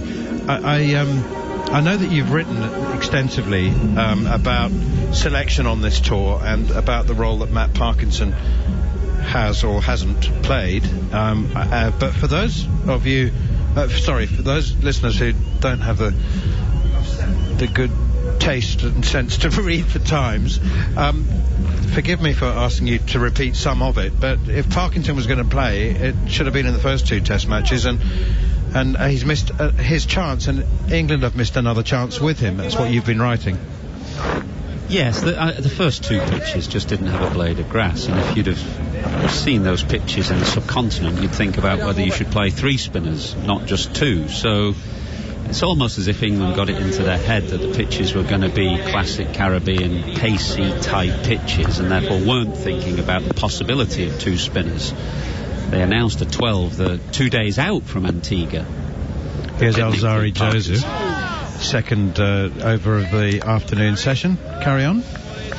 Yeah, they made a 12, but that didn't include Parkinson, 2 days out from Antigua, as if they hadn't even given it any thought. A reader actually said England's selection policy is rather resembling the old Two Ronnies sketch on Mastermind, where they're answering the question posed previously. They're always catching up with themselves and chasing their tail. 3 slips in a gully stand waiting. Alzari Joseph into Stokes, who plays a forward defensive shot, and the ball ricochets off the inside half of the bat rather than the edge, down towards deep backward square leg, and they go through for an easy single. Ben Stokes is up to 2. Alex Lees has 26. He's been on a few tours. He's been in a few bubbles and squads, hasn't he, Parkinson, without getting a shout? Has he ever? All last winter, all this winter. And it's a missed opportunity because they won't play 2 spinners in the summer, but they will definitely need 2 in Pakistan next winter. Joseph in, full and wide outside the off stump, and that's left alone. I don't know whether the Australia-Pakistan series has been televised in the Caribbean, but I'm not sure that there are too many bowlers licking their lips at the prospect of bowling on those pitches that have been prepared for that series. No, we haven't seen much of it. Been following the scores, obviously. I'd say the standard looks a lot higher than what we've got here as well. Yes, exactly. And, bowlers of that calibre haven't yet been able to break that series open. Joseph in again, full and wide outside of the off stump, and there's no run. Even Nathan Lyons averaging a wicket every 50 overs, I think, in that series. Well, I only played 3 Test matches in Pakistan in my career, but they were the flattest pitches I'd ever played on. Oh, to be a batsman in Pakistan. Indeed. 29th over in progress at the National Cricket Stadium, Grenada. Alzari Joseph bowls a bit straighter to Ben Stokes. He clips it nicely up his pads out towards deep backward square once more, and they go through for another single. That was Alex Lees, I beg your pardon. Alex Lees on to 27, and Ben Stokes now on strike on 2, 49 for 3, scoring rate of under 2 runs and over. But although England's batsmen have been playing within themselves, the bowling, to be fair, has been very disciplined. It's not as if they've been spurning scoring opportunities. Here is Alzari Joseph again. That's good pace and bounce, and Ben Stokes, I think, is beaten outside the off stump. I think, because he looks like he is implying that he played inside the line of that one deliberately. I don't think he did. Welcome to our listeners on TalkSport as well, joining us for live and exclusive ball-by-ball commentary on TalkSport 2. England are 49 for 3. Alex Lees is on 27. Ben Stokes is on 2. And with me is Michael Atherton of Sky and The Times, just reviewing England's selection policy. And others, I know that you could write 1,000 words on this and barely touch the surface. But what have we learnt? I mean, if it was a learning tour, what have we learnt so far about the New England? That England are a fairly modest team, I would say, which we knew before anyway. And the individuals, there was a... Here comes Kemar Roach, and drive, thick inside edge from Alex Lees, and he's got a fortuitous boundary. Didn't know much about that, had his heart in his mouth for a moment. Thick inside edge, dragged back past the stumps and down to the fine leg boundary for a lucky 4, and Lees into the 30s. There was a lovely line in your Times report in which you said there have been 500s None of them from Dan Lawrence, who might actually be the brightest. What was it? The brightest discovery, the brightest news on the tour so far. Yeah, he's done himself no harm. I think he's a place or two too high in the order. Good delivery from Roach, hits Lees on the pads, bounces into the gully, 53 for 3. It was a very different challenge for him today. I mean, he's been pushing the game on in pretty idyllic batting conditions so far, but coming out today early on and the ball's moving and looked a little loose. I don't know whether 4 is a bit too high, but he's got a bit of something, hasn't he? A bit of swagger, and seems to have plenty of confidence in himself, which is no bad thing. Yeah, confidence, not arrogance. I mean, no shortage of self-belief, which is great. Roach in, full and wide enough to leave, and which Lees does. And what the amazing thing is that when he was bowling on the 5th day in Barbados, he was bowling some really good deliveries, and I was shocked to discover or be informed by Jared Kimber that he'd bowled less than 200 overs in his entire first-class career. Well, he's got a very idiosyncratic style, hasn't he? He's not easy on the eye as a bowler, but he does give it a bit of a tweak. Here is Roach once again, and that's full and wide outside the off stump.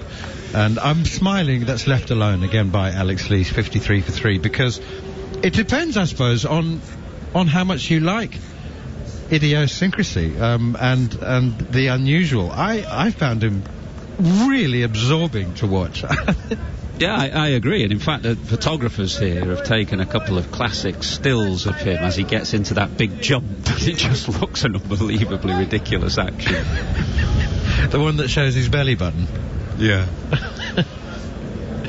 Here is Roach once again. He has just not found the swing. Oh hell, that one moves, but it started wide and moved away wider, and Alex Lees was leaving it alone.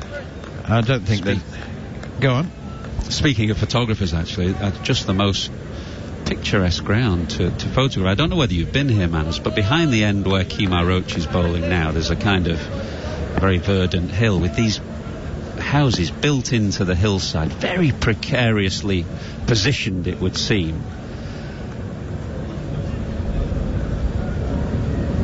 .53 for 3. Here's Roach again, and drive. Push, really. Firm push back to the bowler who does the fielding. 30 overs gone. 53 for 3. You're listening to live exclusive commentary on TalkSport 2 of England's Test Match Tour of the Caribbean. Don't forget that if you're out and about, you can get us on the TalkSport app. Just swipe for TalkSport 2. We're on your smart speaker online and now on TalkSport YouTube channel, where you can find our commentary and a ball-by-ball scorecard too. So for TalkSport listeners, England losing the toss, batting first, 53 for 3 after 30 overs. And continuing for our dedicated listeners on TalkSport 2, Alex Lees has 31, Ben Stokes has 2, as Alzari Joseph punches this one straight. Ben Stokes punches this one straight back to the bowler. I have others. I've been to Grenada on a number of occasions. It's fantastic place. Those houses up on the Darboux Hill side, at the Darboux end of the ground, they fabulously coloured, painted, and but they do look a bit fragile, don't you? With the front of the house built on stilts, and you can see how much damage was done by Hurricane Ivan and various other storms that have blown in, pushed away, and up back towards the bowler again by Stokes. They do look precarious.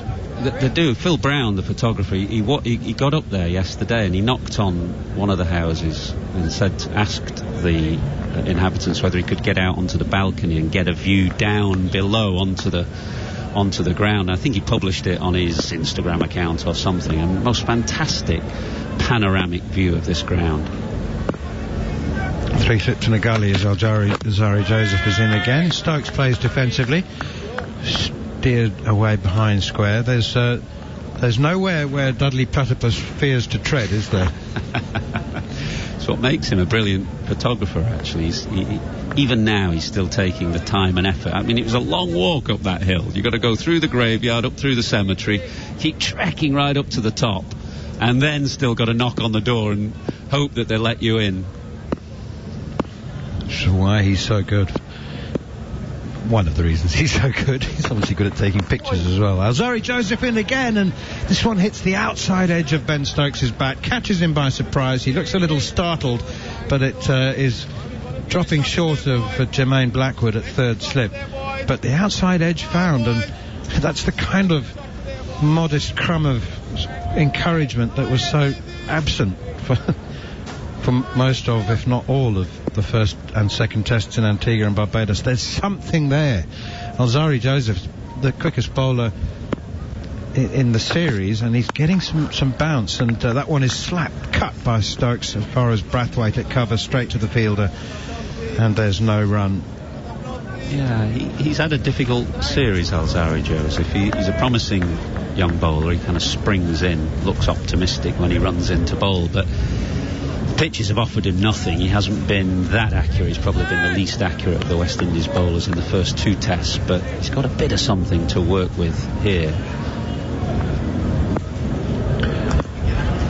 Tell you what, if the other 3 or 4 frontline bowlers are keeping it tight, Alzari Joseph is short pulled, and it's gone straight back to the bowler. He's mistimed it completely. Alzari Joseph takes a simple return catch, back of a length, pull shot from Stokes, either off the splice or the toe end of the bat, one or the other, because it's gone back to the bowler with no pace on it whatsoever.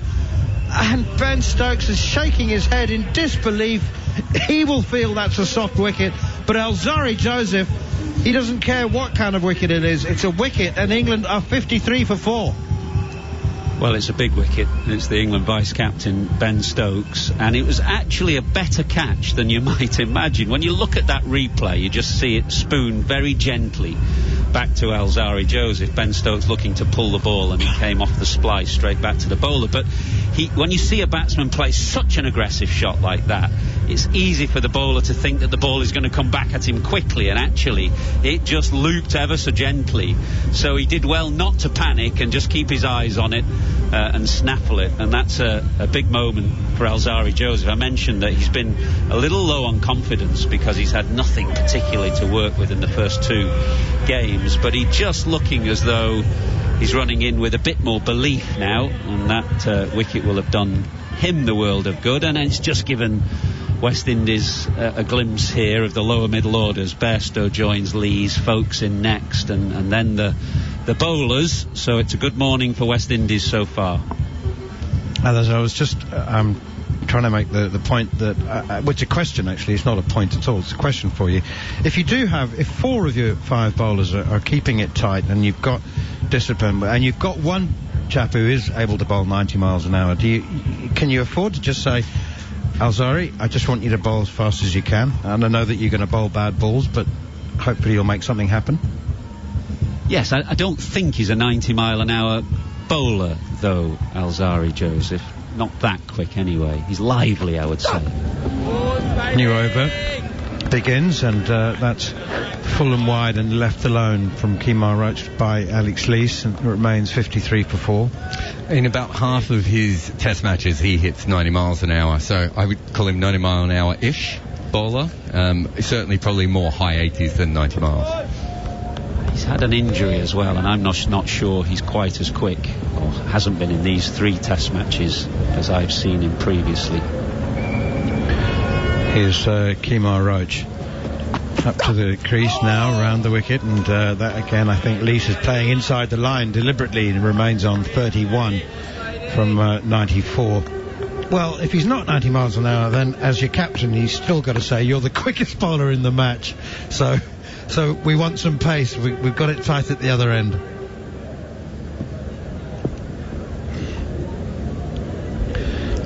Johnny Bairstow's the new batsman, who's yet to face a ball. Alex Lees, 31 not out. England in a spot of bother at 53 for 4. Oh, that's a full delivery, and it's an appeal for a catch behind, but Joel Wilson is unmoved.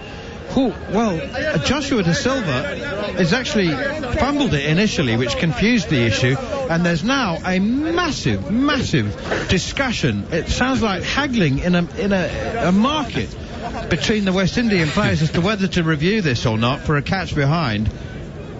Oh. Their problem, Manners, is that they've used up 2 reviews already. I think by the 16th over, they're 2 reviews down. So they know if they review again and lose another, that's it for the innings. The question, I think Lee's great at the floor, but he might have nicked it as well. It'd be very interesting to look at the replay. Yeah, it must be a horrible situation to know you've burnt 2 reviews in the first 16 overs. Here is Roach once again. Lee pushes firmly this full-length delivery straight up to mid-off where Brathwaite fields. Got a list of my great 90s part-time medium pace bowlers? Yeah, go for it quickly. So Ganguly is a good one. Nathan Astle, Asanka Gurusinghe, the Sri Lanka bowled a lot actually. Greg Blewett, which was one of yours, I think. Graham Gooch, Craig McMillan, Ranatunga, I was right. Ponting, Phil Simmons. There's quite a few of them. Phil Simmons was pretty useful actually. He was probably the quickest of that list. Here is Roach again. There's another appeal for a catch behind, and the finger's gone up. Alex Lees has edged it this time. England in all sorts of trouble at 53 for 5. Roach has done for Alex Lees again, as he did twice in the first Test match. And you could see that Lees was in doubt. Is he going to swing it? Which way is he going to swing it? Is it the straight honour? And Michael Atherton, that is a massive, massive wicket. And the West Indies, they got England 53 for 5. Yeah, excellent bowling from Kemar Roach, who's had a bit of success, as you say, against Alex Lees, in particular from the angle round the wicket. That's where he got him twice in Antigua. He's looked very likely again after lunch from this angle round the wicket. I suspect Lees might have nicked the 1-2 balls ago. We haven't seen a replay yet of it, but there was absolutely no doubt about that one. It was a ball of slightly shorter length than the 1-2 balls before, but a big sound as it went through to Josh De Silva. So 53 for 5. England in a real spot of bother. Ben Foakes just walking out now to join Johnny Bairstow. So both batsmen on naught. Wickets tumbling after lunch. And West Indies fast bowlers with their tails up really for the first time in the series. And with that, I shall hand over to Mark Nicholas as Ben Foakes makes his way to the wicket. Athers? Good afternoon. No, hi. I think I didn't have any sound off me. I said this isn't a spot of bother. This is the mire. England are deep in the mire. It is interesting how successful right arm over the wicket bowlers are when they come round. I mean, they've all taught themselves to bowl much better round the wicket, not to run on the pitch. And the consequence is left-handers are having a living nightmare. I mean, when you were at the other end to a left-hander, there weren't that many right-arm quicks that switched to bowl round to them, were there? Unless there was an obvious flaw in their technique. Are you talking left-armers to a right-armer, so the equivalent, the mirror? I'm talking about right-arm bowlers bowling round the wicket to left-handers. Yes, I was just thinking the only left-armer that did it to me really was Wasim Akram, which is the equivalent, if you see what I mean. Absolutely, a left arm around the wicket to a right-hander. Yeah, and the beauty of it is that you bring the pads and the stumps into play, but if you hit the seam, the ball's going away. I mean, here he comes again anyway to bowl to the right-handed. Oh my goodness, Ben Foakes, who goes forward. And as is the way of so many bottom players, he pushes out at the ball, so he gets an inside edge onto his pad, but he escapes it. End of the over, 53 for 5, a chaotic period of play. Jared, you've got something for us? Yeah, just to add to your point, Kemar Roach has bowled over 2,000 balls in the last 5 years around the wicket to left-handers. Only Stuart Broad's bowled more, but he bowls 81% of his deliveries, which is the highest of any bowler when it comes to bowling around the wicket to left-handers. So he's become an absolute specialist of it. You can only find one bowler in the whole database who bowled over 250 balls to left-handers as a right-arm seamer who hadn't come around the wicket, and that was Taskin Ahmed. Well, it works, particularly if you don't bowl too straight. You don't want to start at middle and off middle, because then you're drifting down and the left-handers can work you through the leg side. But if you get your line right, it's definitely awkward to play Athers, isn't it? Well, the key to all those bowlers who do it successfully is that ability to take it to the slips. Obviously, the natural ball from round the wicket is coming into the left-hander on the angle, but what all those bowlers do so well, Broad to David Warner, Flintoff, if you remember, to Adam Gilchrist, is the ability to take it to the slips and therefore create that down both ways. Pat Cummins to David Milan, I've seen it work well for him. Joseph banging the ball into the pitch. England are really struggling here. I mean, I think it's probably a tricky pitch. It's too paced. It may already be a bit uneven, and it seemed, and then suddenly 5 or 6 balls do nothing, and everybody looks very comfortable, and then it starts again. So it's an awkward surface. I don't know that it's a 53 for 5 surface. 53 and 32 overs. I mean, does anybody bowl that well? Maybe. Bairstow standing, batter Lofner, like a century on guard. Goes back, that zips back through him. It's talking it is after lunch. This is very difficult batting. Reminds me a little bit of the pitches I used to play on at Queen's Park Oval in Trinidad. Just a bit of slightly uneven bounce, a little bit too paced. Not horrendous, but just not easy to feel in on as a batsman. That's it. I think what Stokes was looking at and shaking his head about was the ball coming onto him so much quicker than, maybe the previous couple, and so he felt a bit hard done by 3 slips in a gully, a cover, a mid-off, a mid-on, a square leg and a long leg.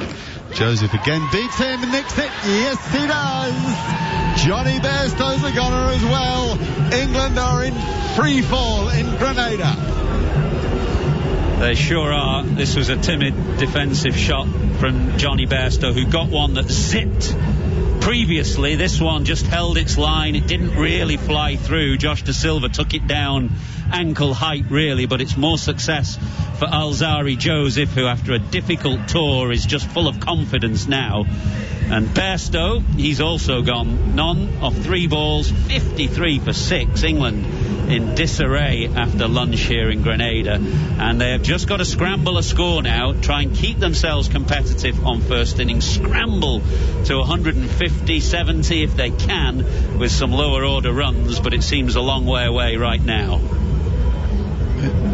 You weren't on, I don't think, right at the beginning when I said that I felt it would be a difficult morning, but then it would be okay to bat on, and I figured the game, all the test matches that have been played here before had gone into the 5th day, and I thought this one would. And of course, when you judge a pitch from 4,000 miles away, whatever it is, you get into trouble, don't you? Well, to be honest, it looked a bat first pitch to me yesterday. I think I was on earlier. I hadn't been out there this morning, so I couldn't really say what it looked like this morning, but yesterday it looked fine, just a bit more grass than we'd seen so far. But interestingly, I mean, apart from the sideways movement, is that kind of slightly indifferent bounce and two-paced nature of the surface that we've seen, and that you would think will stay throughout the game, and that's why it is so important that England just fight and scramble to a score that will just keep them in the game. That's what they've got to do right now, because this kind of movement will stay, you would imagine, throughout. Yes, because Butch talked about it was less the fact that he said the grass was live than the fact that beneath it were these small cracks, sort of snake-like cracks, rather than the big plate cracks. And I thought, wow, already, that is the thing that clearly enough brings uneven bounce. So England, with only one player having gone into double figures, Alex Lees, 31, then 7, 0, 8, 2 and 0, with 2 not-out batsmen on 0. It's a pretty ugly scorecard. 53 for 6. Alzari Joseph pounding in here. What is that's a lovely stroke from Wokes. I was going to say that he suddenly had his head up, did Alzari Joseph, but Wokes has eased that behind square on the offside off the front foot. A foolish ball. You were talking about Joseph's lack of confidence. The big difference from me in Joseph from 3 years ago when we were there is that he's really not using his left side at all, and therefore not using his body much. He's very much an arm bowler, but he's bowled very well here because he's just got the ball to hurry off the surface, and that's what's made life difficult for the England batsmen, that and hitting the seam. Still 3 and a gully for the right-handed Stokes. Now the left-handers have all gone. Not Stokes, what are we talking about? Easy mistake to make. Wokes it is. We've got Wokes and Folks in, and Stokes just gone. So it's Wokes on strike. And it's what Joseph they've got is a short leg. They've got a short leg in, Mark, because they know that Wokes is a bit iffy against the short ball. There's plenty happening. They're not going to bowl too many short balls, but they'll just occasionally keep him honest, I think. Yes, he's quite deep, isn't he, that short leg? So very much for not for a bat pad, for a fend off. Joseph again, and that's a terrific position to defend from on the back foot, out of the old coaching manual from Wokes. The end of that over, a good over. I think at 55 for 6, and you look at the players that have gone, West Indies will barely believe it. And Bairstow is a wicket they badly want. A, is in form, and B, they know that if you get on the wrong side of him, he hammers you. So it's a very important wicket. Very good player, and very much recovered his mojo after an odd period where he's been in and out of favour, and does he keep, doesn't he keep. He seems to have settled into the role of a number 6 batsman very well, so that's a huge wicket on the back of Ben Stokes as far as the West Indies are concerned. Kemar Roach to continue. Good bowler, this guy. Hurls to Ben Foakes, who it's a very straight ball, and he push drives it back past the bowler, but mid-off swoops, very close, and does the fielding almost level with the popping crease. So it's not easy to time the ball. We haven't really seen many whistle off the face of the bat. There's barely a memorable shot being played all the time that England have been out there. So it can't be an easy pitch. Not that I'm in any way suggesting that the bowling is anything but impressive, which it has been so far in this game. Roach again, LBW is it? It's not far away. It's just nipped back enough, I reckon. The point was the umpire, and certainly me here, and probably you others, could see all the stumps there, which suggests to me that it might have been going down leg side. Too high as well, I think. It wrapped Folks well above the knee roll, almost above the flap of the pad. It hit him on the back leg, and it certainly darted back quite significantly off the seam, but too high. Remember, West Indies have burned 2 reviews, so they've got to be careful now. You're quite right. It's the height is the issue, though. It was a nipper, wasn't it? The old PJ nip-backer. Here he comes again, and that's just a tad too straight. That's very unlike Kemar Roach. If he errs, he's outside off stump, not leg stump, so Wokes is able just to a bit of an old-fashioned leg glance, really, for a single down to long leg. It's going to be lost on all the viewers, that PJ nip-backer, Mark. A reference from the dim and distant past. But not lost on you, which was who it was for. We shall explain in a minute. Oh, we can explain now, because Wokes is marking his guard. There was a Dutch medium pacer who came to play a couple of seasons for Hampshire, and his name was PJ Paulian Bucker, B-A-K-K-E-R, and the one ball he had that was a good one nipped back off the seam, so he was nipped backer. Just get that done and dusted now, Mathers. Long leg, square leg is most of the way back, about 2/3 of the way back. Chris Wokes is on strike to Kemar Roach, and he drives through extra cover with almost poetic style. 4 runs. They did this to Wokes in Antigua.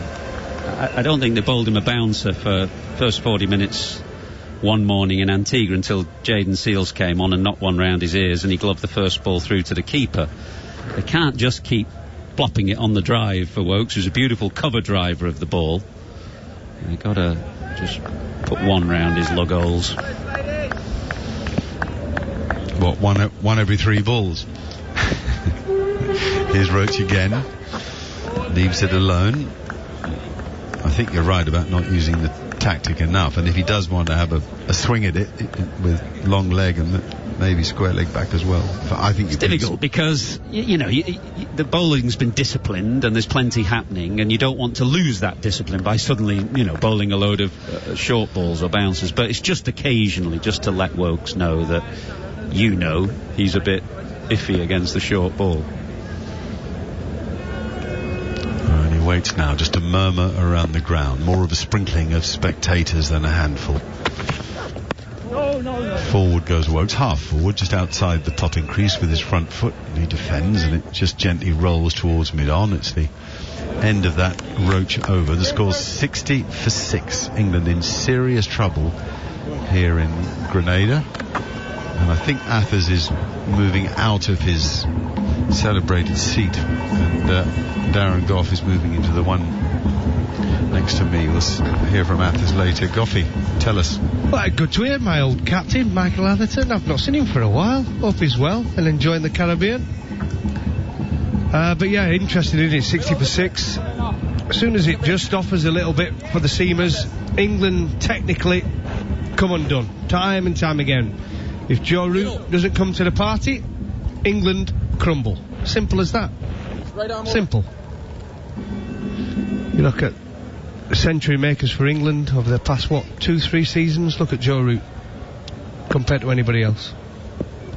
Well, yes, it's Root and the rest, isn't it? I mean, left alone outside of stump by folks who sort of watched it pretty carefully and followed the ball with his eyes as if to check the bounce out, because Josh De Silva took that at probably chest height, and he's taken some at shin height. Not that it's, been consistently uneven, just here and there.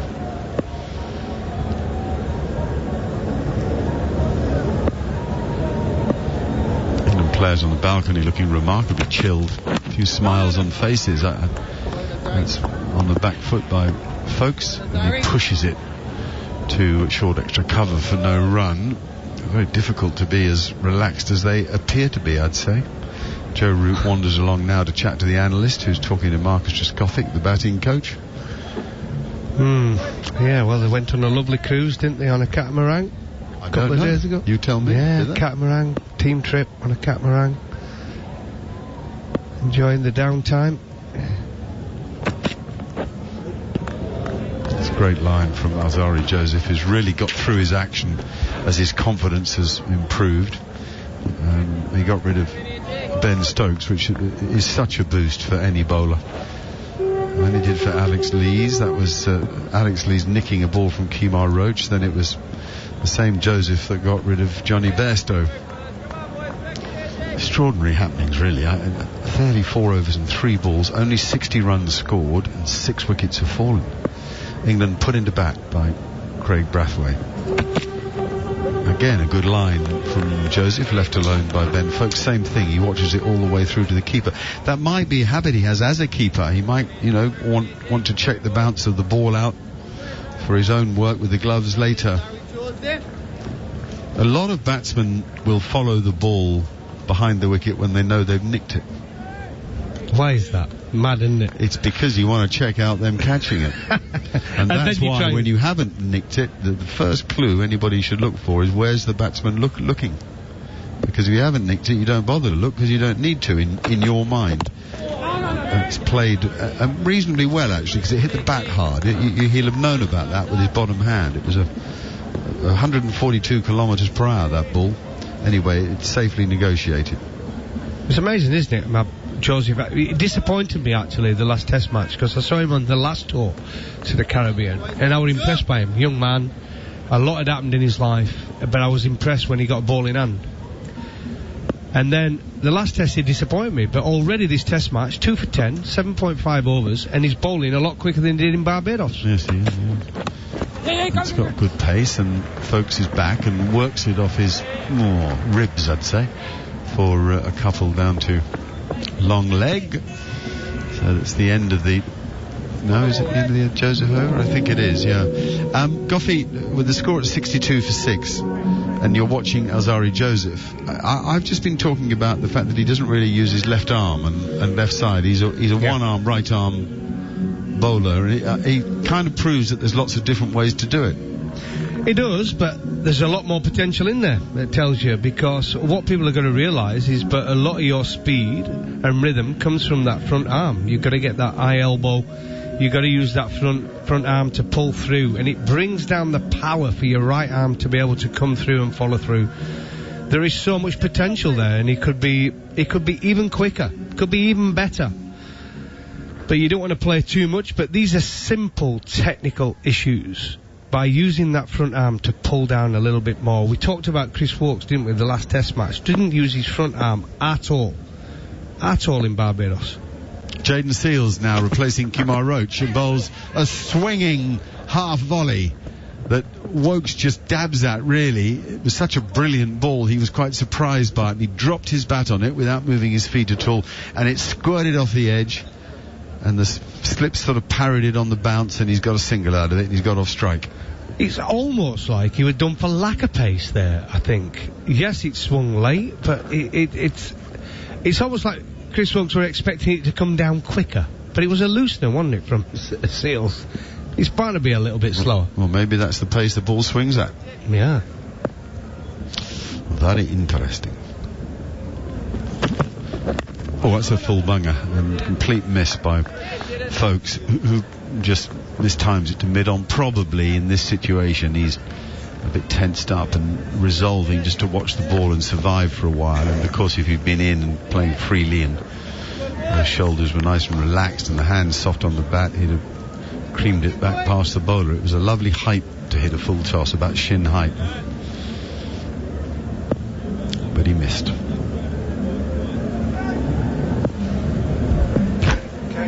Nice repetitive approach and action here from Jayden Seales. That's a ball down the leg side, has come off the face of the bat, and a lovely stroke, half volley, leg stump, good player puts it away. The good players do. It's as simple as that. Yeah, Seales just a bit slow getting back into the attack. Leg stump, half volley, bat on ball, well timed from Folks. Off his legs, runs away for a much needed boundary for England. Beating the charging Alcera Joseph, running round to his left, couldn't get there. 67-6 here on TalkSport 2. It's a wide swinging delivery. If that had been a yard closer to Folks, he'd almost certainly have had a dip at it, because it was that lovely inviting length for a drive, and the ball swung quite late, but it was too wide to be tempted by. Athers was just saying before he left us that, you know, England have got to just scrap here to try to get to 150 and stay in the game. Well, to be fair, he's got two scrappers in. I think Folks and Woakes are two of the scrappers, you would say, when it comes down to batting. Yep, fair call. Also outside off stump, but not a tempting length, so much easier for Folks to leave alone. The numbers on the... What number would you have wanted if you'd been a player in the days of numbers on their backs? I did have... I'm not that old, Mark. I played number 8. Did you? Always number 8. Why number 8? I used to play there as a footballer. I was always number 8. Yeah. So I took it into cricket. Number 8. What a strong midfielder, or the old inside forward type of midfielder. Midfielder, yeah. All right. And then Stuart Broad took over from me. He took 8 off me. Okay. Seales again. That's another half volley, and Folks is caught slightly out of position, and he leans forward and doesn't get much on it. It comes off a thick inside edge to mid-wicket for no run. So the end of that Jayden Seales over. His figures are pretty good. 8 overs, 1 for 21. But the overall score here, I mean, West Indies will be so pleased. Folks has 7, Woakes has 7, and Stokes is sitting on the dressing room balcony chatting to Zach Crawley and Joe Root, and the England score is 67 for 6. Couldn't be much worse, really. So the catamaran trip was 2 days ago, was it? They just had a day off practice and chilled. I suppose it's a hard thing playing a 5-day test. They finished in Barbados trying to knock over the West Indies side late in the day, so a day or two's rest is probably as good as any practice. Is that what you'd say? Yeah, listen, nothing wrong with going on the boat trip. Some guys might have wanted to play golf, some want to go on a boat trip. Simple as that. You do what you want and you time off. Oh, it's a swish outside off stump from Chris Woakes. Joseph getting it to Athers had the right phrase. He's got a real spring in his step now, and the ball is springing off the surface a bit, actually. 2 for 12 his figures. A complete miss from Woakes. No feet, as Jeffrey would say. No feet at all. And you do, Mark, when you get on that roll as a fast bowler, it's almost like you take a wicket. That next 2 deliveries are always a little bit quicker. because you know what I mean, you've got that energy, you've got that enjoyment, you've got that desire. Here he comes again then. Bangs it in and he beats Wokes, and that one keeps low. Here's the problem with uneven pace and uneven bounce. That ball is taken on the bounce by Josh De Silva behind the stumps. Wokes missed it. It seemed a little bit. Another day it could clip the top of off stump, but it didn't on this day. Sorry, Mark. The difference as well, and somebody who grew up watching that great West Indies bowling attack where they had that tremendous pace and height and they were bowling everything through chin music, they used to call it. But this is a disciplined, very disciplined, modern bowling performance from the West Indies. Yep. Here. That's a good one, and that goes through at neck height to the wicket keeper. So that's yet another example of why this is difficult. Wokes might be thinking to himself, well, I'd like a bowl now. You know, it's one of those things that Athers's view, having seen the pitch yesterday but not this morning, was that it wouldn't change much. You know, he felt that the grass, they weren't going to be shaving it off, and the little cracks, and he thought it might stay difficult to bat. Fingers crossed from England's point of view that it does. Joseph again. It's a full ball. Again, no feet. Had he just stepped into that a bit, he might have made it a half volley, but he didn't. He's back and wary, I think, of the short ball there, isn't he? He is. And one thing to notice, though, here, Joseph looks as though he's been the hardest to face in this game, and he's the quickest bowler. And that shows the beauty of pace. When you have got pace and you're bowling on any pitch, if you can get anything out of it by that extra zip, the power in which you're hitting the wicket, you get a little bit more out of it. Bangs it into the surface, but it's not a good bouncer. Early signal, it was pretty obvious he was going to bowl it, and it's too short. It doesn't take much for Wokes to duck underneath it. Short leg's very deep. I mean, he's a pitch and a half away, I should think, at a guess. Wokes had some runs in Barbados, 41 in the first innings, unbeaten with 9 in the second. What they give for one of Wokes' 50s here. I mean, it's invaluable currency. Lower order runs, particularly in a crisis. He slashes outside off stump at a short and wide ball, going for the uppercut. It was like Tony Gregg playing Jeff Thompson all those years ago. But he misses. There's no run. Another overdone by Alsari Joseph. 37 bowled by West Indies. 67 for 6 England's score. And well, it's time for a change. I'm stepping out and Neil Manthorpe is stepping in. Thank you very much indeed, Mark. So Folkes and Wokes and 7 apiece. England 67 for 6. I'm at a loss to explain it, Goffy. I mean, we were crying out for some assistance for the bowlers and some balance between the bat and ball, and it just seems like conditions are evenly balanced for bat and ball, but the scoreboard doesn't reflect that. Well, the West Indies will be thinking we've missed a trick here. They're going to beat England 3-0.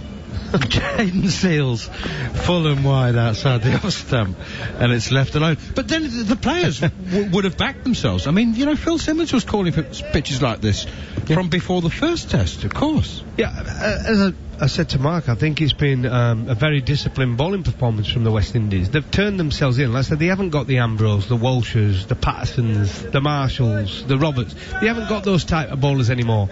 But what they have got is a group of bowlers together that are disciplined. They put the ball in the right areas. They've got experience of Roach, is a fantastic test performer. Here's Jaden Seals in once again. Bowled him! He's straight through! Ben Folkes is cleaned up! Clean bowled by Jaden Seals, and England continue to lose wickets at a canter, 67 for 7. Well, another one goes.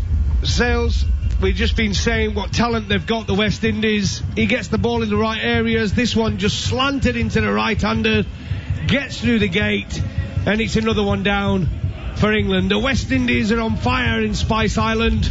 67 for 7 here on TalkSport 2. Well. He made it look like it kept low, but it's keep that low, did it? Because it just clipped the top of middle stump. To be fair, I think one thing I've noticed about this pitch so far in Grenada is that it's been a little bit too paced and a little bit uneven in bounce. Not so much sideways movement, but I think it's been a bit too paced. The odd ones bounced, the odd ones kept a little bit low, but there it's just been done for clever bowling from Seales, wide of the crease, nip back, through the gate, his feet were nowhere, never back or forward, and that's what happens. You get your poles knocked out. Seales is now 2 for 21 off 8.2. Again, he's been fantastic, really impressive in Barbados on a flatten, and now he's really impressing here in Grenada. All right, I'm just looking at all the statistical quirks which may happen, but just imagine if Kyle Mayers, who took the first 2 wickets to fall and hasn't conceded a run, 5 overs, 5 maidens, 2 for none. Imagine if he doesn't get a bowl. Again, he finished with 2 for none, 2 top order batsmen. I once got 6 for none at under 13s. Monk Breton Cricket Club. I think it was against. Who was it against now? Sort of club in Doncaster, I can't remember their name. 6 for none. 6 for none. From 6 overs? Under 13s. No, it was just one of those 20 over games. Like you used to play, didn't you? It was just one of them. They were rubbish. 6 for none. My best ever figures. Craig Overton is the new batsman, and Chris Wokes is watching on gloomily from the non-striker's end. He's 7 not out from 13 balls. England are 67 for 7. Jayden Seales bowling to Craig Overton, and he's in conversation now with his captain, Craig Brathwaite, who, by the way, the start of this over was doing some limbering up exercises, and I thought, don't you dare. Here is Jayden Seales. What an away swinger that is. Craig Overton is just drawn magnetically into a push at that big away swinger, and he's comprehensively beaten by it. Well, leave it alone, Craig. You've just arrived. First ball, this just sums up the day's play. First ball, he comes in, out-swinging length ball, and throws the kitchen at it. First ball. He's not battered. He didn't play the last test, so he's not battered for what, 2 weeks? It was moth to a light, wasn't it? He was just sucked in to it by the away swinger. Here's Jayden Seales once again up to the crease, bowls, and Overton forward unconvincingly pushes through the offside, but at least it'll be a couple of runs, and he's off the mark, second ball. But that was in the air for some time from Craig Overton, and England move up to 69 for 7. What a calamitous first day of this third Test match it's been. There's always a way back in Test cricket, that because there are 2 innings, but and remember that once in 500 there's a way back from being bowled out for less than 100, as England found at Headingley a couple of years ago. Here is a couple of summers ago another away swinger from Jayden Seales, and Overton, I think I'll give him the benefit of the doubt, say that he left that one at the last possible moment as the over comes to... No, it doesn't. We've got one more ball remaining. I mean, it is like maybe not 1 in 500, but probably 1 in 300. You get bowled out for less than 100 in the first innings. You've got a second bite of the cherry, but well, somebody normally comes off, don't they? Someone normally comes in and has a little cameo, a 30 or 40, just to get you past that 120, 130 mark. But the way it's looking at the minute, I can't see anybody doing it. I mean, they're looking very dangerous. Seales again, and I think difficult to tell. Overton had a little prod at that one, and then, having been beaten, I think withdrew the bat inside the line, but not convincing. Chris Wokes is the man for me. He's he needs to he needs to make 60, and England need to find a way to get to 180. 69 for 7 at the moment. Maybe that's being optimistic. Maybe 150. Maybe 150 will keep them in the game. I mean, this could be Wokes and Overton's pitch. Saqib Mahmood. You're right. I think if they can get somewhere around that 150 mark, I think they'll be thinking now. Wokes will be batting, and he's seen the ball moving around, a little bit uneven bounce. If he could ask and pray for a pitch for him to bowl on after 2 flatties, playing for his away Test record and career, really, let's be honest about it, in this Test match, this is the perfect pitch for him. You get the ball in the right areas, as it's shown, the discipline of West Indies here, pitching the ball up. they've been a real handful to the England batsmen. Here's Alzari Joseph outside the off stump, and it's left alone by Chris Wokes. One thing you can be certain about Chris Wokes, his personality and ability, is that he won't be panicking. He'll obviously it's not good, 69 for 7, but he'll have a calm head. He's always got a calm head. Joe Root today, by the way, made naught. How many? He's made naught very few times. Jared Kimber's got the numbers. Of his recent ducks, though, Jared, they've been. Is that his best one? Bad portents. They've been bad portents for England, haven't they? Here's Alzari Joseph once again. Driven edged between third slip and gully. Hadn't spotted the third man down there. I can only assume that he's in a catching position. I think he might have been in the wrong position, if I'm honest with you. There have been so many edges, they probably just went, well, it's quicker to get the ball back. So of Root's 6 previous ducks in the first innings, England have failed to get to 100 twice. 58 all out in Auckland in 2018 and 67 all out at Leeds in 2019, the one you were just talking about. So when Root doesn't make runs, very often England do not make any runs with Root. Well, I mean, we know they've been over reliant on him. Him and extras. Yeah, extras was third leading top scorer. Yeah, it was Root, Burns, and extras. It's gunning for second. 70 for 7 England. Craig Overton on strike on 2. Chris Wokes with that fortuitous edge down to third man. Yes, the West Indies got a third man. England are 70 for 7 and the West Indies have got a third man. Alzari Joseph in once again, down the leg side. He's got that one wrong. A little flick from Overton, makes no contact. 70 for 7 it remains. So CricViz have got something on their app that allows you to look at the bounce consistency. And usually in a test match on the first day you'd be looking at around a number of 7, 8, 9, even 10, would be ideal, so that the ball is bouncing the exact same consistency all the time. It's currently at 5. Yeah. And it's getting worse as the innings goes on at the moment. And Joe Root at the toss did say that. He said he thinks he'll get more uneven as the game goes on. And this is with a softer ball as well. Quite often you get worse with the harder ball. Alzari Joseph in again. Oh, slashed away down to third man. I think Darren Goff was right. The third man was in position incorrectly a couple of deliveries ago, and Craig Overton has just slashed at that one. You know what, Goffy, it's full and wide. You might as well throw the kitchen sink in. I know he's just arrived, but it's 70 for 7 and you need some runs on the board. And Kemar Roach was, I think you were right. He was at third man by mistake. I think he was, absolutely. When you look at the field that got set, to have a third man in between that, unless it's to Wokes to think they need that cover down at third man and then to Overton bring him up into the slip cordon. But I think he was just in the wrong place. Overton moves up to 6 with those 4, 74 for 7. This time he clips it away off his pads, out towards deep mid-wicket.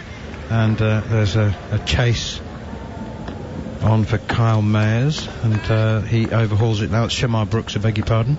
And that's 2 more. Overton moves on to 8, 76 for 7. What can you tell us, Jared Kimber, about Craig Overton's pedigree as a batsman? He does bat regularly at number 8 for Somerset, doesn't he? Coming in at number 9 today. Last ball of the 39th over. West Indies winning the toss and choosing to bowl first. And my goodness me, they've made it work for them. 76 for 7 England. Alzari Joseph in again. Overton punches this off the back foot up towards the vacant mid-on position. They've got the extra catcher rather than mid-on, and that also makes sense. It means that Overton has pinched the strike. 39 overs gone. England 77 for 7. He's often referred to as an all-rounder, which is an incredibly friendly way of phrasing it. He can hold a bat, is probably the best way of looking at it. In first-class cricket, he averages just over 21. He's made 1 first-class 100 with almost 3,000 runs. It's very handy, but if you can bat a number 8 in first-class cricket, it doesn't necessarily that average doesn't usually transfer over to Test cricket, if that makes sense. Generally what happens is... I was in number 8 in county cricket. Yeah. You're right. That's kind of what I'm trying to say I was waiting for Goffy to try and correct me there. But so if you're in county cricket and you're batting at number 6 or number 7, usually, and you're averaging, around 30 or 35, some of those runs will transfer over. But if you're a number 8 and you're still only averaging 21, chances are, if he played a long career, I'd be shocked if he averaged much more than 15, which is a very handy number 9, isn't it, at best? Jaden Seals continues, and that's full and straight, attacking the stumps. Would have hit middle had Craig Overton not punched it airily past Kemar Roach at mid-on. Is there a batting average above which a player must be for us to refer to him as an all-rounder? I mean, I think 25's bare minimum, isn't it? Average of 21, you're a bowler who can bat. What did Ashley Giles average? He batted 8 most of his career, whether it be for Warwickshire or England. Be interested to see what he averaged. 3 slips in a gully as Jaden Seals is up to the crease once more and full and wide and nicely left alone by Craig Overton, who remains on 11. Wokes on 8, 79 for 7. Ashley Giles averaged 21 in Test cricket, and in first-class cricket, just over 26. Yeah, so there you go. He was like borderline, wasn't he? Borderline. What did Warney? Warney, again, he batted 8, didn't he? I think Warney probably was 21, similar, wasn't he, or something like that? I think he was about 23, yeah. Point about Ashley Giles is that he made 3 or 4 half centuries, didn't he, and a couple of big scores, and you knew that he wasn't going to give his wicket away cheaply. Here is Jaden Seals again, driven past mid-on. Again, he's up full straight, inviting the drive. Kemar Roach at mid-on has to chase it back to the boundary. It was a chip drive from Craig Overton, not full force, not full-bodied, and he picks up another couple, moves on to 13, 81 for 7. Warren was actually lower than I remembered. He is at, in first-class cricket, 19, and in Test cricket he was at 17.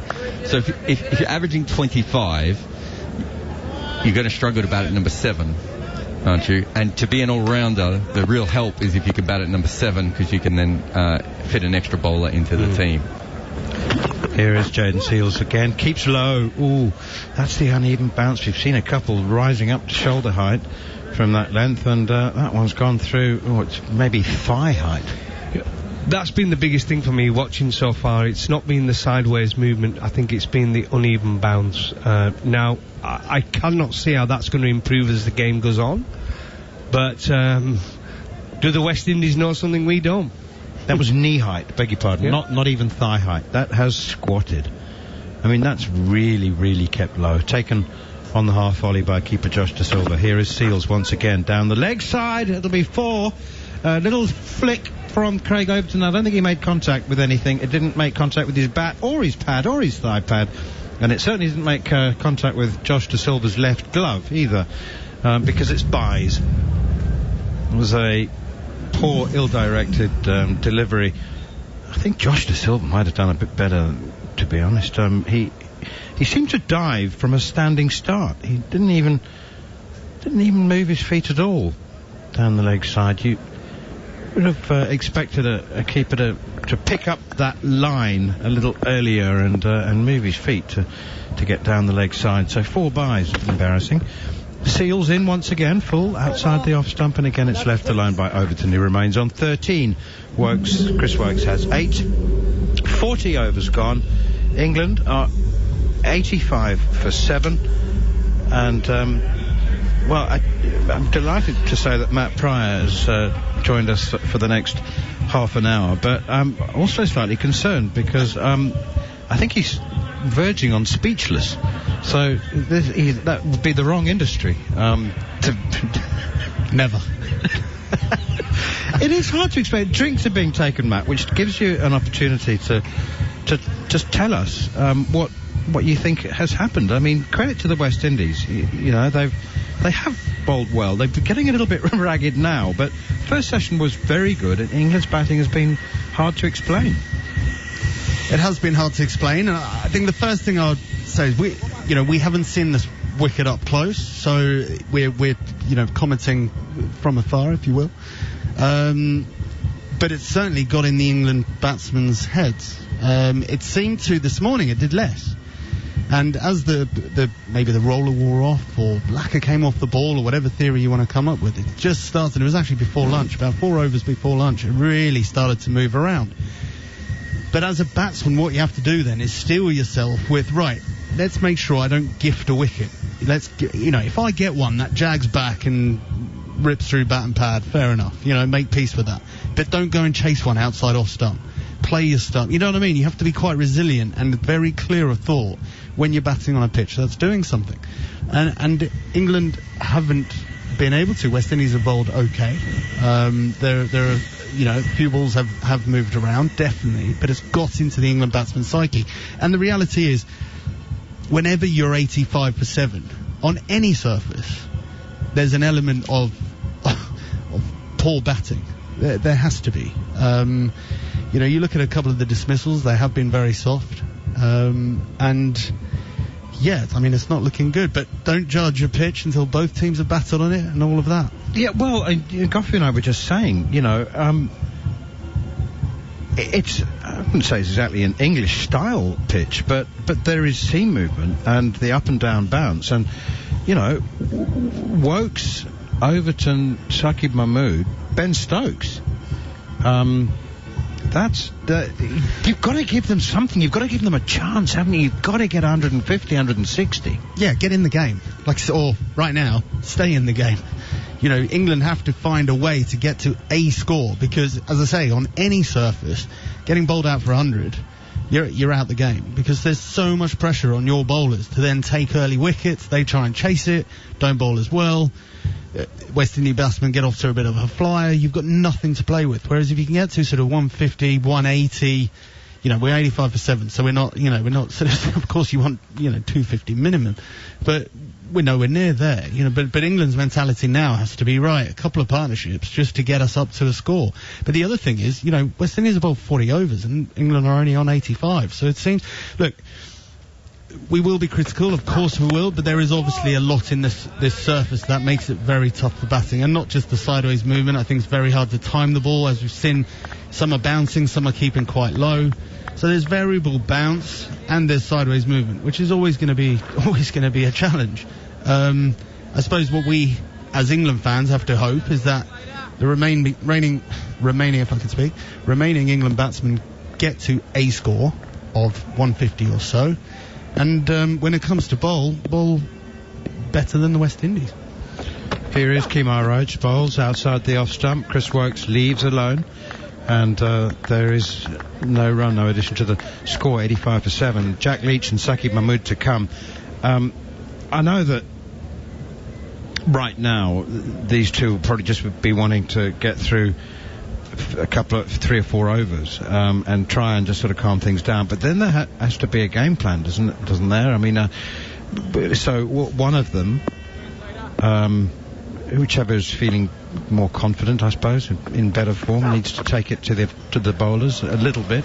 That's punched away nicely by Woakes. Too short outside the off stump by Kemar Roach, and it's just punched nicely through the offside and to the boundary for 4. Just about talk about game plan. That's absolutely perfect from Chris Woakes. Kemar Roach this time bit short, bit wide, but the batsman's pounced on it and he's made sure he's put it away. That is perfect batting. You're gonna get one that moves. You're gonna get one that jags back and hits you in the belly button. You're gonna, maybe look a bit daft. But when there is a rank half volley, throw the kitchen sink at it.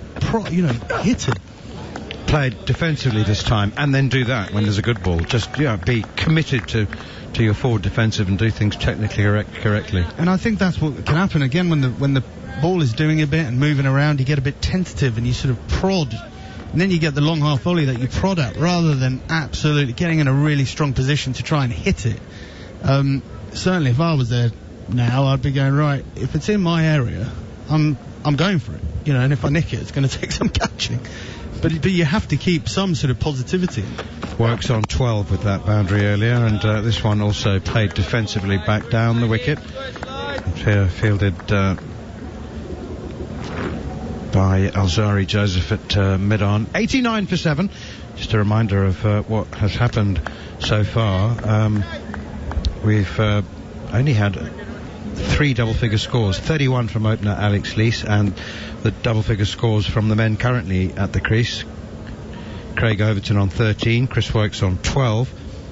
Other than that, a duck for Joe Root. It's Roach in again, wide outside the off stump, and that one is left alone. It was perhaps a scoring opportunity, but I'm afraid Zach Crawley 7, Root 0, Daniel Lawrence 8, Ben Stokes 2, Johnny Bairstow 0, Ben Folkes 7, Wokes and Overton currently at the crease, and they have taken the score from 67 for 7 to 89 for 7.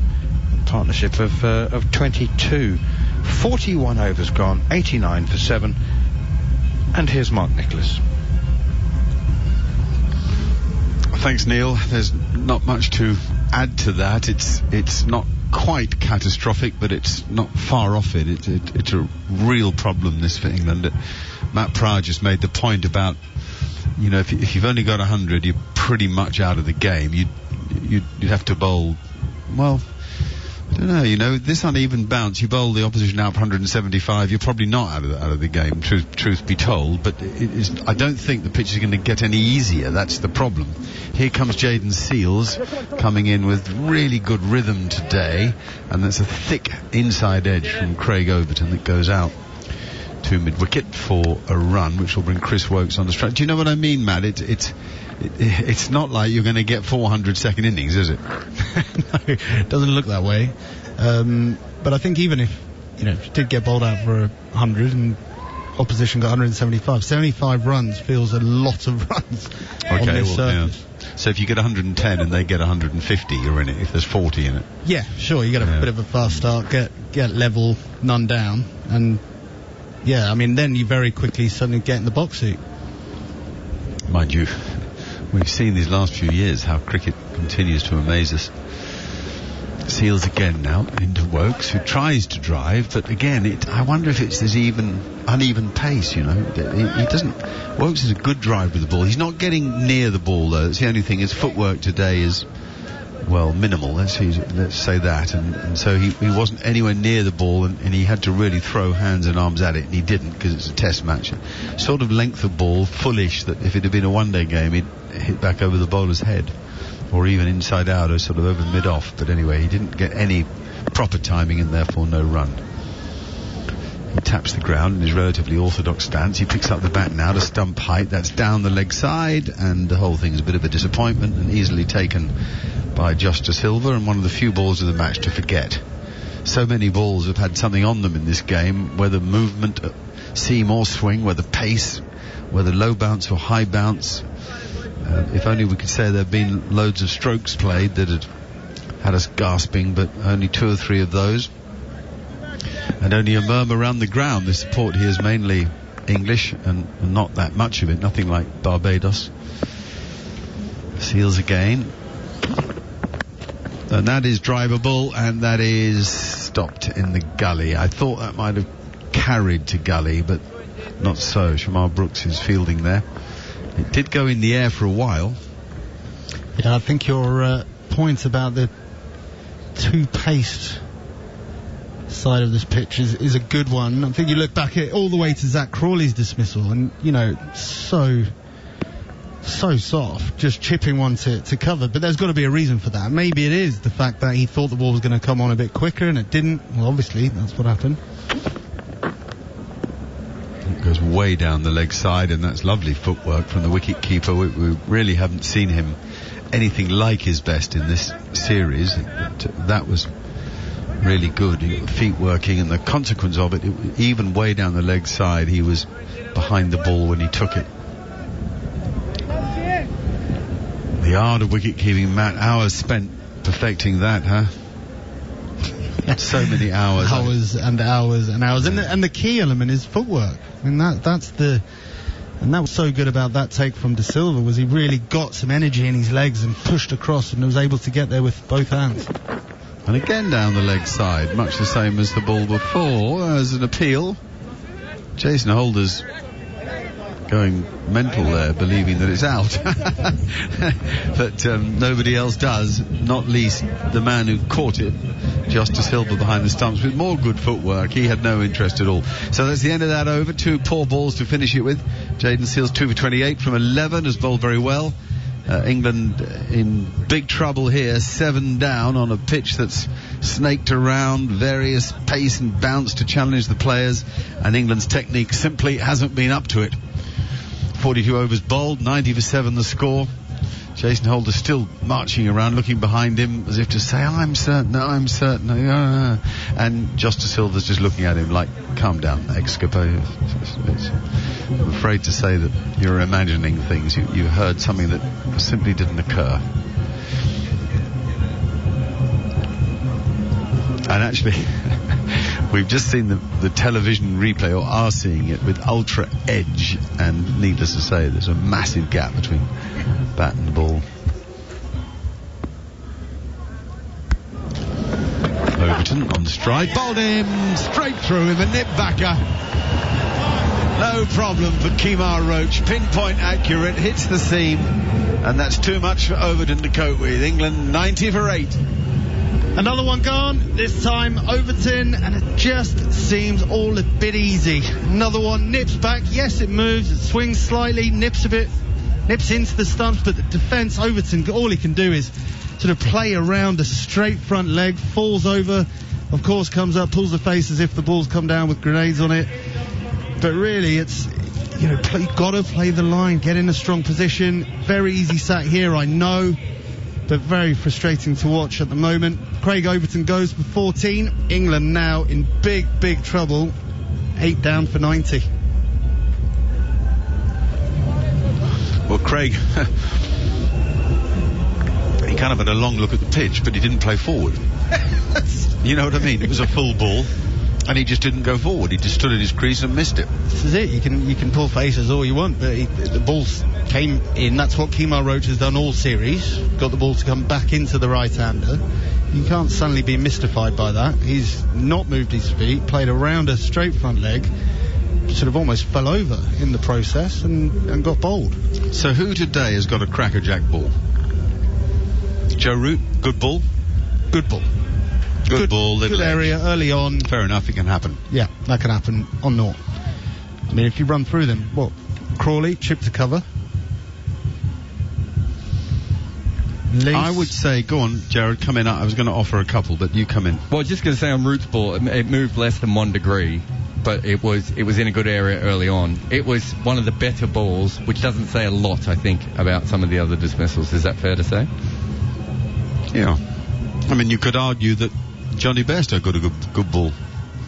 If a ball pitches and you have to play it and it moves at all, it's a good ball. So Johnny Bairstow and Ben Foakes, the balls before the balls they were dismissed, behave completely differently than the balls that very good point. That is a good point. That ball before the one that got Bairstow out was a wicked thing that cut him in half, and then the Stokes ball, very good point. So I think that's fair. I mean, do we say Stokes played a bad shot?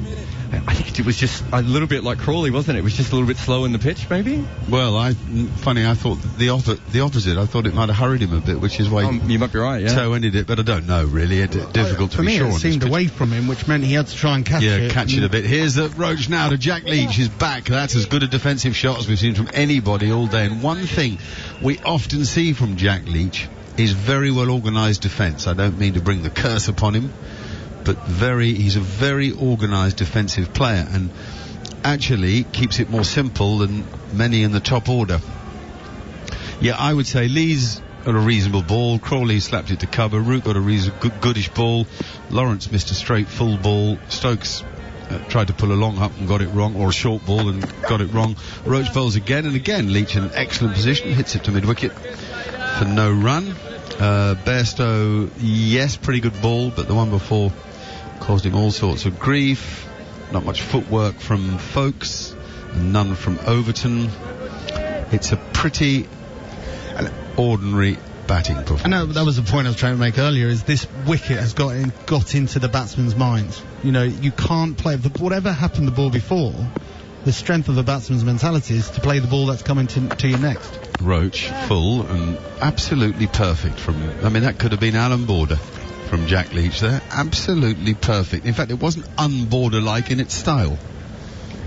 Come on. It's slightly more elegant than Border, wasn't it? A Border was a little bit more robotic. More punched. Yeah. No, I think you're right, Matt, but you can't blame the previous balls. Also, if you look at the Foakes and Overton dismissals, both of them got trapped on the crease. The ball was coming back in. They knew that was happening. They weren't forward, and both of those balls hit the stumps, and they didn't keep low. Roach again. beats Leach. That's a beauty. Comes in on the angle, right arm over the wicket, right arm round the wicket to the left-hander, and as it comes in and pitches, it just holds its line off the seam. So to the batsman, that feels like a huge seamer, doesn't it? It does, yeah. It does. It feels like it's moved an absolute mile, and that's why I'll always, say that there is something in this wicket, absolutely. But these guys, certainly England's top order, they've got to be disappointed with their methods of dismissal. Well, infuriated even. Yeah, absolutely. Roach, good shot by Jack Leach to backward point, trying to play a little dab cut shot and didn't get the runs for it that he wanted.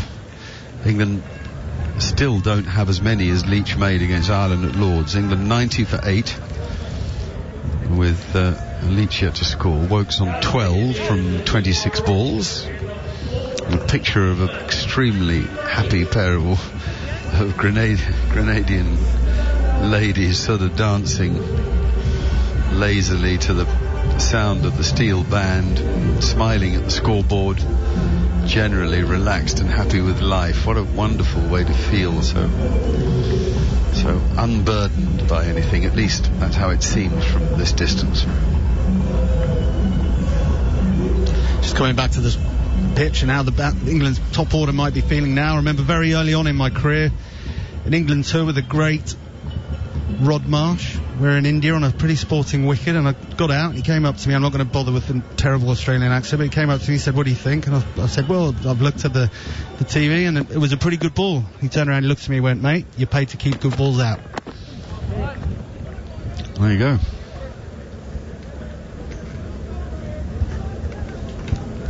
Is that exactly how he said it? Were there any extra words that you might have edited out? Yeah, the extra words are not for radio.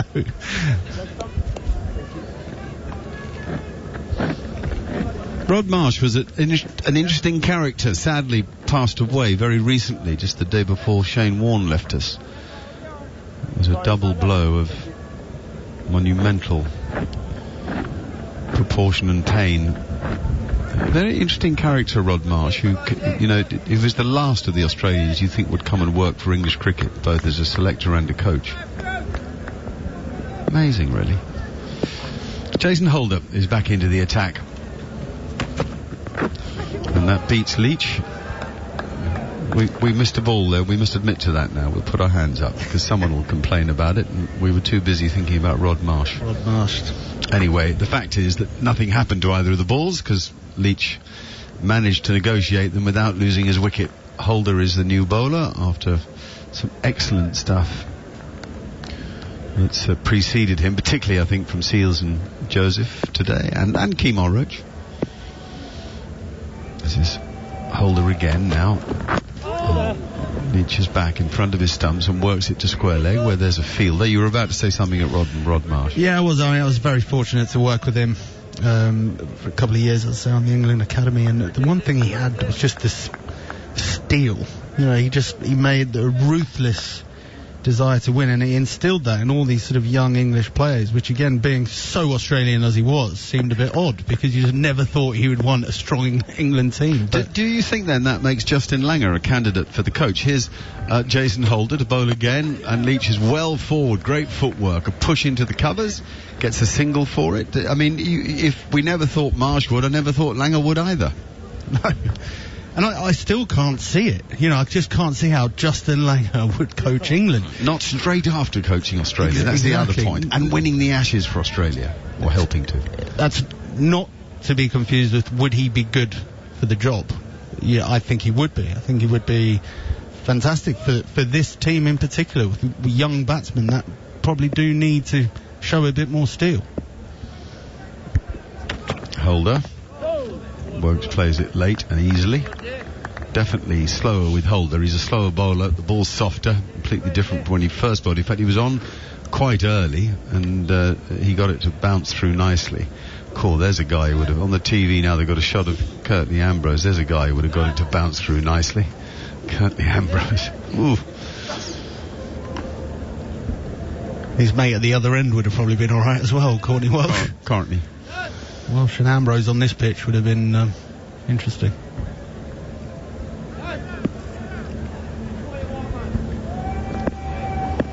might be 85 for 8.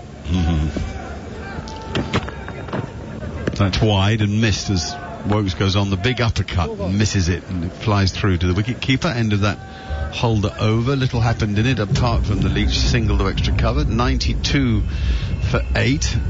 Yes, I mean, your point when you say there might be 85 for 8 is that it couldn't be much worse, whoever had bowled. Exactly right. You look at the scoreline and you're sort of thinking, well, give anyone the ball and you don't want to be doing much worse than this right now. Yep, that's a worry, and it's difficult, isn't it? We sit here and you want to be upbeat. It's a privilege to cover cricket in any guise, whether radio, television, print, and you don't. With no interest in criticising people, but it's just a fact. England have not batted well, but it's difficult out there, and the point is you've got to have a technique to fall back on, a method and a mind to cope, and England haven't seemed to have had today. Here's Roach, comes into Leach. He does have a method and a mind, and he gets a single off a thick outside edge to, I suppose, a squarish gully is where it went through. I think it's also very important to have a level of honesty in a dressing room, particularly an international dressing room. It's too easy to walk and go, don't worry mate, the pitch is doing too much, and that's why really I brought up that story about Rod Marsh when he said very clearly you're paid to keep good balls out. We're looking at the best batsman in England currently, or what we claim to be the best batsman in England right now. They've got to be able to find a way to do a job, and the reality is if they can't, and whether that's technique or mental resilience, then they need to be better. Roach again bowls shortish outside off stump, and actually Wokes was going to duck, but he didn't need to as it went past him and there was no threat. You guys, before you began your march to the summit, you guys were knocked over for 50 odd in Jamaica by the West Indies, and that was your moment of honesty, wasn't it? You all sat around and had to come to terms with exactly what you weren't achieving. Exactly right, and it was led by Strauss and Flower, who was an interim coach at the time.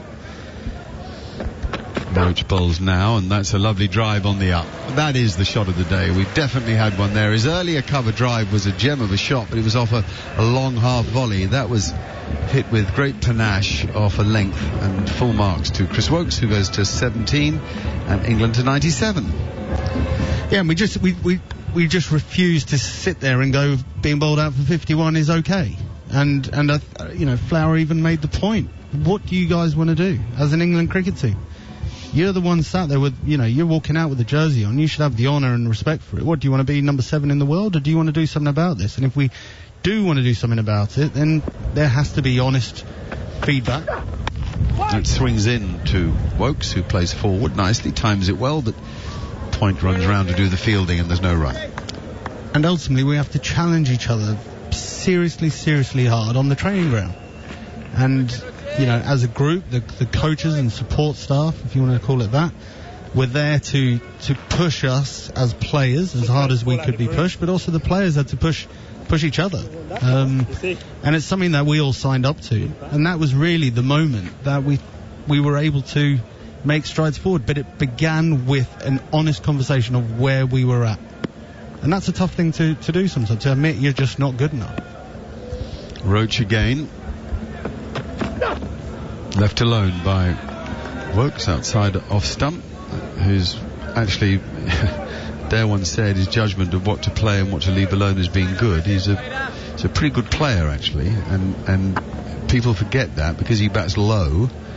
He would be very capable of batting at 5 or 6 in a county team if he didn't do the amount of bowling he does. I think he probably does bat 6 actually for Warwickshire. Excellent cricketer. That's a nice straight drive to a very full ball, but annoyingly he just used his wrist to shut the face of the bat on the ball to try to find the gap and didn't find it, so mid-on did the fielding. End of the Kemar Roach over. Scores 97 for 2. Leach with a couple, Wokes on 17. 45 overs bowled. And a glorious view now of the Caribbean seas. I mean, just turquoise and inviting. Beautiful island. I heard Michael Atherton talking about it earlier. He doesn't remember a more beautiful drive from hotel to ground anywhere in the world.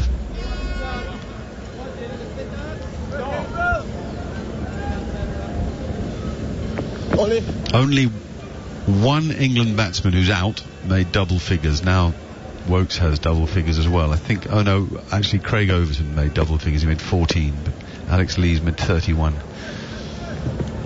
Holder again. That's a great shot by Jack Leach. I'm going to move that up to the shot of the day now, just because it's Jack. He smacked it through extra cover, but you've got to see the body shape, the position in which he hits that ball. It's outstanding. What a fantastic shot this is from Jack Leach.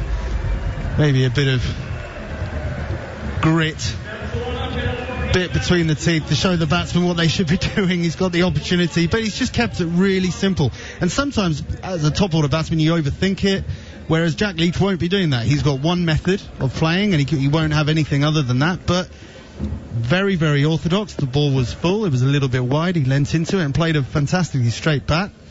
Away for 4 runs. He waits now for Jason Holder, who won't be over pitching this time, and he doesn't. But Leach is more than alert. Twitt plays it on the back foot back to the bowler. He got a Miller Champion Hall bat. You don't see so many of those around now, do you? It obviously works well for him. It certainly does, yeah. God, they were all the rage, weren't they? Yeah. Miller Champ. They had a moment. They did have a moment. Top scorer 92 against Ireland was a splendid innings, but nothing will ever beat the single he made at Headingley in 2019. The innings of a lifetime, just a single. And now he gets a thick edge. There are 4 slip fielders, and the 4th of them does the fielding, falling to his right side there. Sun hat on, so probably Blackwood in there. He's the one most likely to wear a sun hat. I've seen Campbell in one too. And all of Leach's innings tend to be interesting, I think, because he's quite an interesting personality. His achievements, you always rather admire his achievements. Holder again. It's nicely played again by Leach, who's alert to that hint of movement, has to hurry a bit to play it, but he copes and it squirts out to point for no run. And you might just be, I don't know, what's the time now, 10 past 6? Yes, you might just be joining us, and it's a pretty painful story. England 101 for 8. Craig Brathwaite won the toss. There was a bit of, they thought the pitch was a bit damp, bit of grass on it, and the ball's moved around and gone a bit uneven in its bounce and pace, and England have really struggled against disciplined West Indian bowling here. Holder again.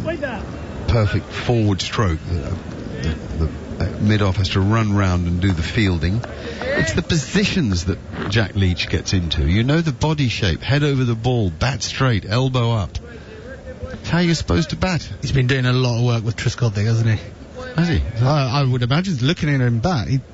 I mean, they're elements. Don't. I'm not now comparing Leach to Trez, but you know the lefty stance, the way he stands quite tall, moves into the ball. He certainly works at it. Holder again. And that was our volley. And he could, another day he might have hit that harder, but anyway, he pushed it back to Holder, and there's no run. 101 for 8 from 46 overs. That gives you an idea of how difficult it's been out there. And, well, both the fall of wickets and the scoring rate. Alarming. 17 for Wokes, 6 for Leach. Lovely day in Grenada. Always seems to be a lovely day in the Caribbean. Getting a shot of the thick vegetation, the hills and mountainous areas of this lovely island. We're going to go across now to that island because Samuel Badri's there with Mark Butcher. Thanks, Mark. Sorry, Joseph will take the ball. 46 overs gone, 101 for 8. Jack Leach has just played one of the best strokes of the day through extra cover. Chris Wokes has 17. Partnership is 11.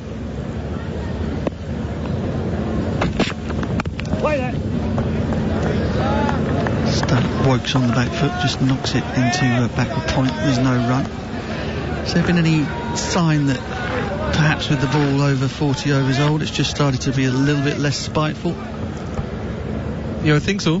You think that it becomes a little bit easier for the batsman once the sun bakes the surface, moisture comes out, the ball gets a little bit older. But there aren't many batsmen left in the England batting lineup, that's the thing. Joseph sprints away from us and bowls a leg stump half volley that Chris Wokes pumps into the leg side. Kemar Roach runs around the field in front of square on the square leg fence, and there's one run, 102 for 8. Zari Joseph, after lunch, bowled a really good spell, picked up the wicket of Ben Stokes quite immediately after the interval, and that really set England back. The West Indian bowlers so far in this game has bowled quite disciplined lines and lengths. They've been challenging the technique of the batsmen, they've been penetrative, quite unlike anything that we've seen throughout this test series, and commendations must go to the ground staff here in Grenada for at least giving the fast bowler something to work with, something that Kemar Roach was bemoaning in that Kensington Oval Test match. Joseph over the wicket to the left-handed Leach, who's on the back foot, parries the ball rather, and it drops out into the gully region, and there's no run.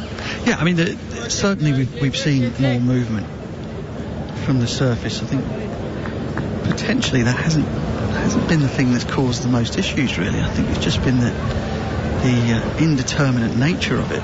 Sometimes the ball has seemed a long way, sometimes it's kicked and bounced, other times it's kept very low. It's just a little uneven, this surface, as Joseph is in, and that's down the leg side.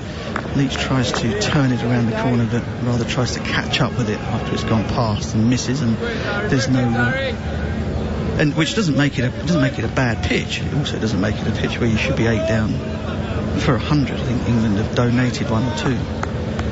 But what it does do, it makes the cricket interesting, because every single run is at a premium. And we haven't had that scenario in the series as yet.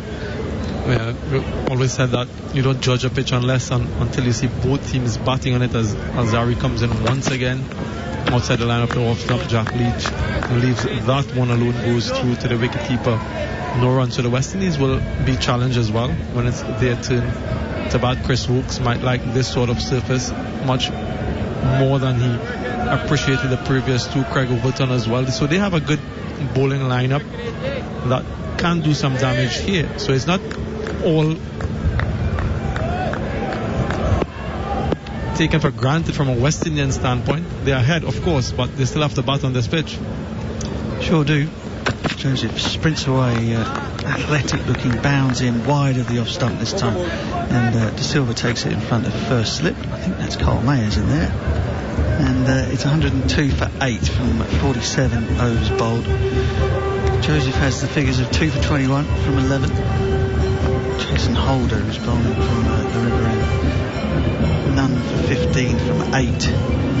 That's been the other stark fact of proceedings. It just hasn't been easy to score. The bowlers are disciplined enough to whack away at a decent length and not give away too much width. The run scoring has been tricky, and it's almost perfect, isn't it, for a winner-take-all shootout at the end of a series. As you know, unless things change dramatically, which I cannot see happening, there's going to be a result in this game. As Holder runs in towards Roach, who clips it away through mid-wicket. In fact, he has timed that absolutely magnificently. He's gone all the way out to the mid-wicket fence, and a bit of natty footwork out there by, I think that's Jermaine Blackwood. Keeps them to 3, 105 for 8. Yeah, a few runs being hemorrhaged here by Jason Holder, 4 of the first ball of the previous over. Jack Leach crunched him through extra cover. First ball of this over on the line of the leg stump, worked away quite neatly by Chris Wokes. So that's 7 runs in the first ball of consecutive overs. When, as we were mentioning, it's a pitch that is not quite easy to score on, and every run here is going to count for something as we go deeper into this game. Yeah, a couple of half volleys have been punished as Holder is in once again. That's a better length, and Jack Leach is forced onto the back foot and knocks it out to point, and there is no run. Now these runs are always so much more frustrating, aren't they, when you're bowling to number 10 and number 8 or 7 or whatever the case may be, as opposed to when you're bowling to top order batsmen. If they're scoring, it doesn't seem to frustrate and infuriate you as much as they do when they're coming from the bat of Jack Leach and Chris Wokes. You just get impatient, don't you? It's natural. You can see your way off the park, chance to get batting, and you just get a little bit over anxious to take the wicket as he's in again, Holder, and this is on the leg stump of Jack Leach, who nudges it into the area where short leg is patrolling, and again there's no run.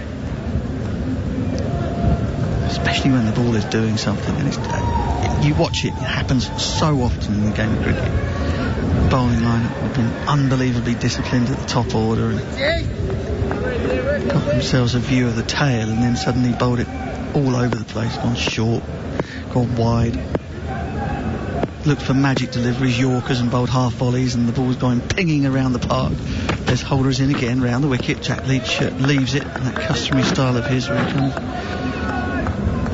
just picks the bat up behind him and then watches the ball go underneath his armpit through to the keeper. Yeah, and interestingly, all the bowlers bowled so far have picked up 2 wickets, bar Jason Holder, not amongst the wicket just yet, into his 9th over. 2 wickets for Roach, 2 for Seals, 2 for Cal Mayers, and 2 for Alzari Joseph. You think that Jason Holder might have had some success on this surface with his height, with his accuracy? Not yet. No, not yet. Jason Holder runs in, and I wonder if he's got the ball in his right hand. And I've seen this happen once or twice before, as the bowler sort of runs with his arms down by his sides. He goes to lift up the bowling arm and then catches his thumb in the pocket of his trousers, and the ball just pops out and starts rolling down the pitch. Holder retrieves it, and there's no harm done. It's a replay here. How he didn't know, he just dropped it. It wasn't the thumb in the pocket trick. He just was holding the ball so loosely in his fingers that it popped out and literally rolled all the way down to the end. Jack Leach played a perfect forward defensive, and Holder is in again. This one is down the leg side, and I don't know if there's any bat on it, but it's run away for 4. Joel Wilson signals it was a boundary, so a little inside tickle from Jack Leach, and that's gone all the way to the boundary. Leach now has double figures, 10. And that's what we're talking about, the patience and the persistence. This time Jason Holder getting way too straight around the wicket, and again just angling down the leg side, and a bit of a tickle from Jack Leach, and it hustles its way across the ground to the boundary. The fine leg too square to come into contention, so an expensive over from Holder. 7 runs coming from it so far, 1 delivery left, and hasn't really threatened the bat throughout this particular over.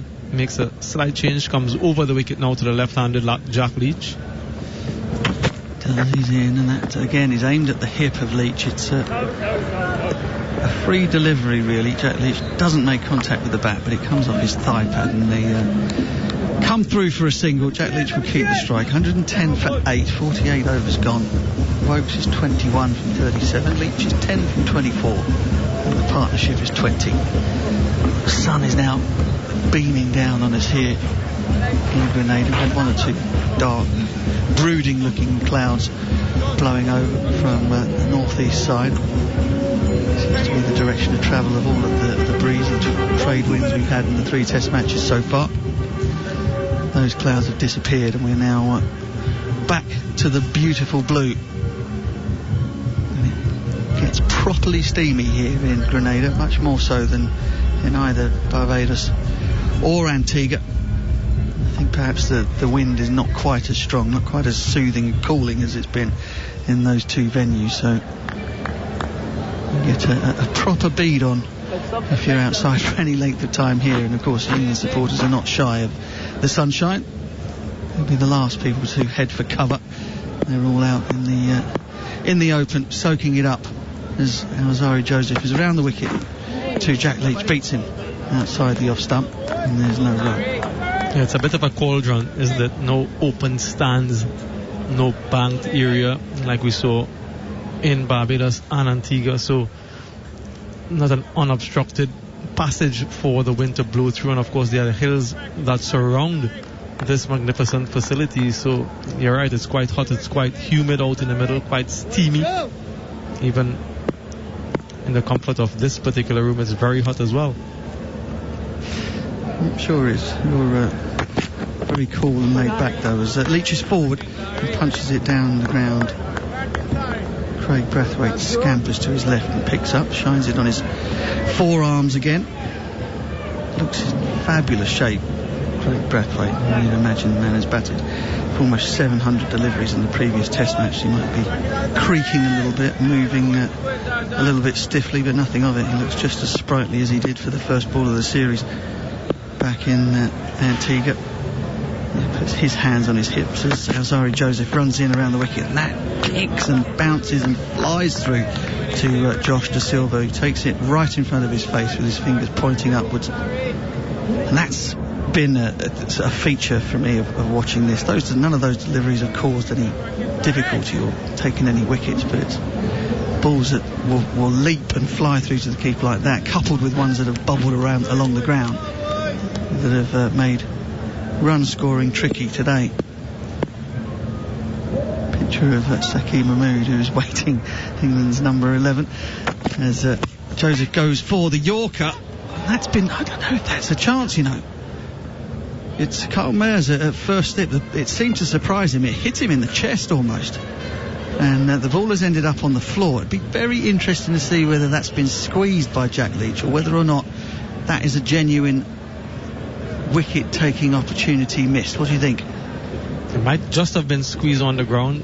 Just have to take another look, but in any event, Carl Mayers grasped the opportunity. It'd be really interesting to see whether or not that one came off the bat and straight to the fielder. But good pace once again from Alzarri Joseph. Really pacey delivery, full outside the line of the off stump. Jack Leach just tried to squirt it and through to Carl Mayers. This one is outside the line of the off stump, once again beaten.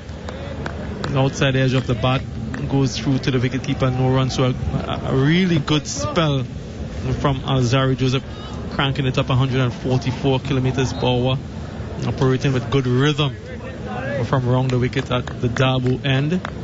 It's easy pace, isn't it? What I mean by that is it doesn't seem to strain really. Very fluid run up and then hits the crease. There's not a big grunt or a huge explosion of energy. It just sort of glides through and really does crank it up. That delivery is right in the block hole. Jack Leach equal to it this time. 110 for 8, 49 overs gone here on TalkSport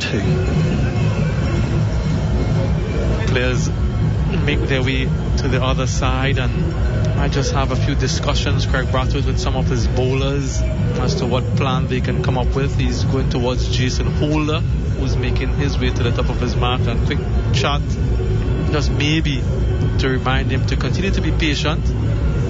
Yes, they're bowling to Jack Leach and Chris Woakes, but the processes must still remain, and they must still continue to show that discipline. Quite a few runs have leaked in the last few overs or so, particularly from Jason Holder. And as we look at the partnerships here now, this one worth 20, had a couple partnerships with 23 as the highest in this inning so far. So not much to talk about from an England standpoint with the bat.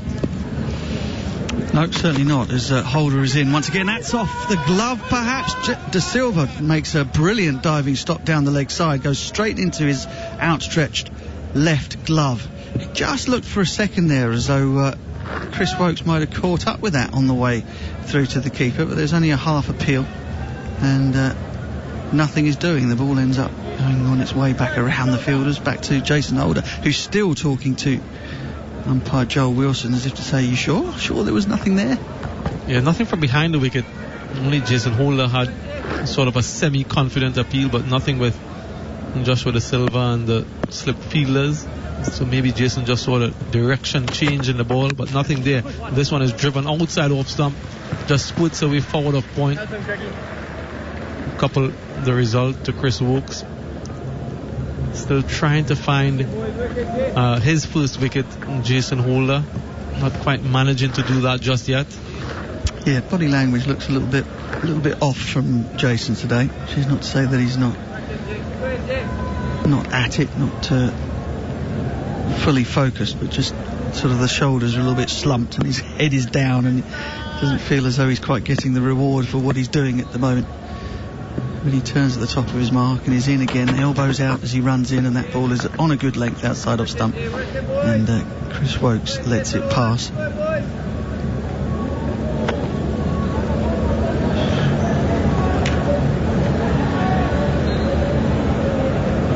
Those are ways of keeping up with the cricket. If you're out and about, you can get us on the TalkSport app. Just swipe for TalkSport 2.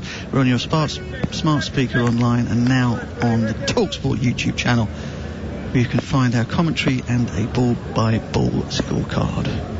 As Holder is in once again, short delivery would have gone over the top of the stumps, and Wokes just lifts up a leg and knocks the ball down behind square on the leg side, and they will take a single, 113 for 8. Jason Holder just operating about high 120s. That's the sort of pace he generally targets. But because of his height, it's the bounce that really gets you as a batsman and bowls those more probing lengths. I'm not too sure if to go on the front foot or to play off the back foot. At the moment, seems to be the most comfortable of the bowlers to face. He's in once again, 2 slips and a gully crouch behind Leach, who defends again. The ball squirts out on the offside, and again there's no run. Partnership is now 23, so equal third in the innings so far. Things have just, in terms of lavish movement anyway, things have just quietened down for the West Indies bowlers. I figured that after, I don't know, probably the 40th over, 45th over, that this ball would start to go a little soft. Mayers swings his arms around in preparation perhaps for another spell, as Holder is in to Leach, who defends perfectly serviceably. The ball ends up in the hands of Joseph at mid-off, and there's no run. 50 overs gone then, 40 overs left in the day. Whether we'll get them all in remains to be seen. There are no floodlights here at the ground in Grenada. 113 for 8 here on TalkSport 2. And lots of music, and lots of entertainment out in the stands. The locals, along with the foreigners, just having an enjoyment and an enjoyable time. And I'm sure with the local cuisine on offer, the dancers, all of the banter, really is an enjoyable experience off the field. On the field, it hasn't been all that enjoyable for the English batsmen, of course. Craig Brathwaite won the toss and he decided to bowl first, and that decision was vindicated quite early when they picked up a couple of wickets, 3 before lunch and 5 since then. 113 for 8 England, as Joseph comes in once again. This time angles down the leg side. Chris Wokes tries to whip it down to fine leg, misses it completely, goes through to wicketkeeper De Silva. No run the result. So still trying to get that 9th wicket. The West Indies, this partnership now with 23.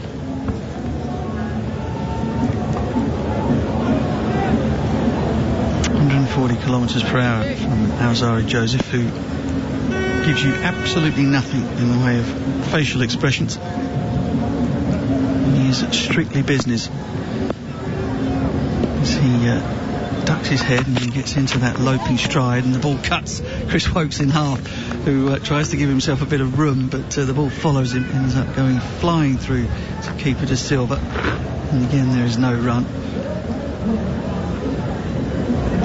Really well here, Alzari Joseph has been put to the sword once or twice in the series by Ben Stokes and Johnny Bairstow in particular on those 2 flat surfaces in the first 2 test matches. And he's managed to maintain a really good pace, an excellent line and length here in Grenada as he sprints away from us once more. That's back of a length. Wokes is up on his toes, elbow pointing high, nudges it off the back foot into the extra cover region. There's a man back on the fence now at point, so there's an easy single for Wokes, Leach, and he have now put on 24. Highest partnership of the innings for England, 114 for 8.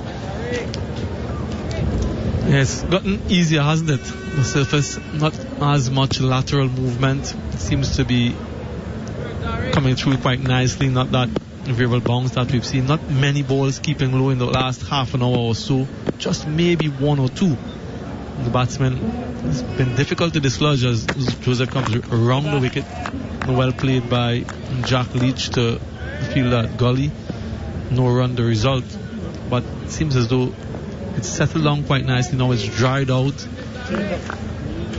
and the batsmen, once they've settled in, it's difficult to dislodge them, and that's promising signs for the West Indian batsmen when they have their turn at the crease. Craig Brathwaite in particular, the way he plays and the way he's able to glue that innings together from a West Indian standpoint and other batsmen to bat around him. And of course they'll want to get these 2 wickets quite quickly. Jack Leach just taking out his glasses, making sure that it's clean, has no issues with that, being helped. I expect he's steaming up a bit out there.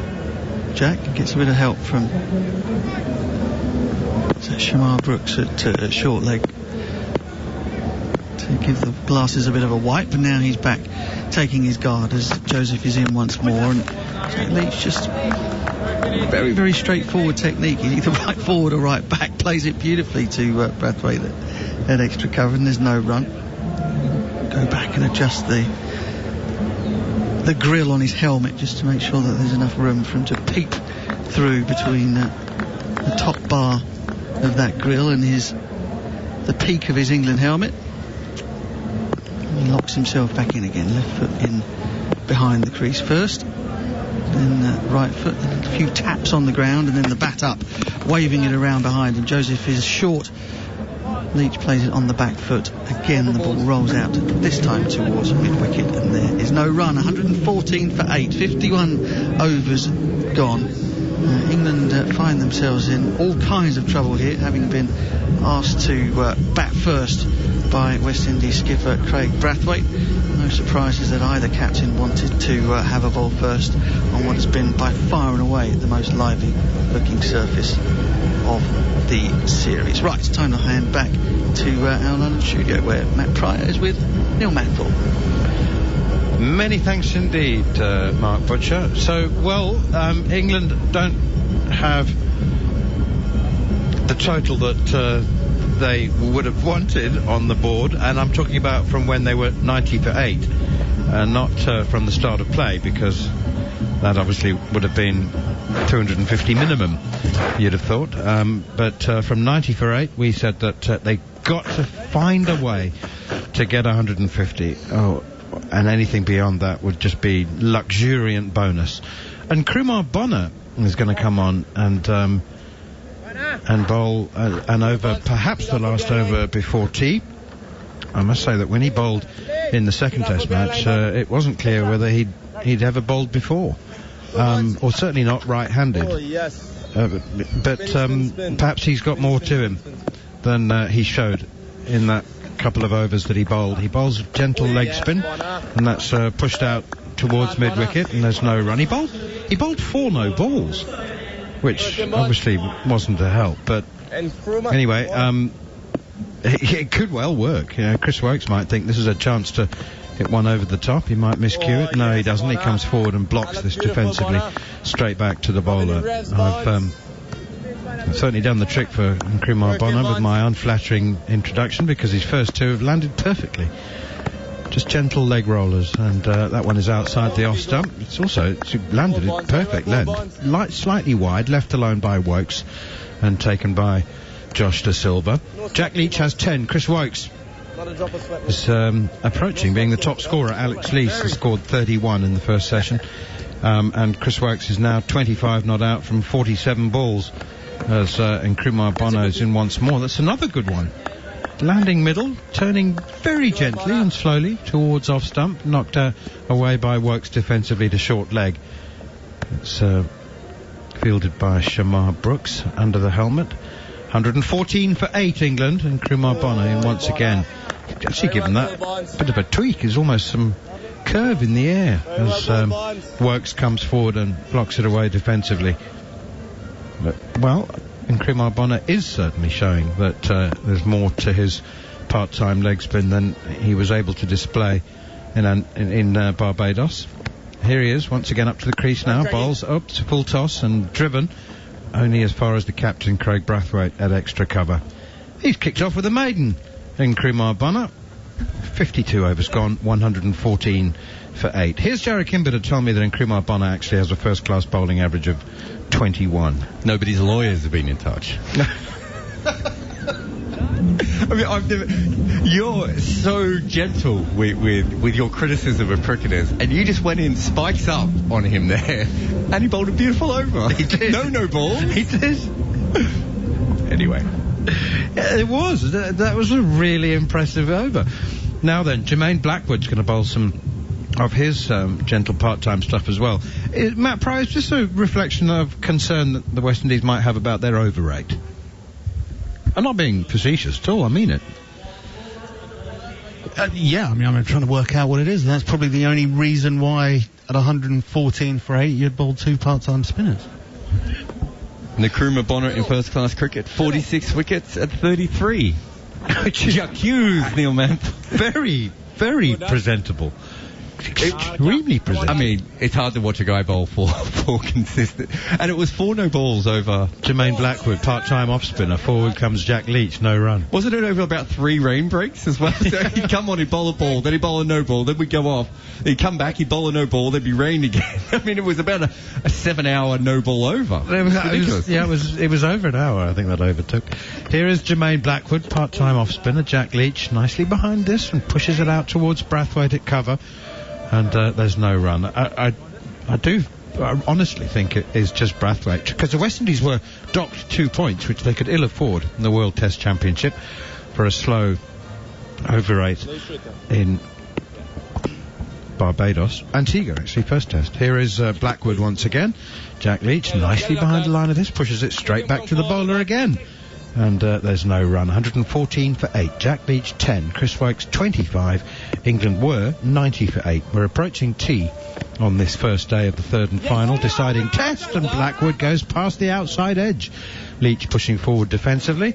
There's a polite inquiry from Josh De Silva. Very polite, which he immediately withdraws. Actually, there was turn. I didn't realise how much that one has turned from Jermaine Blackwood. Turn and bounce. I thought he edged it. I thought I heard a little nick. Must have been something else, bat hitting the ground maybe. Leach is now on the back foot again, punches it straight back to the bowler, and there's no run. See what happens, Dad? What did Josh De Silva say there? Let's see what happens when you bring him forward, as in stop bowling short. Blackwood again, quicker one that is also short and wide and left alone by Jack Leach, the bespectacled English left-arm spinner, and he's tucked his bat under his left armpit, and the umpires have called time for the session, with Jack Leach safely negotiating his way to the tea break. 10 not out from 41 balls, and Chris Wokes 25 from 50 deliveries. England are 114 for 8. It's fair to say that despite this 9th wicket partnership of 24, the innings is still in disarray. I mean, we are very grateful to see some action. We didn't realise that England would collapse in quite the way that they have. 31 to Alex Lees and 25 not out from Chris Wokes, 14 from Craig Overton and 10 not out from Jack Leach, the only double-figure scores. And there's been some very, very presentable bowling from Kemar Roach, 2 for 29, Jayden Seales 2 for 28. Kyle Mayers, 5 overs, 5 maidens, 2 for none. And Alzari Joseph, 13 overs, 5 maidens, 2 for 22. The question that may be burning the minds of those listening, Matt Pryor, is how difficult is it? And if England can scrape together another 30 or 40 runs and then take some wickets in the final session, can they get themselves back in this Test match? Yeah, I mean, we've been critical of the England batsmen, and I think rightly so. But there is plenty going on in this surface, not just sideways movement. It's been more off the pitch rather than swinging through the air, although there's been a little bit of swing as well. But more about the two-pacedness, can I say that, of the surface. You can see batsmen are struggling to time it, being a bit early on it, and then being rushed. Ben Stokes rushed on his pull shot. So there is plenty going on. My slight concern is, we've seen with surfaces, particularly in the West Indies, we think they're going to get worse, and in fact, they just sort of become sort of docile surface. So have England got the worst of it? We'll soon find out. But make no mistake, in the position they're in right now, if they do lose these final 2 wickets quickly, they're going to have to get West Indian wickets, very quickly. Otherwise, they're out of this Test match on day one. 114 for 8 at tea. We'll take a short break, but then when we come back during the tea break, me and Jared Kimber will look at some of the cricketing news around the world, including a vital win for England in the Women's World Cup and a thrilling Test match on day 5 in Prospect in Lahore between Pakistan and Australia. That and more. Chat to you in a moment. Exclusive international cricket live. The West Indies versus England on TalkSport 2. Every day, TalkSport 2 probes the sharpest minds in the business, bringing you all the big-name news, views and opinions that matter. Plus, TalkSport 2's official betting partner, 888 Sport, is on hand with the insight and in-depth analysis you need to crack the big betting puzzles of the day. TalkSport 2 with 888 Sport, official betting partner of TalkSport 2. 888 Sport, made to challenge, made to debate, made to play. 18 plus, begambleaware.org. Get ready because the Homestyle Crispy Chicken is back at McDonald's. A delicious crispy chicken breast, bacon, hot and spicy mayo, and a red onion relish, all inside a glazed poppy and sesame seed bun. Delicious. Tuck in until the 26th of April. Served after 11 a.m. Subject to availability. Only in participating restaurants. See mcdonalds.co.uk/Homestyle Crispy Chicken for details. Afternoon, Mr. Noah. Good afternoon. Now, how is my arc coming along? Well, it's all finished. Really? You only started this morning. Yeah, it's all done. You've built the pens for the elephants and zebras? I have. And an enclosure for the funny bears with black eyes. The pandas? Yeah, that's them. Blimey. Someone's had their Weetabix. Yes, mate, I had 3. But you might want to crack on, Mr. Noah. They forecast rain this evening. Have you had your Weetabix? My prostate cancer was thankfully caught in the nick of time, but it shouldn't be down to luck. Men at higher risk are aged over 50, those with a family history of the disease, or black men, or the 45. Check your risk of prostate cancer now. Search Risk Checker or visit prostatecanceruk.org. Men, we are with you. The Wi-Fi's down. Wi-Fi down! This is broadband rage. It happens when your internet drops out and the red mist descends. Why suffer like this? Get the UK's first unbreakable Wi-Fi. Only BT's new hybrid home broadband is backed up by EE's mobile network. One day all broadband will be like this. 4G coverage required. 4G connection takes up to 175 seconds. Verify bt.com/verify hybrid. White & Jordan's supercharged weekend review on TalkSport with the new Renault Traffic. Big space for big things. From a powerhouse performance in the Premier League to revved-up rivalries on the racetrack. Sparks will fly as the most well-connected duo in sport discuss another action-packed weekend. White & Jordan's supercharged weekend review, Monday morning from 10 on TalkSport with the new Renault Traffic. Celebrating 40 years of helping the nation's businesses. Search new Renault Traffic.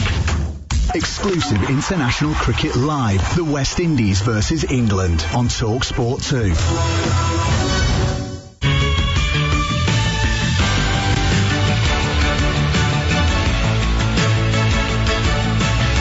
Today was a special day and one we've been really aiming towards, getting a complete game in with bat ball in the field, and we will definitely take a lot of confidence from this and we will keep trying to gain momentum, and that's, what we've been trying to do the whole series. And sometimes you've got to be, you're on, sometimes you're off, but you do keep turning up and you do keep giving your best, and you're all for the team and to get better in this tournament. So yeah, we will take a lot of confidence for sure.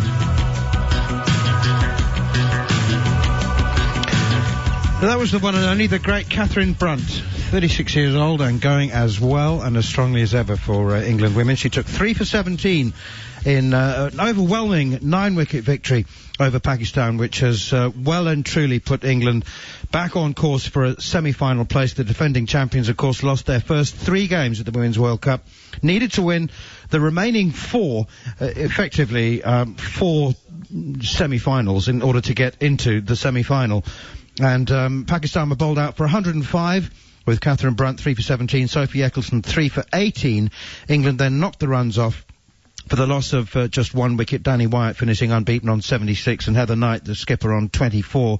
But more importantly, they knocked the runs off in just 19.2 overs, which elevated their net run rate above that of India, who would appear to be their direct rivals for a place in the semi-finals. There are a couple of other permutations, which Jared Kimball will explain to you. Well, the really interesting game is nothing to do with what England did. The really interesting game was when the West Indies women were going up against the Pakistan women who had not won yet. And all they had to do was win that game, West Indies, and they would have gone to 4 wins, which would have made it a net run rate shootout, which they probably would have lost, but at least they would have done that. They managed to, in that particular game, it was rain affected, and because of that, they only faced 20 overs. And in those 20 overs, they made 89 for 7. They lost wickets just consistently, and then an absolute truckload of them right at the end of their innings. Nida Dar, the off-spinner from Pakistan, took 4 for 10, which is quite handy. You know, even in a club game, you'd be happy with that, let alone in a World Cup. And then the Pakistani women, who, as I just said, hadn't won a game all tournament, came out and smashed them everywhere, and they got them in 18.5 overs, only losing 2 wickets down. So that was the win that opened everything up for really the Indian and the English teams, because they were the two that were really struggling. Now you would expect with the last game, the last games coming up now, it's England versus Bangladesh, who've played very well in this tournament, but only have the 1 win so far. And India play South Africa. So if South Africa beat the Indian women, then there's a very big chance that the Indian team are going home. And that will come down to net run rate, I would assume. And obviously England, you would expect them to beat Bangladesh, but if Bangladesh did manage to get over the line against them, then it would be net run rate again. But because the West Indies have a terrible net run rate, chances are that neither of those, India or England, are going to lose by enough to actually end up behind them on the points table. But as it currently stands, West Indies have 7 points, and England and India have a 6 and 6, so they will need to win the game to go ahead of them. One thing is certain is that England are going to have to up their game, the defending champions. So, just before we move on to the next topic of conversation, who are the favourites at the moment to lose to Australia in the final? You would still... I think you know how I feel about this. I thought, coming into this tournament, South Africa were 14-1, and I thought those were very good odds. And they've remained at 14-1, even while they've been winning all these games. I still like South Africa's chance of coming second in this tournament. Okay. Right, well, there is the potential for an absolutely thrilling 5th day and 15th day of the series between Pakistan and Australia. So who's going to come second in that, or will they come joint second again, Australia and Pakistan? Because it is amazingly set up. I mean, let me just quickly give you the scores in case anybody does need catching up on that. Australia batted first, made 391. Pakistan were going beautifully at 248 for 4, and then lost 6 for 20 to be bowled out for 268. Massive deficit. Australia then 227 for 3, the usual unbeaten century for Usman Khwaja. And Pakistan finished the 4th day today, 73 without loss from just 27 overs. So yeah, that's run rate's pretty good, 2.5 in the series and that Test match. They begin the 5th day needing 278 with all 10 wickets in hand. Yeah, it's Ramiz Raja banned the commentators from using the word flat when discussing the pitch. This pitch hasn't been that flat. Also, we had that great spell of reverse swing bowling from the Australians the 20 runs for 6 wickets that changed the complexion of this game. And then Pakistan have come out and knocked the ball around. It's not what everyone's expecting. I had this series down before I knew that they were going to be played on Ramiz Raja roads.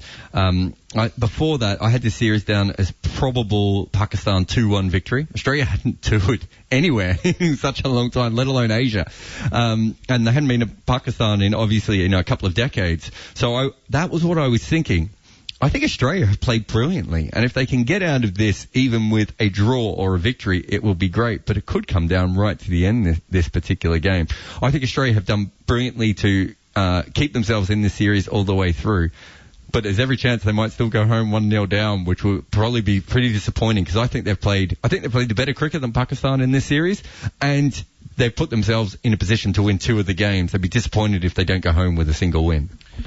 In the last 12 to 15 months, Australia have had a bit of a fifth-day problem, haven't they?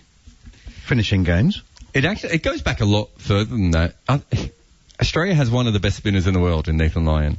He happens to have a peculiar habit, a very few spinners have. I think Dan Vettori had it. Stuart McGill was another one, where they're actually pretty much as good in the first innings as they are in the fifth innings, which is really good and consistent. Fourth innings, which is really good and consistent, and it means that you know that your spinner's always handy. When you need a spinner to step up in the last day, Nathan Lyon doesn't have it, and part of the reason is he gets overspin on the ball, and he needs the pitch to be a bit fresher because he gets a lot of bat pad catches and those sorts of wickets. The fifth day, you really want side spin to come into the game, and he just doesn't have the ability to be able to do that consistently, and he can't change his action midway through a test. And I would say I can't see any other reason why Australia struggles on the fifth day of tests, if it isn't the fact that Nathan Lyon just doesn't run through teams the way that you would expect him to. But he doesn't. He hasn't consistently. It's been a knock on him for a best part of a decade now, and he's never changed. He's a magnificent first innings bowler and a very average fourth innings spinner. Australia have struggled to find the amount of reverse swing that they used to. It was roughly around the Sandpapergate Test match. I think that after that, they just, for some reason, haven't been able to get as much reverse swing as they used to. But if that's what they'll need tomorrow. That's what they'll need. Mitchell Stark going with reverse swing, and Pakistan just might lose another 6 for 20. Yeah, Mitchell Stark, the delivery he bowled to was at Mohammad Rizwan, who looked complete. It was one of those left arm coming around the wicket where you've got everything behind it, the elbows pointing at the bowler, you're over your front knee. Unfortunately for him, his stumps were also disappeared behind him. There's some great balls by Pat Cummins as well. No, they have struggled. They've struggled for reverse swing, but they haven't struggled with the old ball. They've actually, since 2019, been very good bowling team with the old ball, but not the reverse swing that they used to get. Obviously, from the moment that they were caught doing that, they couldn't get away with some of their great tricks. I don't want to talk too much out of school, but what they used to do is when the umpire threw them the ball, they would walk out in a circle and the person in the middle was working on the ball. So they often got their reverse swing just after the start of a session. They've felt a little bit more nervous about that now, Manners. So yeah, things have changed. I mean, I'm sure Goffey will be able to tell us that it's very rare that reverse swing happens in a completely clean situation. Usually someone's doing something with the ball that they may not be able to do. Not Goffey, of course, who just did it naturally because of his low action. But for other bowlers, it's always out there. But they felt very nervous about it. So it's interesting. But of course, if you're ever going to get the ball to reverse, it's going to be in Pakistan because the pitches and the outfields are so hard that quite often that's why it was probably, mastered there first. Live and exclusive ball-by-ball commentary here on TalkSport 2. It's the third and deciding test match between the West Indies and England. England lost the toss on day one of the third test at the National Cricket Stadium in Grenada.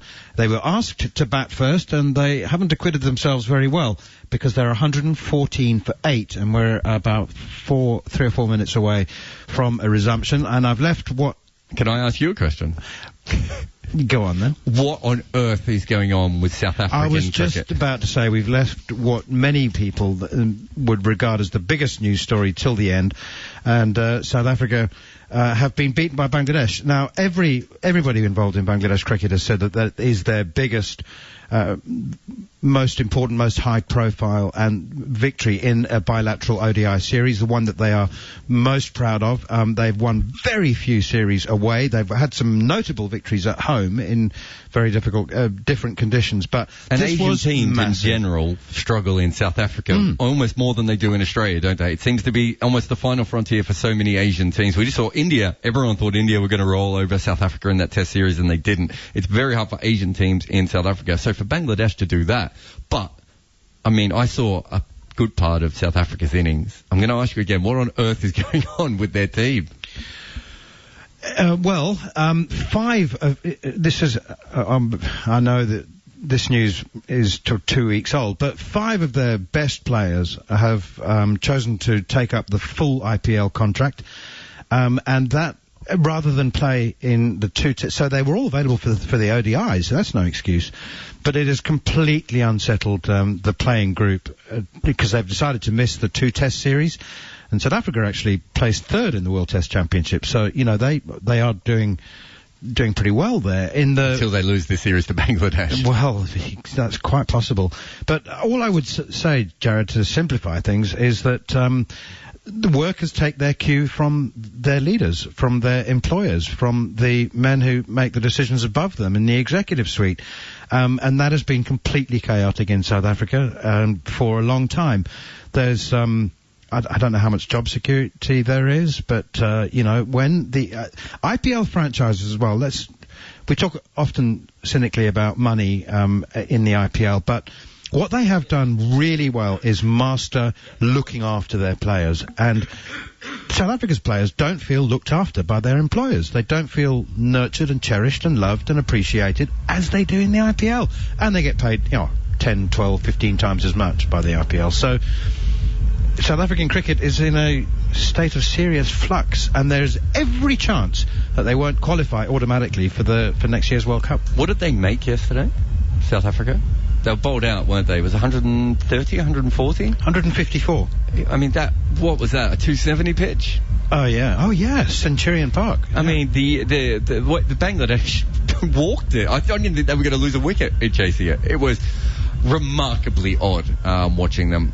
It's a real shame. There's a lot of talent still in South African cricket, but I don't think they have a good 11 in any of the 3 formats, if that makes sense. A consistent good 11. Not consistent, that's for sure. Yeah, they can win tests and T20s and one days without doubt against the best teams, but we've also seen them lose to Bangladesh at home, lose to Ireland in Ireland. They're so stunningly inconsistent, and and then you put on the bad management, and no one, I don't even know what the state of your coach is, and not your personal coach, Manners, but South Africa's coach is at the moment, whether he even has a job going forward. I mean, it feels like in a complete state of flux. And he's got a disciplinary hearing which takes place in the middle of May, so they've got between now and then to carry on. But the players are out in the middle once again for the final session on day 1 at the National Cricket Stadium, and it is my great pleasure and delight to say that John Norman is a concussion substitute for Mark Nicholas, and he's going to take the first 20 minutes.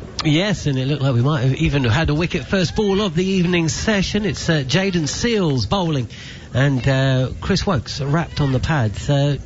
Listeners just tuning in, well, if you were to have caught the final 2 overs of the afternoon session with a part-time leg spinner at one end and a part-time off-spinner at the other, 53 overs gone in the day, and England batting, you would, if you didn't know the score, maybe have assumed that the new ball was what the West Indies were looking for, as Seals is in again on the stumps of Chris Wokes, who has a half-hearted drive at the ball and is comprehensively beaten.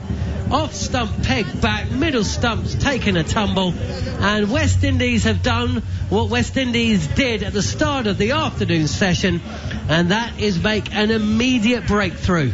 It's Chris Wokes who's gone, England's second top scorer, but he has been bowled for 25, and the tone continues in this evening session with England losing their 9th wicket. 114 for 9. Darren Goff, here we go again. Well, this is what we talked about using the facilities, bowling straight, bowling at the stumps, and there's been a few had their stumps knocked out during today's play. 114 for 9 here on TalkSport 2.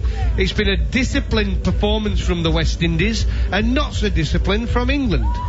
And that's been the way of the day. The run rate's at 2.14. It was a decent afternoon session of scoring runs, but when it comes down to it, the West Indies have dominated this first day so far. Goffy, can I ask you, the tail has been batting slightly better. Obviously, Leach has faced 41 balls. Do you think the pitch has evened out a little bit as the day's gone on, or maybe the softer ball hasn't reacted to it as much? Or do you think that their tail just were a little bit more careful. I mean, I say that watching Chris Wokes' very uncareful shot there. A terrible shot, wasn't it? I mean, there was nothing to do with the pitch there. It was just a pitched up delivery, an half volley. He's gone nowhere on the crease. He's walking into it and he just missed a straight one. But I think it will be something to do with the ball getting a little bit older. But I think what we've seen in this pitch is not so much sideways movement. There's been a little bit, but it's been more two-paced than up and down. Mahmood about to face his first delivery as Seals is in, and Mahmood trapped on the crease somewhat, the top half of his body groping forward, defensively plays the ball out into the offside, no run. You were saying, Goffy, and I was going to ask a very similar question. We've seen, certainly in the first Test match, England lost a bundle of wickets at the top of the innings, but conditions eased. But it's that variable bounce which has been evident from the outset. Actually, you noticed it very, very early on. There's no indication that that's going to change anytime soon, and indeed when the West Indies come out to bat. No, you're right. Joe Root did say that the tosses, but he thinks it will get uneven as the game goes on. Seals again, fourth ball of the over. This is full on the pads. Attempted Yorker, defended by Mahmood into the onside. 114 for 9, England. But let's not take away, but I've said it a few times now, but the West Indies, this has been a very, very disciplined performance from a side that ain't got express pace, but they've been disciplined in their lines and lengths. The field settings have been good, and they've attacked the stumps. And they've got England at 114 for 9. They win the toss. It was a brave decision to bowl. Not many captains would have chosen that, because it wasn't going to be seaming all over and damp and wet and... Right arm over the wicket, Seals. This is a touch shorter, and Mahmood deals with that pretty comfortably. Defensive again, no run. But it was a brave decision. They put England in, especially if you looked at the first 2 Test matches where they've struggled to bowl each other out. And they've got them 114 for 9. So you've got to say it's brave, but the right decision. And I suppose the West Indies will be thankful that they won the toss. They dropped the spinner. They brought in Mayers, and it seems like an age ago, doesn't it? But actually, when he came on to bowl in the 11th over, there were a few raised eyebrows. It thought like England were in a decent position as Mahmood is beaten all ends up by a full delivery which snakes past the outside edge, and that is a hugely successful and impressive over to start this evening session. Got the wicket, has Jaden Seals, out of Chris Wokes for 25, clean bowled on the drive. And West Indies will be looking to wrap this up quickly. It seems like a lifetime ago, doesn't it? With 10 overs in, Leeson, Crawley at the crease, and instead of Alzari Joseph, it's Kyle Mayers who's thrown the ball.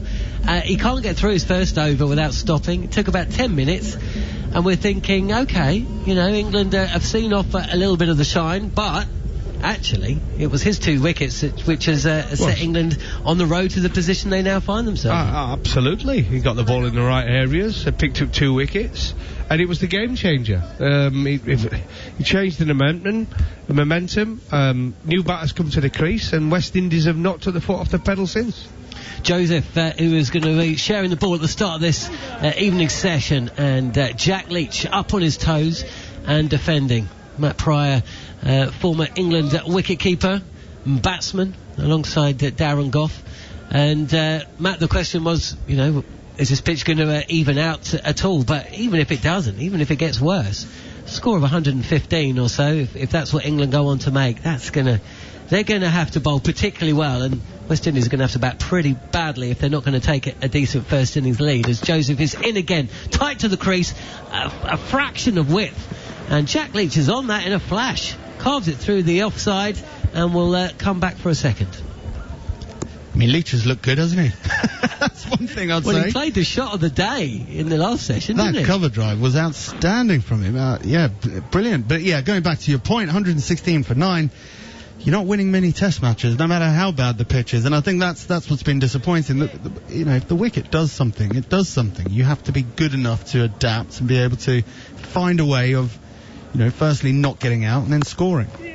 Jack Leach will take another single here. There's a shot at the stumps at the strikers then, but Mahmood is in.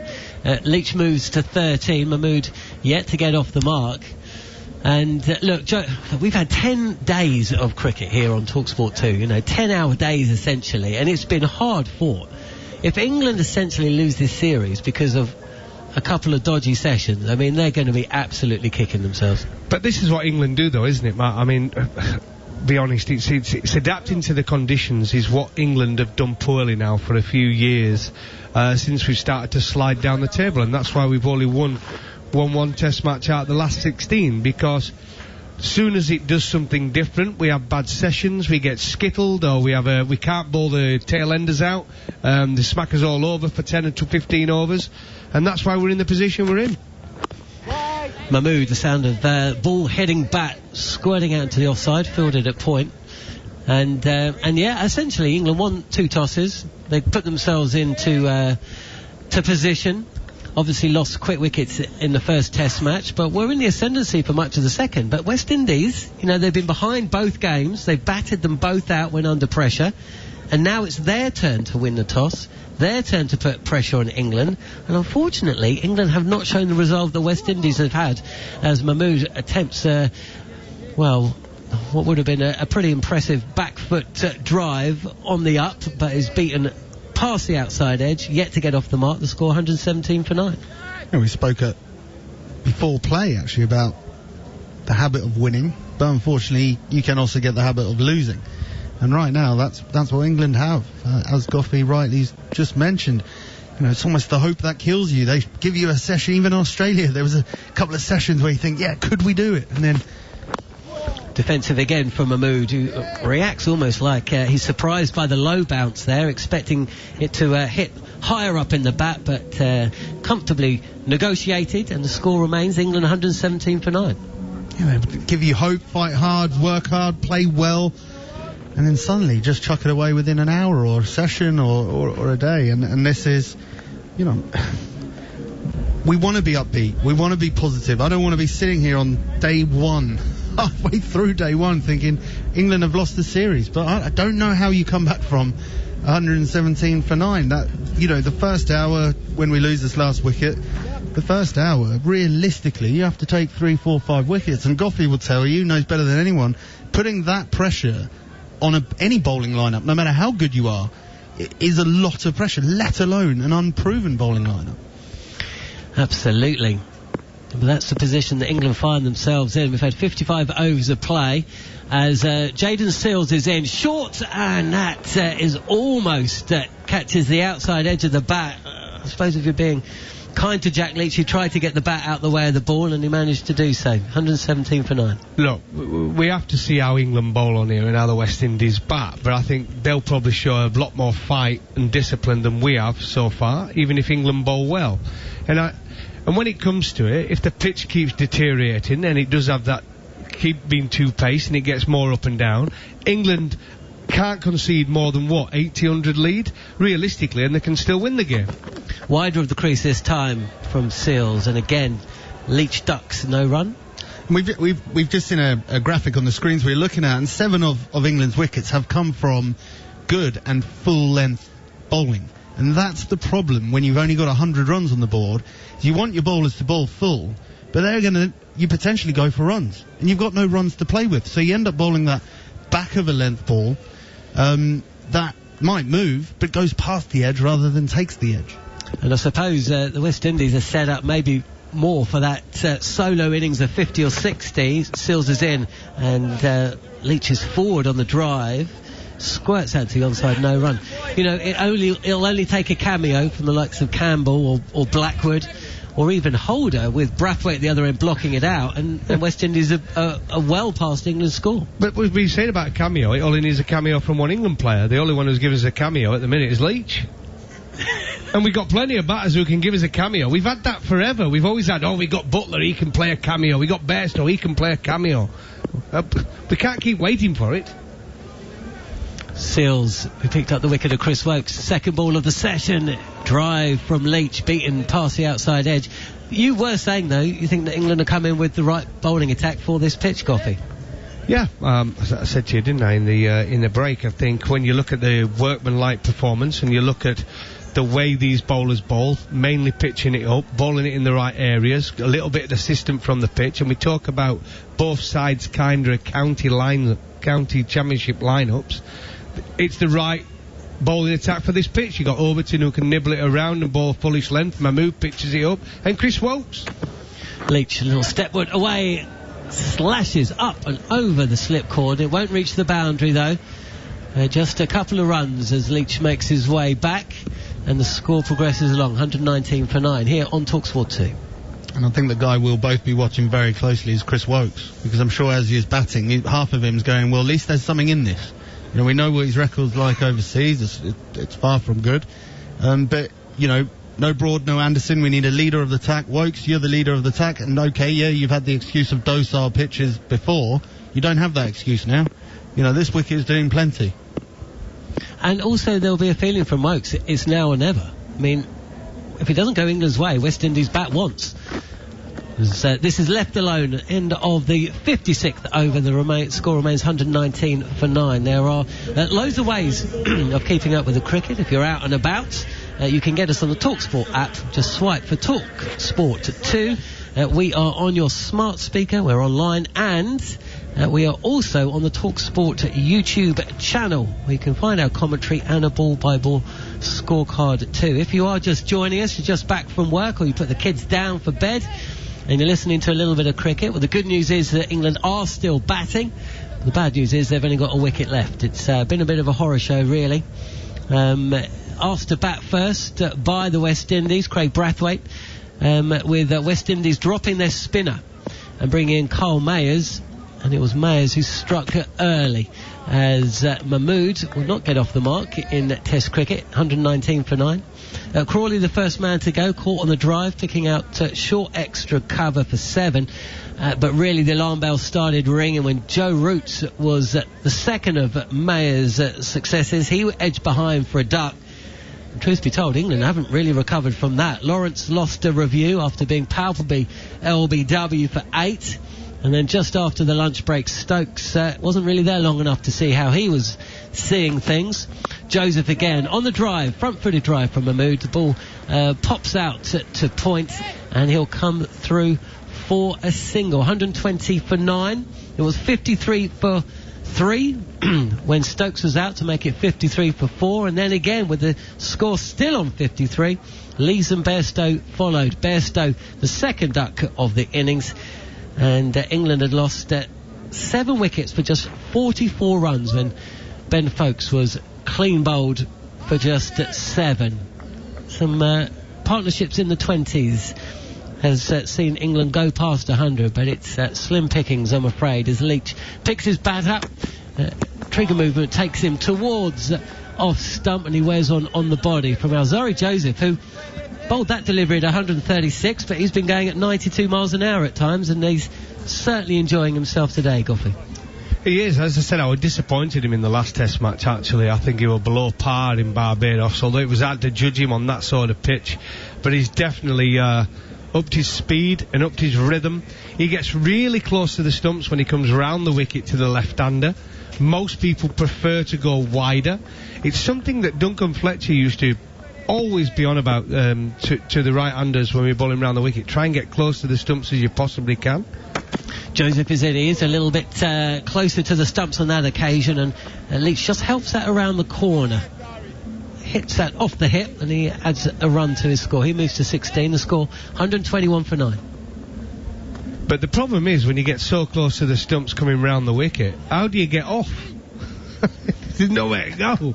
And it'd be interesting to see where Alzari Joseph is following through here at this time. Run off to the left.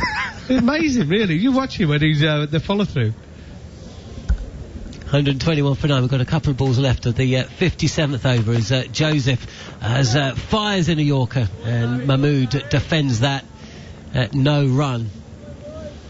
And Mahmood, who impressed us all, I think, in that second Test match, certainly in second innings, a man that you gave a one-day cap to, Darren Goff, a couple of years back now. You also gave Jack Leach I remember seeing you in the nets. Where were we? In New Zealand somewhere. One pad, no box. No box. Batting against Jack Leach for an hour and a half. He didn't get me out. And I was thinking, how's he going to bowl New Zealand out? I was going to say, Not so much for Leach. narrator, he didn't. as Mahmood is beaten past the outside edge. And that is the end of Joseph's 15th over. 2 for 27 for him. The score 121 for 9. You're listening to TalkSport 2. If you can't listen to us on DAB+, you can, of course, tune in myriad of ways, including TalkSport's YouTube channel, which you can find a commentary and a ball-by-ball scorecard too.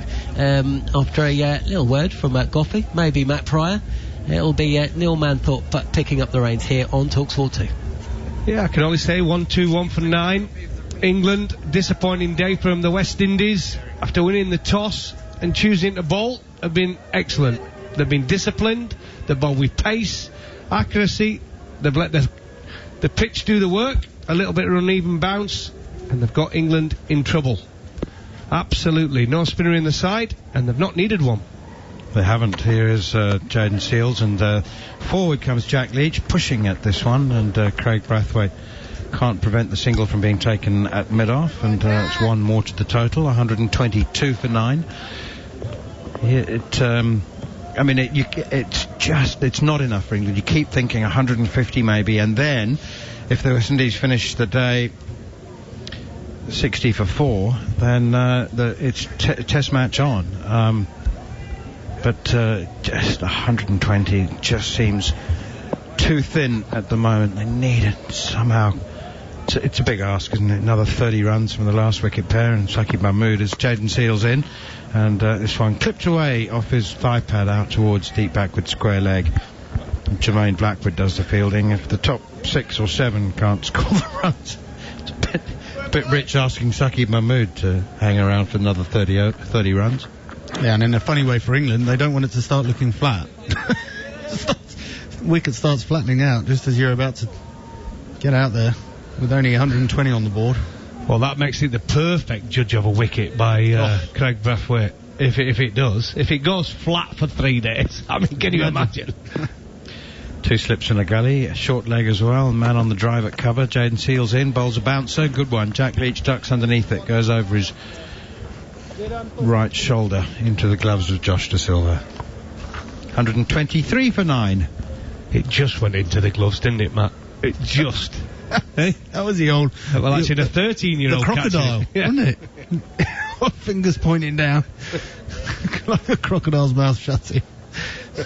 First rule, isn't it? Don't do that. You break a finger.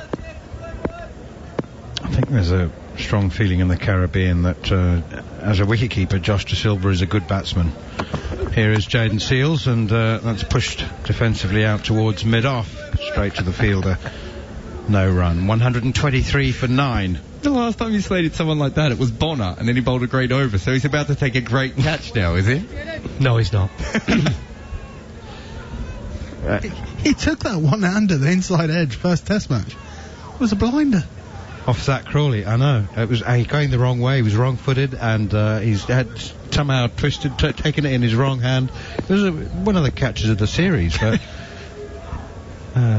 he's gone downwards since then. And forward comes Seals once again from around the wicket, and Jack Leach plays it away defensively up on the onside. And there's no run. Leach has worked hard, actually, and he's, as always, I mean, he just looks quite hard to dislodge. Very organised.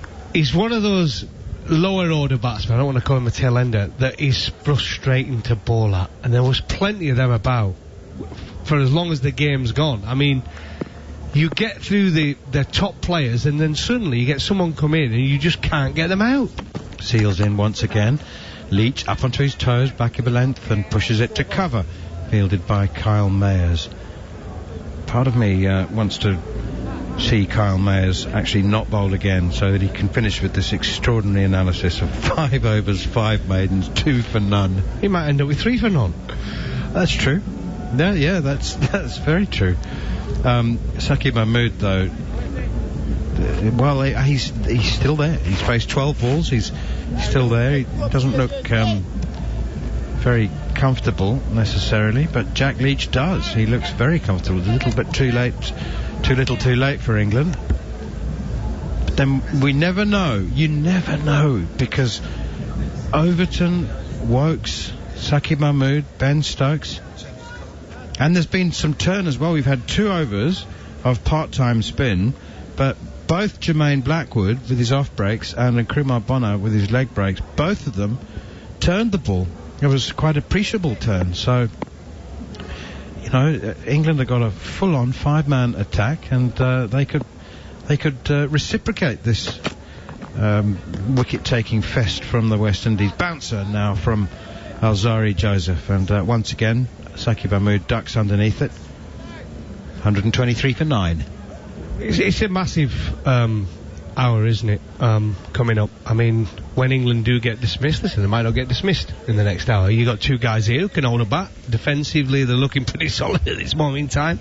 But I think with the new ball in hand for Chris Wokes, it's a massive, massive hour coming up. Whenever he gets out there, that first 5 or 6 overs for him, it's make or break him, isn't it, really? Let's be honest. Here is Alzari Joseph again, and it's nudged away by Saqib Mahmood, who does look better in defence than attack, particularly when he's attempting to play a back foot cover drive, and that hasn't looked convincing. But I mean, it's extraordinary to think that, you know, Chris Wokes. I cannot say Chris Wokes won't play a Test match again, but it is possible to think that he won't be considered for overseas Test matches again, unless he shows what he can do on a pitch that is offering some seam movement. Here is Alzari Joseph again. It's short and wide outside the off stump, kind of bouncer length, but it was so far wide of off stump that Mahmood didn't need to duck. So, can you think of any other English seamers or seamers from anywhere in the world who almost exclusively, and Wokes may become exclusively available for selection for home tests only? Obviously there have been bowlers who travel better than others and some who travel poorly, but Wokes is so good at home you can't possibly not consider him for selection with bat and ball, especially ball. But his average in overseas Test matches on this series has gone from 52 to 56 per wicket. Here is Alzari Joseph again. I said Saqib Mahmood was a bit flaky on the attacking shots, and I apologise because he's played a lovely off drive here, and he's trotted through for a couple to double his score. Moves on to 4. England 125 for 9. Well, you look at it now, and there's 58 overs gone with this ball, and it has looked a lot. The last 45, 50 minutes, it's looked a lot easier to bat. It's not happening as quickly. I think it's going to be one of those games where definitely the harder ball, that first 30, 35 overs are crucial that England make the West Indies play. And the West Indies will be thinking, we've got the right tools with Brathwaite, the way he plays, to try and frustrate England. He'll be on that front foot, he'll be defending, he'll be waiting for that half volley or that wide long up to score off, and he'll be disciplined. And it's one thing England have not been so far in this innings. They've not shown enough discipline with the bat. But it'll be interesting to see how the West Indies go about their work. Just a resetting of the stumps behind Saqib Mahmood. I didn't see that they were disturbed in any way, but his bat was borrowed in order to just tap in the off stump and reset the bails. 3 slips in a gully waiting. Alzari Joseph in. Mahmood plays another cover drive. This one straight to Craig Brathwaite though, and there's no run. 125 for 9. They love a big watch when they're bowling, don't they, the West Indies guys? Some of the bowlers. Is it Seals and Joseph? Got these big watches on. Is it Pollard wears one as well, doesn't he, when he plays in the IPL and he plays in the one-day games? A couple of them bat with them. I imagine Pollard, if you're bowling, that's one thing, but when you're batting with a watch, imagine getting hit on that. Well, Jofra Archer's done it. I've seen Jofra Archer bat and bowl in a watch as well. Here's Alzari Joseph once again up to the crease from the Darbo end, and full wide, tempting drive, cover drive, good looking shot, just missed it, and through it goes to the keeper, Josh De Silva, and England remain 125 for 9. Apparently they're all shatterproof, and they're sort of diving watches, aren't they? And they're... Well, unless you're getting paid for it, I don't understand why you're wearing one. Well, why on earth? Well, of course he's being paid for it, aren't they? Surely. I'm not worried about the watch. What about your wrist? Your wrist isn't shatterproof, is it? When the ball hits it. Very true. Got padding all over. Chest pads, arm guards. I'll be honest. And then wear a watch. I've done it in the past as well. You've worn a watch? I've worn a watch, yeah, to bat. Yeah, that was cash, though, wasn't it? No, it wasn't. It was just purely I like the watch. You didn't I just wish it was forget to cash. take it off. Okay, it's Jayden Seales continuing around the wicket to Jack Leach, who drives, and Brathwaite picks up at mid-off. He has a shy at the stumps. Might be an overthrow here. No, he's had a shy at the far end from where he was at mid-off, and Josh De Silva wasn't able to get back to field the throw, but there was a man backing up, Alzari Joseph, and they managed to trot through for a single. Saqib Mahmood on 4. Jack Leach now up to 18 of 58 deliveries. If you are just tuning in for the first time and you're wondering how this tale of woe happened, 126 for 9, well, there was no real sign of it during an opening partnership which spanned 12 overs, in which case England reached 23 without loss. Here is Seales once again, bangs it in short and played defensively off the back foot. In retrospect, it would appear that the effects of the roller before the start of play took some time to wear off, because I wouldn't say that it looked flat, but it certainly didn't look like a 90 for 8 wicket, which is what England became. After the first hour, there was it seemed increasing seam movement and variable bounce as well, which the England top order were unable to cope with. Jayden Seales up to the crease once again, play and a miss from Saqib Mahmood. He's missed that by a long way. You would half wonder whether he played inside the line of it. It's the first time since 1951-52 that England batsmen numbers 2 to 7 all scored in single figures, and it was a procession of wickets in varying manners. Some very, very soft, couple of good deliveries, but in the main, England have desperately underperformed in conditions that don't merit a scoreboard reading 126 for 9. Seales in again, played defensively up towards mid-on, and there's no run, straight to the fielder. There is a way back. There mostly always is a way back. It's going to be a fraught path, though. And they're going to have to rely on some very, very incisive bowling, the like of which we certainly haven't seen in Antigua and Barbados in the first 2 test matches. Really was a woeful performance in the middle order. Jayden Seales in once again, bowls another short one outside the off stump, and it's left alone. Are the West Indies bowlers, gentlemen, making the mistake? Yes. Of changing? I know what you're going to say. Yeah. It happens, doesn't it? The frustration, lower order batsmen come in, you get wickets by being disciplined, pitching it up, bowling at the stumps, and then suddenly the lower order players come in, they survive for 2 or 3 overs, and then you think, I'll bowl short now. It's amazing. So you're taking out bowling LBW, again, out of the equation.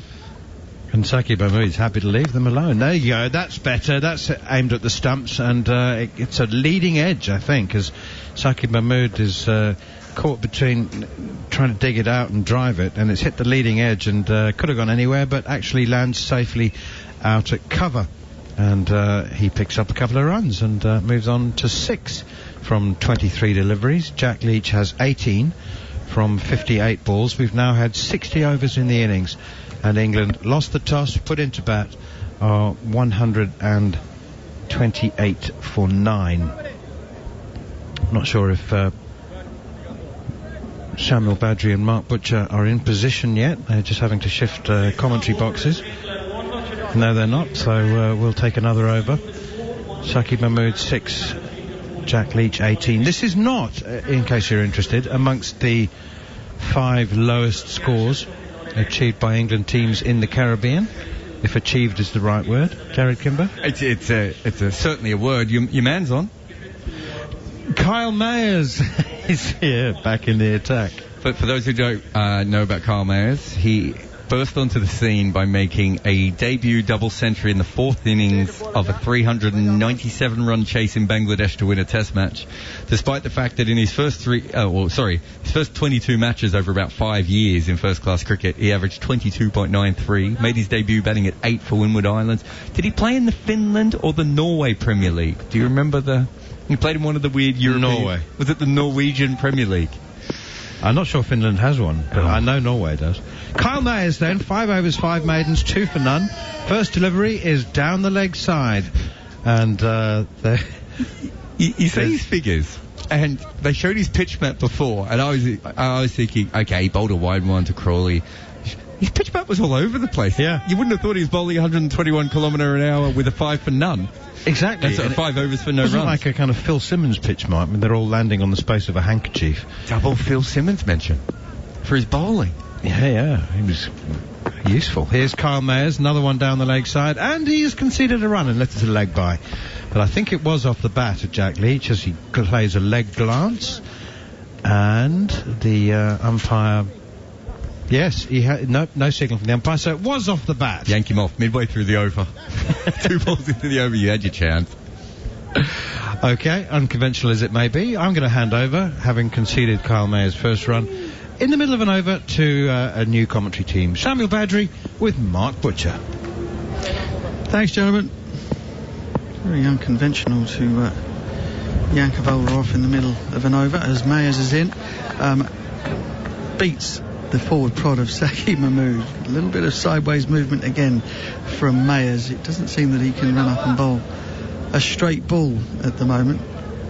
He's been out of the attack since his devastating intervention brought him the wickets of Crawley and Root all the way back in the first session of the day. He was brought on as second change. 129 for 9. Mayers is in to Saqib. He drives and edges, and the ball lands short of Jason Holder. Uncomfortably short because it's taken a nasty bounce and has hit him somewhere on the wrist, I think. The big man has gone down and stayed down. And England have come through for a single. 130 for 9. And partnership is now 16. Leach is 19 not out. Mahmood is 7. And... England are hoving their way into safety. 130 for 9. This is a massive score. Pull them in. Yeah, and that man, Kyle Mayers, once again getting the outside edge off the bat and fell way short of Jason Holder. He's in once again, wrong the wicket to Leach. Plays this one on the back foot to the fielder, backward point, no run. But he has that uncanny ability, doesn't he, Kyle Mayers, to pick wickets, to get wickets, to break partnerships. Golden arm sort of bowler. Not very quick. Slow as a matter of fact, but just nibbles away and probes away delivery after delivery, just wears you down mentally. I'm not sure he would have got much change out of the Antigua and Barbados pitches, but we will never know as Kyle Mayers turns to run in once again to Jack Leach. Hustles through the crease and finds a decent line of length outside off stump. Leach defends on the back foot to cover point. It is 130 for 9. 61 overs are gone. 29 overs left in the day. Notional. Not sure we're going to get those in because there are no floodlights here at the Grenada National Stadium. And sunset will probably see off 4 or 5 overs in the day. So many wickets have fallen. And the heat out there has been absolutely oppressive, steaming hot here in Grenada, and so the players have perhaps not hustled around. And of course we haven't seen any overs of spin. 3 overs of spin in the entire innings? 2 overs of spin. That was leading up to the tea break. Bonner and Blackwood bowled an over of leg spin and off spin respectively between them to get them to the tea break. So 130 for 9.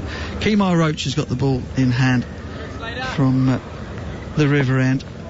3 slips, slight gap between second and third, and Saki Mahmood halts Kemar Roach as he's about to get into his delivery stride because the sponsor's logo is still on the sight screen, and so Kemar Roach, as he's had to do on a lot of occasions during this test match series, gets all the way there without letting go of the ball and has to go back.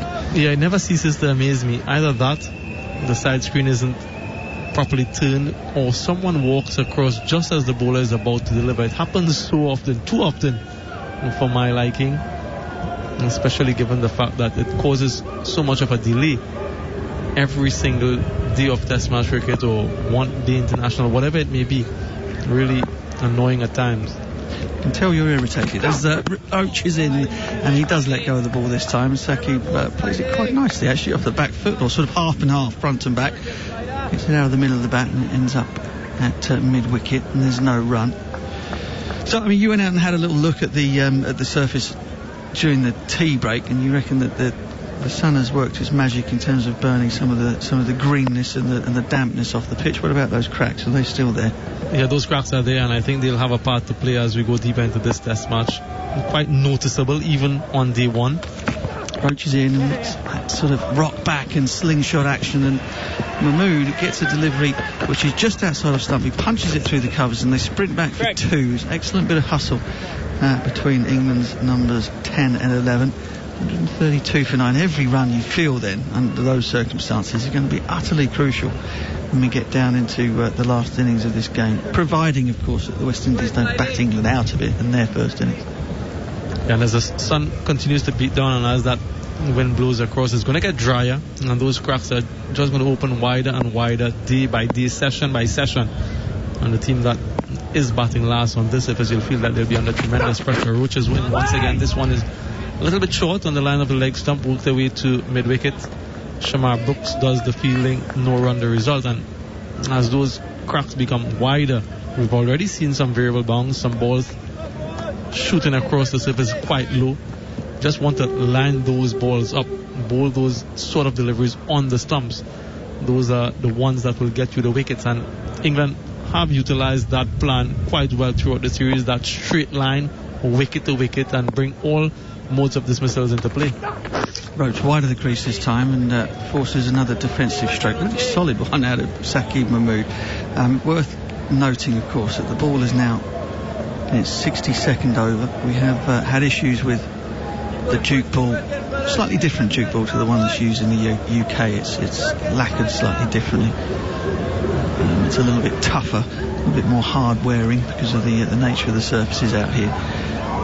But they have gone soft on every single innings of this Test match so far, and it certainly sounds soft off the bat of Sakib at the moment. As Roach is in again forces a backward defensive stroke out of Mahmood, and once more there is no run. So if it seems as though the pitch and the movement has gone to sleep a little bit, I think that's as much due to the oldness of the ball as it is anything else, because I'm reasonably sure, as much as you can be, about these things, that the new ball in the England bowlers' hands will do as much as the West Indians made it do this morning. As Roach is in again, almost a carbon copy, except the defensive stroke from Sakib goes to mid-wicket instead of mid-on. That's the end of the 62nd over. 132 for 9 here on TalkSport 2. Yeah, the outfield here at the Grenada National Stadium isn't the quickest. It's quite slow, as a matter of fact, and maybe you can add 10-15 runs to that total if we were playing on the other venues and the outfield is there. So on that 132, if they can get up to 150, still might be quite an interesting scorecard. It remains to be seen how the West Indians will fare their first time out there. Yeah, well, 150 from 90 for 8 would certainly constitute something of a recovery. All these things are relative, of course. It's interesting you mentioned the outfield, actually. I just wandered out there this morning, and it seems a little bit on the scruffy side. In fact, you can feel under the soles of your feet that it's not particularly even. There are lots of bare patches, sandy patches out there, which are kind of... I've noticed one or two of the West Indian fielders have not slid in the outfield, running out towards the boundary. They've used the old Courtney Walsh method of getting the boot on it to drag it back in. So it's not the sort of outfield where the ball is going to move truly across it and fly towards the boundary, and the fielders, I think, are a little bit wary about their bodies diving around on it too. Yeah, certainly. And that slowness of that outfield, just wonder how much of an impact that will have with the scorecard. Now he's in, and again Jack Leach, who to me looks to have the most organised defensive technique of any of England's batters. Have you had that impression watching him play? Yeah, very uncomplicated, very simple, good technique as it was. I'm having a conversation now with Jason, who always want to come and say a few words to the batsman just to get in their minds. He now retreats to his second slip position. Second ball of the over, then first one was defended. This one is whipped off the pads of Jack Leach, who thinks about coming back for two. I think it's Jaden Seals was a little slow coming off the fence, but in the end England decided not to come back for the second, and they will rotate the strike, so the field turns over from the left-handed Leach to the right-handed Saqib. 133 for 9 now, this partnership 19. And we're just looking at that over rate, which is a bit of a concern for the West Indies. Remember, in the first test they were fined for slow over rate as well as docked points as well. Yeah, England have had their problems with that, as well as Mayers gets a leg stump half volley off to Saqib, who whips it between mid-wicket and mid-on, and it almost makes it to the fence. The aforementioned slow outfield stops it from getting there, but England come back for 3. And Saqib moves on to 12. Jack Leach is 20. And again, I don't know if you can hear through our effects mic there, just the sound of the ball on the bat was more of a splat than a crack. That gives you an idea as to the softness perhaps of this Duke ball. And this partnership moving along quite nicely. 22 now, the highest partnership of the innings so far, 24, so they just might surpass that. Mayers in wide of the crease round the wicket to the left-handed Leach, who defends on the back foot, and again there is no run.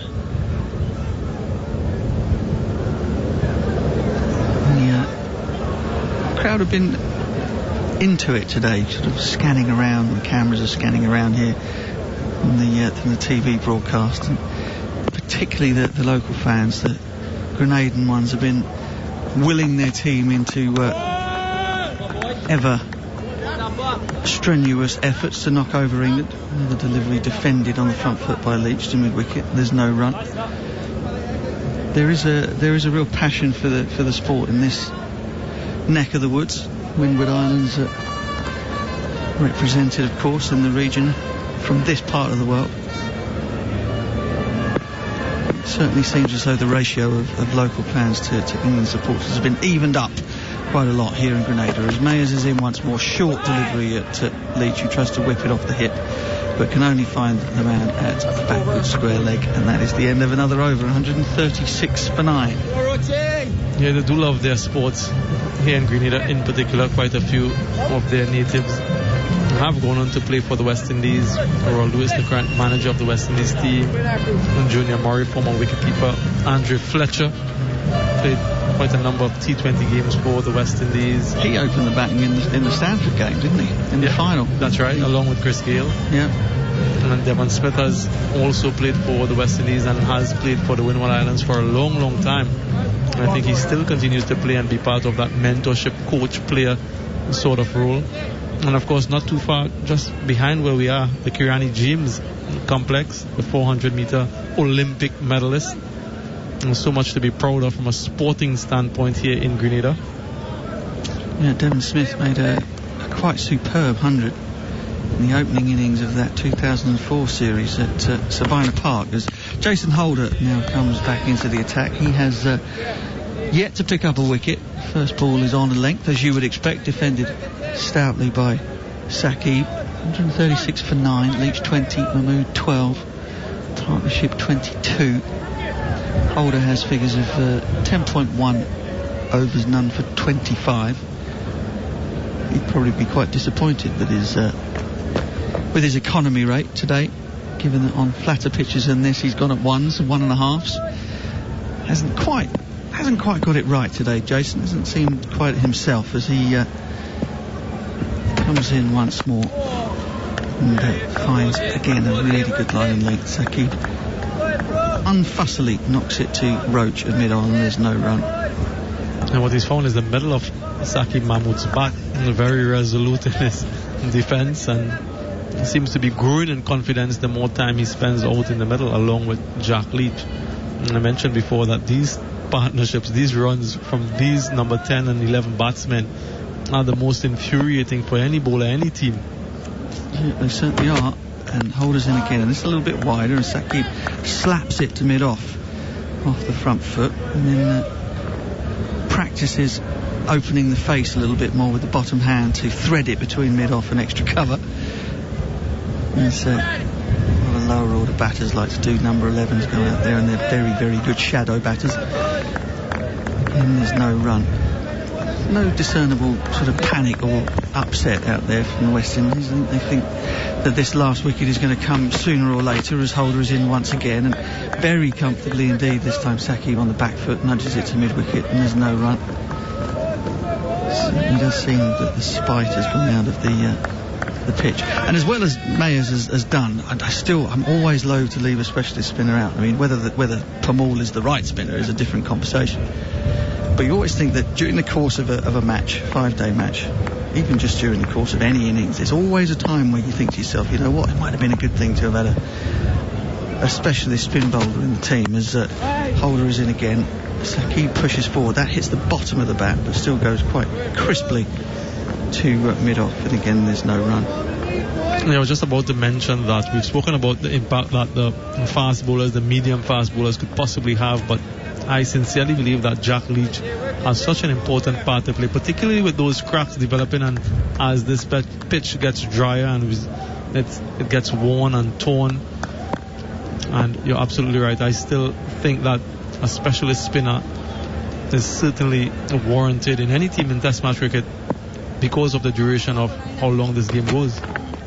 Short ball from Holder. Saqib ducks underneath it, and that is the end of the 64th over. 136 for 9. West Indies are probing away but can't seem to find a way through this partnership.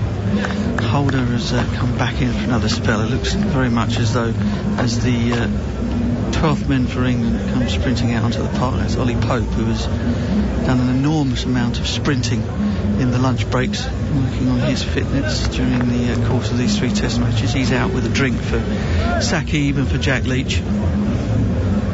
Saqib just mopping the brow with a maroon, West Indies maroon coloured towel, and the players will amble their way back to their fielding positions. The Slips and De Silva are all waiting for Jack Leach to get himself set and back to the crease. Saqib apologises for keeping Kemar Roach waiting. And they're about to get ready for the first ball of the 65th over. 2 slips and a 4th slip crouch, and the first ball from Roach is down the leg side, round the wickets, the left-hander. De Silva rather collapses to catch the ball down the leg side in 2 hands, and after that rather untidy piece of cricket, the ball makes its way back to the bowler. Yeah, and the West Indies having looked at the pitch, and they've decided to bolster their batting lineup by including Kyle Mayers. Not so much for his bowling. Yes, he picked up 2 wickets, but it's more for his batting. And of course, Veerasammy Pamal didn't help his cause with his performances in the 2 Test matches. Roach has round the wicket once again short, defended, deflected, backward of point, quick single comes through, and despite the direct hit from Jermaine Blackwood, seems to be comfortably in. So another run to the total. They move on to 137 for 9. Leach moves on to 21, Mahmood 12, his partnership 23. I just wonder if it's more of a defensive mindset from the West Indies to go for the additional batsman and to strengthen their batting at the expense of a specialist bowler, trying not to lose this game and not to lose the series, as opposed to going for the win. Yeah, I wonder. I mean, you know, you could certainly say that they read conditions correctly for the first innings, because won the toss, they bowled first. The chance of bowling England out for around about 100. They haven't managed that as yet. 137 for 9 as Roach is back over the wicket to the right-handed Mahmood. Wide of the crease, fires the ball in towards that off stump, and Mahmood again, as though it's what he's paid to do, gets on the back foot and defends it off the back foot down the ground, and there is no run. So, you know, Bowles playing an extra batter, having the option of 4 seamers, but you know, even if Mayers didn't bowl, you could say play an extra batter and just go with the 4-man seam attack. It's worked for the West Indies against England before, back in 2019. That's what they did in in Barbados. As Roach is in wide, big swing, big whoosh from Saqib, finds only fresh air, and the ball ends up in the hands of De Silva. So yeah, I mean, I get what you're saying, but I still the idea of playing in burning hot sunshine in the Caribbean on a pitch that is going to dry out without a spin bowler would send shivers down my spine as a cricket captain. 137 for 9. And Roach is in that rocking motion as he runs, and Saqib is forward, gets a really fat outside edge that ends up in the hands of cover, scuffled along the ground to cover, and again there's no run.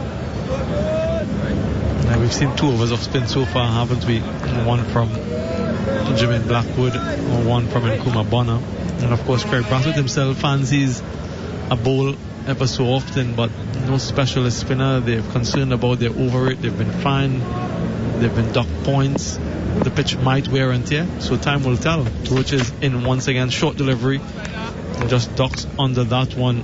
Saqib Mahmood brings the over to an end, 137 for 9. In partnership, 23 of 70 deliveries.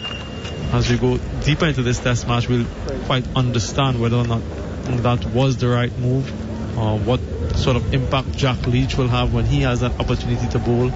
The leading wicket taker in the series with 11 wickets, Jack Leach. He's bowled by far the most overs. He's been quite consistent, he's been economical, and he's also been successful at times. Fast bowlers, 7 wickets there for some of the fast bowlers from the West Indies team, but it has been Jack Leach who's stood out.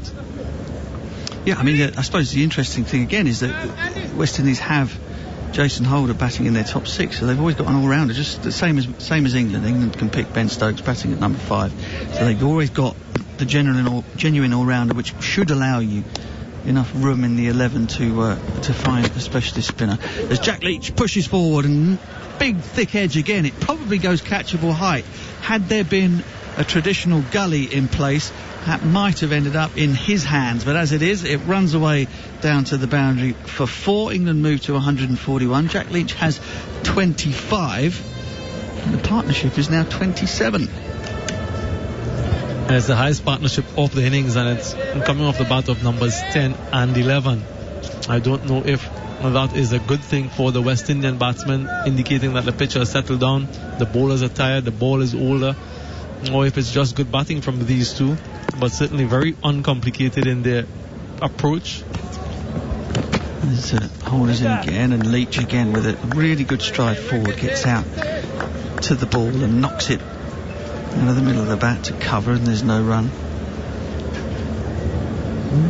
I suppose that the other issue is, and I said we'd get round to it, is Permaul the right spinner for the West Indies? Is there another option? Akeal Hussain springs to mind, that had he been playing instead of Permaul, West Indies would still have played a spinner in this test match. Is it just simply that they don't fancy for Sammy Permaul? As Holder is in, the ball is chipped in the air towards mid-on, and it just lands short.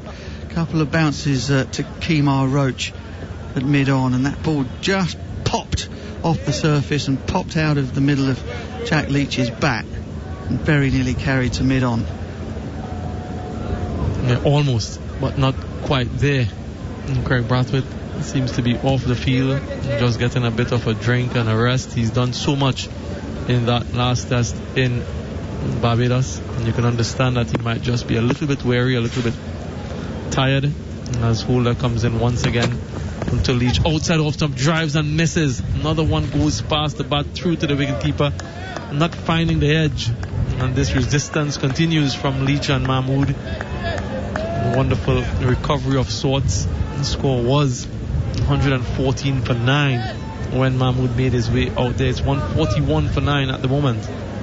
There was a time watching and playing cricket in the Caribbean where you got to 8 down and things were over pretty quickly. From that point onwards, everyone was getting their whites on in the dressing room. Not so, as Holder, perhaps hearing what I'm going on about, goes with the short ball at Jack Leach, who ducks underneath it after briefly thinking about playing it.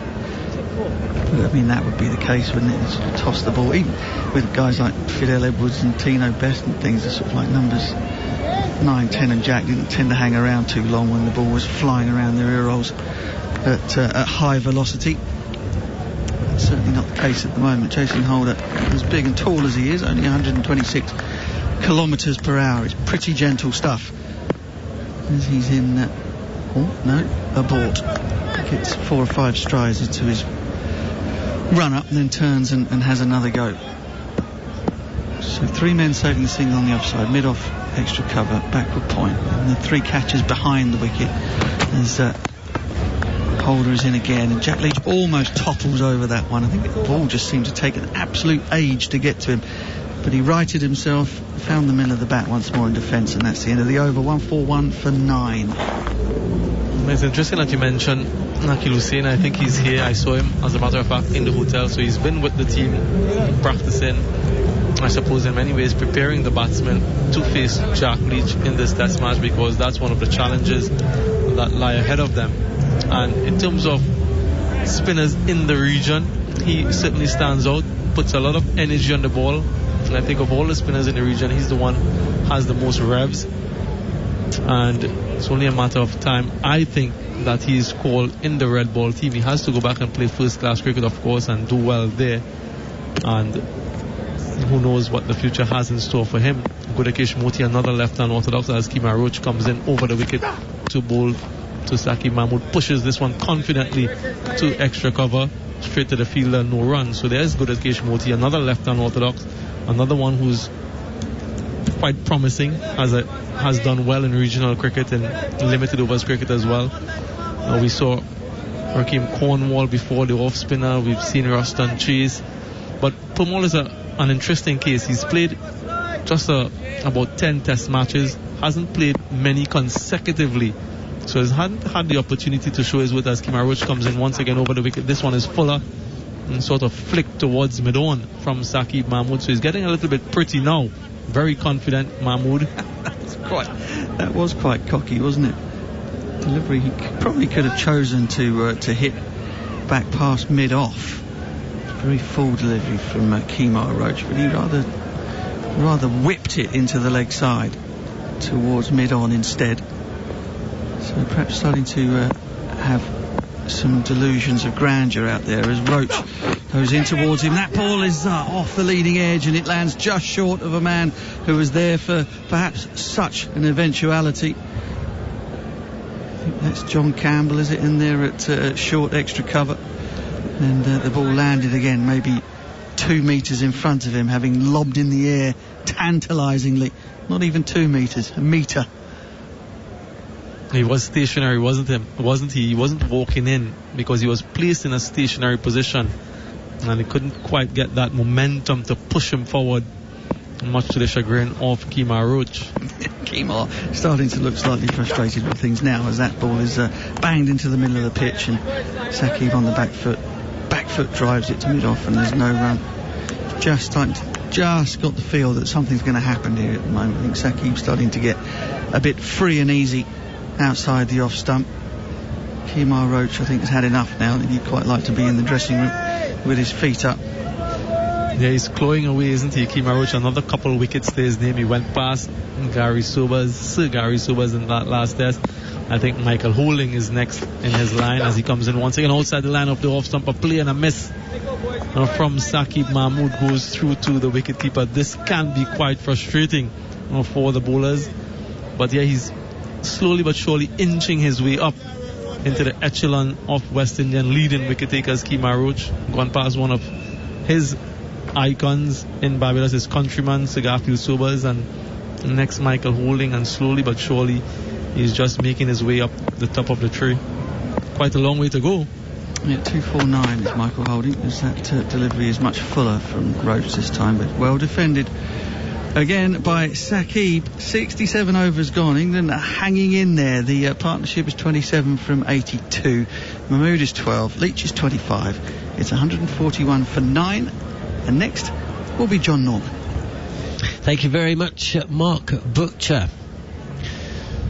Well, Jack Leach and Mahmood at the crease still. partnership of 27 from 82 deliveries. England 141 for 9. Jack Leach did the rounds to the media during the week. I want to offer with wickets, he said, but if I'm not, I want to be awesome in the field and try to score runs. Well, he is scoring some runs, and they're useful runs as well. He's now the innings' second top scorer, the man famous for his one not out, and for his 90 as an opener. Has now weighed in with 25. Now, whether it's going to change the course of this match, it'll probably be a push to suggest that's the case. The worry, I suppose, from an English perspective is that it indicates that the pitch is flattening out somewhat. And as long as the West Indies batsmen can get through and past the new ball and maybe past the 20-30 over stage, conditions will ease. And England's score does not look anything remotely close to one that is going to trouble West Indies, even with that 27-run partnership which these two batsmen, or batters, have currently put on. Mahmood in his first innings in Test cricket, 12 from 48. And a couple of nervy moments as Jason Holder is in. Jack Leach defends on his toes, outward to cover point. And Jack Leach has unfurled arguably the shots of the day, certainly two of them. A cover drive in the afternoon session, which had Mark Nicholas purring as only Mark Nicholas can do. Pleased to say I'm joined by, well, man, I still remember Steve Harmison sitting around a dinner table. I went out for a curry with my dad and a couple of friends, and we were looking ahead to the 2003-04 tour of the West Indies as Leach is forward, defends into the onside on this occasion, 141 for 9, and we were talking about that famous, or it turned out to be famous series in 03-04, where you who'd been part of the England team for a couple of years, or about a year and a half. You've been in the Ashes, hadn't you, in 01-02? 02. Was it 02-03? 02-03. Yeah, and there was 02-03. much hope for this lad from Durham who was coming in at about 6'7". There's another man who comes in at about 6'7". Jason Holder fires the ball down the leg side, and the feeling was around the dinner table that whilst we were all really excited about what you were going to bring to the England cricket team, I remember the consensus as we tucked in was it might be a little bit much to be expecting too much of Steve Harmison. Well, I'll never ever forget that dinner, because one player of the series later, 2 man of the matches, and 7 for 12. And, we're looking back at one of the great series wins for England as Leach ducks a short delivery from Holder. That goes through, no run. What I suppose, Harmy, is what is the biggest surprise, 7 for 12 and player of the series, or best part of 20 years later, and England haven't won in the Caribbean since that famous series. I think the 20 years later really is 20 years later that the last time England won. That's more of a surprise. Holder again. Good length delivery. Nicely played by Leach. He looks compact. He looks sure in his defence. And he gets good connection. The ball fielded at extra cover. We've been talking about the surface that they're playing on, and the wicket that we're playing on here is not too dissimilar to the one we played on the Port of Spain in Trinidad, I think it was, when it had a lot of green grass on. We sort of shell shock from the first Test match of the way we bowled at the West Indies. They kept a lot of live green grass on the wicket, and it's not too dissimilar to what we've got here. Holder again, Fuller forward on the drive is Leach. Nice timing, fielded at mid-off by Craig Brathwaite, no run. 141 for 9 on TalkSport 2 here, England. We're going to be talking about 7 for 12 tomorrow. You're going to be joining Mark Nicholas to look back at that famous innings when you that was just terrorised. And I suppose listeners of a newer vintage may not realise, a bit like 2005, wasn't it, Harmy? I mean, you played in both series. You must have seen similarities, because one of the reasons why we still talk about 2005 and why it was such a great series is that it had been such a long time since England had beaten Australia. But the same is true for West Indies as well. It was a surprise that England went there and won the series, and in such commanding fashion. Yeah, there was obviously a lot of talk about, especially the Mark Butcher, the vintage part of the more vintage part of our group, which was Butcher, Hussein and Thorpe, who had been terrorised by Walsh and Ambrose and alike for many years before, and the commentary team, the Sky commentary team at the time, both of them, Gower and quite a few, had been terrorised by the West Indies, and they quite enjoyed seeing a little bit of payback. Full delivery from Mayers, and Mahmood comfortable on the drive, but picks out the fielder square of the wicket. And it was I think by the time the West Indies, the islands, really got to terms with, bear in mind it was the first time Harmison, Hoggard, Jones, Flintoff, Giles bowled as a unit. I mentioned the 05 Ashes, culminating in winning that. That was the first time we came together. Mayers again on a length, a little tempter really for Mahmood, who plays defensively. Just breaking away from that conversation, are you slightly surprised at seeing Mayers bowl here? Not really. He had 2 for none of his 5 overs. He got the wicket of Joe Root, and he was given the wicket of Zach Crawley. But no, I think some of that bowling stump to stumps at number 11, 10-11's not a bad thing, to be fair. They've exhausted every other avenue. Mayers again, this time a fraction straighter, arrowing in on off stump. Mahmood is again forward in defence, 141 for 9. I think what we're seeing is that, yes, there's all the talk about the Duke cricket ball, and we use it in England, but it's a different Duke cricket ball. This one is a little bit more, it just gets softer quicker, goes out of shape quicker. I don't think it's as high a quality as what we use in England. Mayers again on a length, and again defended by Mahmood, 141 for 9. And we're seeing that once the ball goes soft, if you're disciplined with the bat, you've got a chance of holding it up. But what I will say is that there's something in their surface. So there is one with your name on. From an England point of view, that will have to come out and the same disciplines that the West Indies have shown and put the ball in a good area. Mayers again, and again there's a little tempter, and Mahmood accepts. He unfurls the cover drive. It was aerial, but bounces well short of mid-off. I mean, some of the conversation, Harmy, this part of the world is, essentially Chris Woakes has got 1 innings, maybe 2, to retain his place within this English side. I mean, whether that's just away, will he be a shoo-in in English conditions? I think that's fair. I do think that's fair. I think it's... I was very surprised he kept his place in this side, but when you see the surface, then I think you're not surprised that he does play.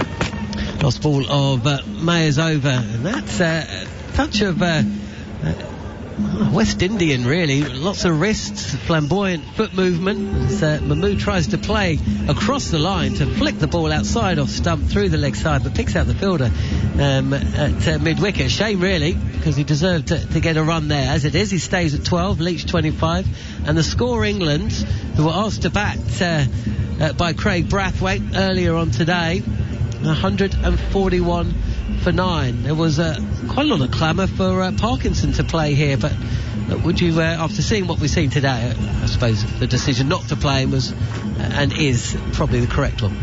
Oh yeah. There's no way in the world that Parkinson would have been a feature in this game. I'm just joking on the TV with Jack Leach.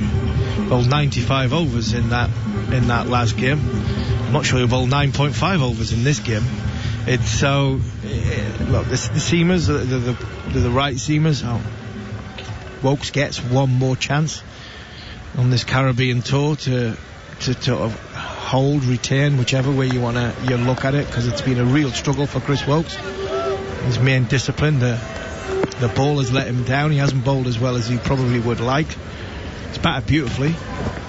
Holder is in, and Leach plays nicely, coming forward, opening the face of the bat, but can't beat the fielder close to the wicket on the offside. He remains on 25. And one of the other conversations was, can you essentially just play Chris Woakes at home?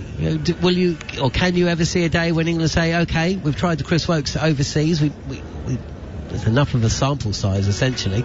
And he's played enough games, he's been given enough opportunities, but we also know that he is absolutely in our top 1, 2, possibly 3 fast bowlers in English conditions, and therefore, as Holder is in, wide of the crease this time and angling in on the left-handed Leach, no run. Do we just say he is one of the first names on the team sheet when England are playing in England? But we've seen enough now, and it's time to move on.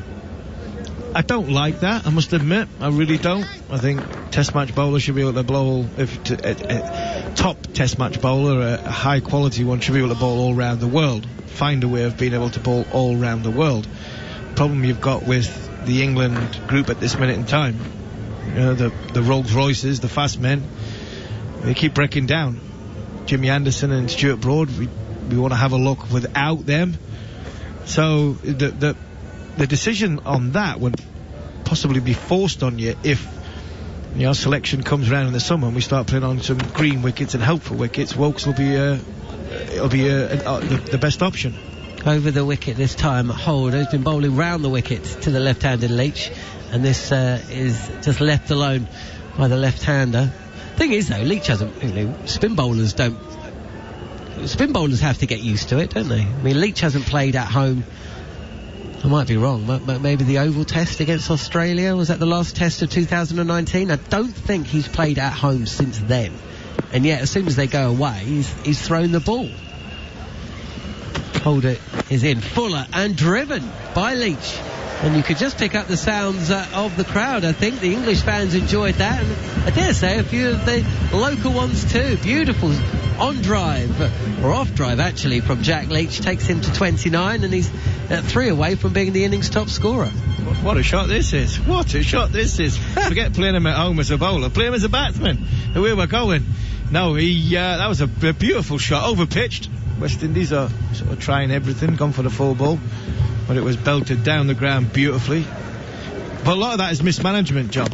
Full again from Holder. He does drag his length back a fraction, and Jack Leach is happy to play deep in the crease and just open the face of the bat and guide this to backward point for another single. 146 for 9 England, who were at one stage 90 for 8, remember, so useful runs. Whether they will be pivotal runs, I'm not too sure, but Leach moves to 30. The score 146 for 9 here on TalkSport 2. Yeah, a little bit of mismanagement, but also missing Stokes has brought the reason why Jack Leach hasn't played. A lot of talk about the West Indian side and not playing a spinner. When you've got Jason Holder batting at 6 and Ben Stokes batting at number 5, with the seam bowlers you've got at your disposal, a spin bowler should be an easy option in your side. So for me, as long as Stokes stays fit, Leach plays every game, or a spinner plays every game, whether it's Leach if he's good enough or not. Yorker length delivery from Holder. Last ball of the 70th over. Mahmood jabs his bat down on it, and he will take the dot there. He's 12 not out, and Jack Leach is at 30. 146 for 9. So where are we then, Harmy? I mean, England are going to have to bowl their skins out, aren't they? We don't have, I imagine, enough light in the day to get all the overs remaining to the bowlers. We've had a couple of overs of spin, but 20 overs remaining in a day. And, well, if they need it, second new ball, or the first new ball rather, available in 10 overs. But you've just got to expect really that England are going to be bowling soon, and then it's going to be over to the likes of Wokes and Overton, as well as Mahmood, to make inroads, because they need to have West Indies 2 or 3 down to have any real chance of remaining optimistic in terms of where this game is going. Yeah, and I think it might not be as much as you're saying, it might not be a bad thing if they lose the wicket in the next couple of overs, because then it gives them a good spell of bowling each from the seam bowlers, and maybe get a couple of overs into Jack Leach before the end of play and try and really put pressure on the West Indies. If England can, say, get between 150 and 160, and then get 12, 14 overs, probably not going to get that much, say 12 overs at the West Indies tonight and get a couple of wickets, then a night watchman comes in, you never know, 3 down, and England bounce into tomorrow morning. On the other hand, John Campbell comes in, comes off, all of a sudden they're 40 odd for none, like they were brand new ball in Antigua, and England staring down a barrel. So you're right, England are going to have to use the new ball wisely. It's pressure on Chris Woakes, so we've just made mention about where he is in his career. I think Craig Overton's in the same boat. I really do. I think he is they're both in Last Chance Saloon Bar away from home. That's why I said the other day I'd have picked Matt Fisher, because I think there's more mileage in Fisher going forward. But he's not playing, so these are the bowlers that we've got. And England are going to have to. They're going to have a very, very good latter part of today. They've had a good last hour, and then next hour's got to be better than what they've just had to stand any chance of being in this Test match. Because the West Indies, even though the game's starting to sort of drift a little bit, you say the last 2 wickets, you're looking at nearly 60 runs. There is enough in it for the new ball that England will be dangerous when they come out and use it. It's just where they can put the ball in the right area enough, and how the West Indies deal with the sort of playing for close pressure. 67 for 7 when Ben Foakes was beating all ends up. Bowled for 7. 23 runs added between Jack Leach and Overton for the 8th wicket. 24 runs for the 9th wicket between Woakes and Leach. And since then, we've had, the most successful partnership of the match so far. 32 runs between Mahmood, playing his first innings in Test cricket, and also Jack Leach. Just a reminder, there is live football over on Talk Sport on Saturday, the North London Derby in the WSL from 2 o'clock, as Mayers is in to bowl the start of his next over, over number 9. He was at one stage, he bowled 5 overs and taken 2 wickets for no runs. Slightly more expensive since then. He's conceded 8 runs. So 6 runs along the way. So he's certainly done a job. The one change for West Indies, Mayer's coming in from Ireland. He's in again. Floats this up. It's full. It's driven. Evades a close infielder. Fielded by Kemar Roach. And no run. 146 for 9 here on Talk Sport 2 with Jack Leach and Saqib Mahmood. Trying to mount something approaching rearguard action as see Jared Kimber suddenly sparking into life. The post Nando's haze may have shifted. We'll find out very shortly. It's really exciting. Ooh. Full, wide, slapped by Leach, but can't beat Kemar Roach. Go on then. My more meant the Nando's was, except Goffy didn't get his meal. Oh, is it Goffy this time? Oh, no, did he not? Oh, tell you what, Big Lam will not be happy about that. He's hot sauce. Of all the people not to get their meal, he wouldn't have said much, would he? It was weird. I don't know why the producer Ollie specifically cancelled only Goffy's meal, but well, the producer got his meal, I noticed. So the salad didn't come. Mayers, this is full. Almost a full toss, actually. Turns into a Yorker, wide Yorker, which Leach tries to carve away, but doesn't get anything on the ball. No run. 146 for 9, Jared.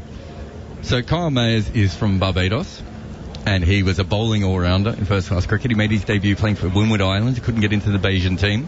He batted number 8 in that lineup. For the first 5 years of his first-class career, he played a few games, I think around 22 games, and averaged 23 with the bat.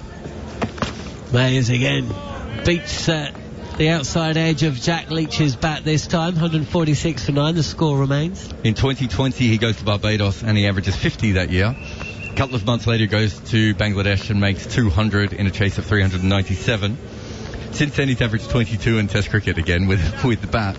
And in his career he averages mid-20s with the ball. When he first started, he actually started as an opening bowler. I don't know if Harmy has any thoughts on that.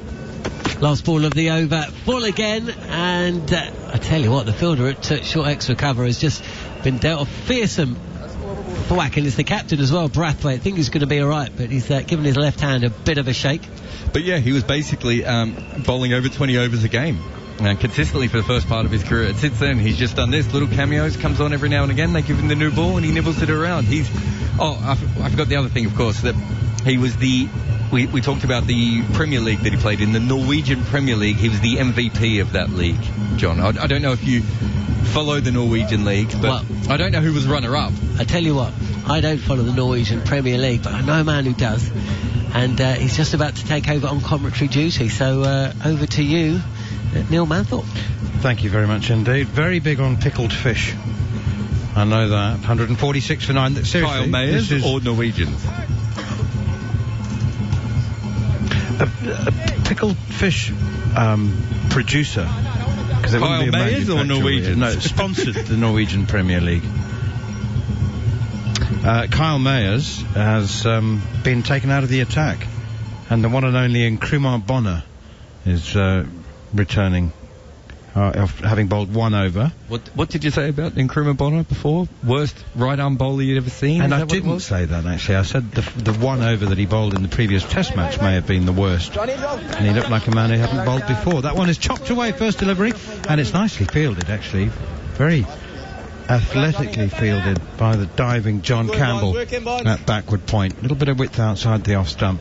It was a peculiar over with 4 no balls in it. Here is Bonner. His first over in this innings was impressive and pushed away defensively by Shakib Mahmood, square of the wicket on the offside. It's hard to think. It's almost like we've had two different days cricket, with England having slumped to 90 for 8. Down the wicket comes Shakib Mahmood, and he gets a thick inside edge which saves him from a very straightforward stumping chance. Thick inside edge, just past the leg stump. Jermaine Blackwood hurtles after the ball. He's very athletic in the field, Jermaine Blackwood, and well, he has managed to overhaul the ball before it reached the ropes. Shakib Mahmood, nothing wrong with a bit of proactivity. That's good to see. It wouldn't have been so good to see if he had missed it and been stumped, but England still need runs. They've got 148 of them now for 9 wickets down. Back goes Shakib Mahmood, tucks it away off his hip behind square on the leg side, and they go through for another single, 149 for 9. And I tell you what, Steve Harmison, like I said, at 90 for 8, we were talking very optimistically, we thought, Matt Pryor and I, about somehow finding a way to get to 150. Couldn't see how it might happen with just 2 wickets left, but it has. No, we couldn't, and I agree with that.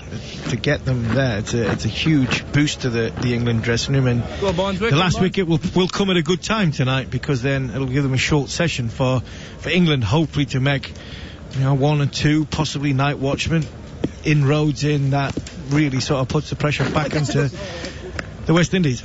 Oh, good turn here from Nkrumah Bonner. That was exactly the scenario that Matt and I were painting, as England somehow get to 150 and the West Indies finish 50 for 3 overnight. Here is Nkrumah Bonner once more, and pushed away by Jack Leach out towards cover, fielded by Campbell, and there's no run, and that's certainly not beyond the realms of possibility or imagination, is it? No, and it's when you look at the way things have gone for England, the bravery that Jack Leach has shown. He's been hit a few times off the fast bowlers. He's stood there, simple technique, not chased any wide ones really. Defensively he's been quite sound. He's been resolute. And the England top order could learn a thing or two off Jack Leach from a mentality point of view, because there was some good balls that got good wickets this morning. Nothing against that, but there were some balls that were wide of off stump, which really was some wickets given away. Kyle Mayers continues, and that's a wide half volley and dropped at cover by Brathwaite, by Campbell, who dives to his right. Wide half volley, and credit to Harmy, to Shakib Mahmood, because he didn't hold back on the drive. No, it was a wide half volley. He's thrown the kitchen sink at it, blinked it a little bit, bottom of the bat, and it wasn't a bad effort from Campbell. He's dived full stretch to his right, but wasn't being able to get hold of it. Oof. He really has given that a proper thump. Here's Kyle Mayers again. Shakib Mahmood down the wicket now. He's launched it over long on, straight over the boundary for 6. I don't know who flicked the green light for Saqib Mahmood to do this, Harmy, but it was over and a half ago, wasn't it? And he suddenly thought it's time to score some runs. Yeah, there's one coming with my name on it. I'm going to get a few. It's a good time to have a bowl. I'm going to try and chance me arm. And that was in the slot. That was in a tail ender's slot. Good length, just around off stump, giving yourself a chance to get your arms free, and Saqib Mahmood didn't miss out. In fairness, he made it into his arc, didn't he? Because he took a step and a half down the pitch. 155 for 9 here. Mayers looks for the Yorker and finds it, and it goes straight through Saqib Mahmood, who's up to 21, by the way. And this last wicket partnership, well, they came together at 114 for 9. So they've added 41 for the 10th wicket. Yeah, 41 off 115 balls. That's so valuable for the team and the position that England have been in. Terrific effort. Really is. Jack Leach got there in contrasting ways. Mayer's in. Slower ball. That looked like it's bowled out of his fingertips, and it was a low full toss, so it didn't work. It didn't dip quickly enough, and it's a single out towards deep mid-wicket. 156 for 9. Jared? That was Mahmood's first 6 in Test cricket, obviously, but also his first 6 in first-class cricket. I would suggest that as they're getting towards the second new ball and they've got Kyle Mayers bowling to them, they've decided to have a couple of swings before the big boys come back with the redder ball. Well, a little way to go before the new ball's available. There's another 7 overs after this, as Kyle Mayer's in once more, pushed away by Leach, square of the wicket on the offside. So Saqib Mahmood's played 23 first-class games before now he's into his 25th because it's his second test. 26th. 26th, beg your pardon. So he's never hit a 6. He never hit a 6. But he averages 13, doesn't he? So he's not hopeless. He's got a lot of not outs. Almost a third of his innings, actually over a third of his innings are not outs. So he's saying he is hopeless, but his record flatters him. No, he doesn't go out. Skill. Outside the off stump, left alone. Someone who Harmy bowled to, Mark Richardson, took a career of probably not ever getting out as a tail ender and made himself into an opening batter and ended up averaging in his 40s. Mark Richardson made 95 in the very first test match played at the National Cricket Stadium. I'm glad I mentioned him there. Very good timing. He doesn't get mentioned that often. And Steve Harmison's just been yanked out of the commentary box, so I shall be joined by Darren Goff in just a moment. If you look at Mark Richardson over the first couple of years, he played as a left-arm figure spinner. I think his first match he got at Kapil Dev and Sachin Tendulkar out. Got the yips, left first-class cricket for a year and a half, maybe even 2 years. Came back as a middle-order batter, made 100 or 400 balls, bat hit number 4 for someone, and then ended up as one of the most successful openers New Zealand's ever had. All I'm saying is there's a chance Mahmood could do all that. No, there isn't, actually, though, is there? It's unlikely. Jack Leach has 30. Saqib Mahmood has 22. What's his high score, by the way, in his first-class career? Craig Brathwaite's bringing himself on to bowl some lobs around the wicket to the right-handed Saqib Mahmood, and a Grenadian police lieutenant has just walked behind the bowler's arm directly in front of the sight screen and is blissfully unaware of why he's held the test match up, or even that he has held the test match up. He's not the first and he won't be the last. 156 for 9 England. Here is Brathwaite again. Right back onto his stumps goes Saqib Mahmood. He'll have faced more challenging bowling than Craig Brathwaite. He blocks that with all the time in the world. His top score in first class cricket is 34. Oh, actually, and here's Brathwaite once again. Sweep shot, and off the pad. There'll be leg byes here.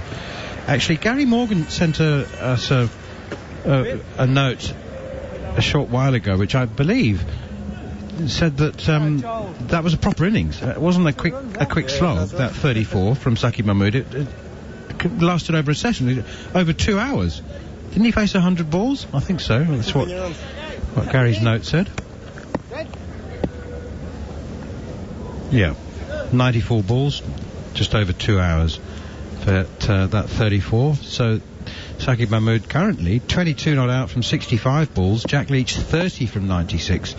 England have gone from 114 for 9 to 158 for 9 as Brathwaite is in again around the wicket, nudged down on the onside. Goffey, this is good and bad news because it seems to have got flat. England have got more runs. But does it mean that England have had the worst of the batting conditions? No, I think it just summed up this series when we talk about the bowling attacks. Brathwaite in, peel for leg before sweep shot, pitching outside leg probably. They've got nothing extraordinary that can knock someone over on when the pitch goes a little bit flatter, and I think it's the same for both teams. We've seen England struggle to knock tail-enders over in the past few years. Brathwaite in once again, and real lob up slow, 71 kilometres an hour there, blocked by Mahmood. And now we've seen a West Indies struggle because they haven't got that express pace bowler or someone who can do something special or an expert spinner. Brathwaite again, sweep shot, missed by everybody, including Joshua Da Silva, who bangs his gloves together in frustration because he's conceded 4 byes for the second time in the innings. Who knows? I mean, if it does turn out to be a really low-scoring game, and Joshua Da Silva's got a dozen byes in the extras column, it's no wonder he's frustrated. It was a poor delivery, but at that pace, he really does need to be doing better in gathering them down the leg side. Yeah, I mean, there's no doubt about it. I think he played well the last Test match with the bat, but his keeping is definitely needs improving, doesn't it? I mean, it's not been nasty, is it? It just needs to improve. He can bat. He showed terrific fight in Barbados, technique, but his keeping. Well, Maddie always tells us and reminds us that your feet are as important as your hands if you're going to be a decent keeper, and Josh Da Silva's feet don't move very much. He's diving from a standing position a lot of the time, which means that I don't know. We'll have to get Maddie on to explain it again, but he's not picking up the line, or he's reacting too late. Jack Leach forward to the next delivery from Nkrumah Bonner, who's bowled very tidily actually. Was disrespectful of his leg spin based on the first over he bowled in this series, but now he's back to down the leg side. Really, a long way down the leg side. Little flick and a miss from Jack Leach. I'm just reminded by our producer that he's already conceded 14 byes. Here's Nkrumah Bonner, short, pulled away by Jack Leach, out towards deep mid-wicket, and it'll be fielded by Alzari Joseph, but it does mean that Jack Leach has equalled the top score in the innings. At number 10, he's now 31 not out, which is exactly what Alex Lees made in the first session. Just after the first session, actually. Alex Lees was 26 not out at lunch. Went on to make 31 before he was dismissed. The chatter that you can hear in the stump mics is Joshua Da Silva, who's just helping Nkrumah Bonner rearrange his field, slipping a short leg in, quicker one, and pushed away defensively, straight back to the bowl and no run. At least we found our opening pair for the next Test match. Leach and Mahmood. It's got a ring to it, hasn't it? You see it? As long as New Zealand open the bowling with an old ball, they'll be fine. Punched away off the back foot to cover again, no run. I mean, we're used to it from Jack Leach, aren't we? He's got a good technique, he's got a good eye. Bono once again forward and played away by Saqib Mahmood defensively, no run. His top scorer in Test cricket is opening the batting, of course, against Ireland at Lords, wasn't it? Did he open or was he number 3? No, I think he was night opener. Is that a thing? Opening watchman. Okay. We both went in different directions. Whatever you want. If you're going to get past a new ball, that is the place to go in against Ireland, isn't it? Let's be fair. And he cashed in. Played well. To be fair, after the first day, when Ireland absolutely destroyed them, there's probably a couple of openers go, do you know what, just go out and see what's happening first before I head out there. He made 92, yeah. It was. I think we commentated with Tim Merter, and he still has nightmares about Jack Leach. The batter, I should say. Yes. Oh, Craig Brathwaite continues now. very, very gentle off breaks. And although he has now bowled a significant number of overs in all 3 Test matches, Goffy, I am no closer to becoming used to watching him. Here is Brathwaite once again, and Jack Leach punches it away out on the offside, and there's no run. It's like doing shadow boxing with an 8-year-old, isn't it? You can let him punch you, and it doesn't hurt. Here's Brathwaite again, and forward comes Jack Leach, pushing it to cover. Oh, there's going to be no run out. Oh my goodness me, there was a massive mix-up there. The applause is for the 50 partnership between these two, and that's a brilliant, brilliant effort. There was almost a terrible mix-up. There was a yes, no, sorry as the batsman crossed, but well done to them, and they deservedly have a wee glove punch to celebrate. The amazing thing is there, the footage we've just seen is, but you've got all the team in there on the whites on the balcony, expecting 40 minutes to go for it to be out in the field, and they're still sat there in the whites. Enthusiastic applause though, wasn't there, from the longest warm-up from Wokes ever. He's stretching in the dressing room now for 45 minutes.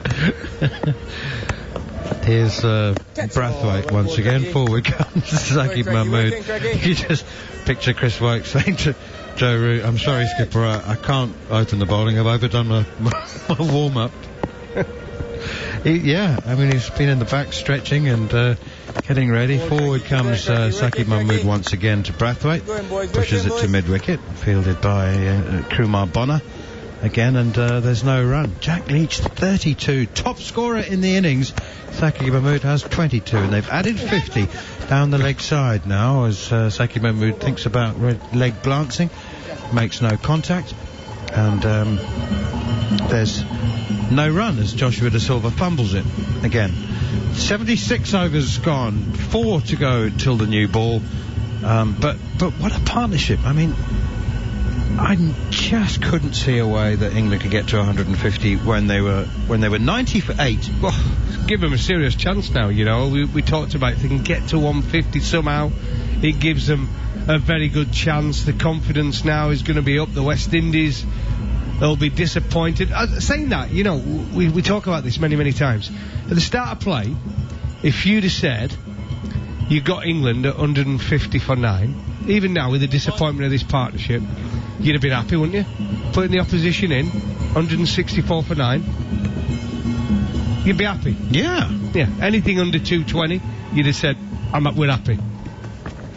Here's Kemar Roach once again for his 4th over. It's weird the way it works though. Like you said, West Indies win the toss, bowl first, bowling that for 165, offer it to them, snatch your hand off. Yeah. And yet they might go in feeling a bit deflated. Jack Leach pushes it up towards mid-off. That's what you're saying. So, yes, momentum has swung, weirdly. Yeah.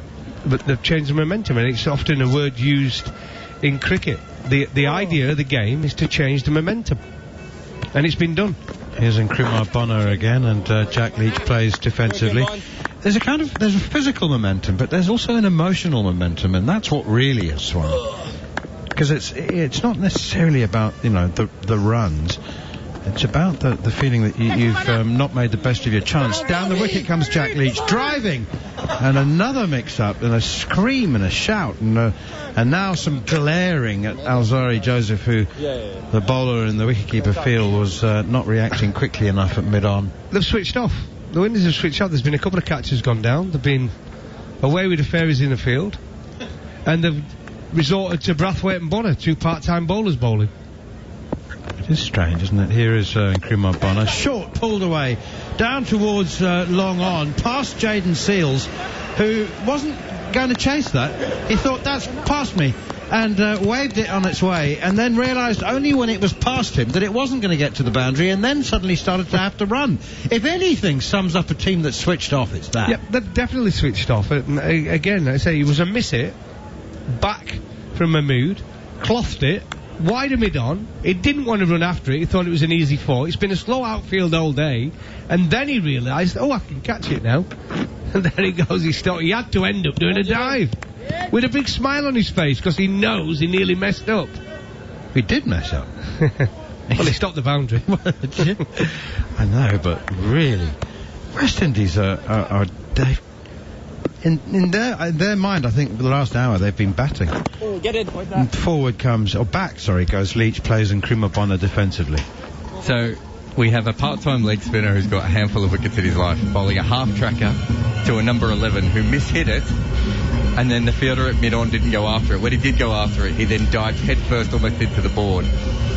Brilliant cricket in some ways. We've turned this test match, what was quite exciting earlier, into just a lovely village game. It is. It's village.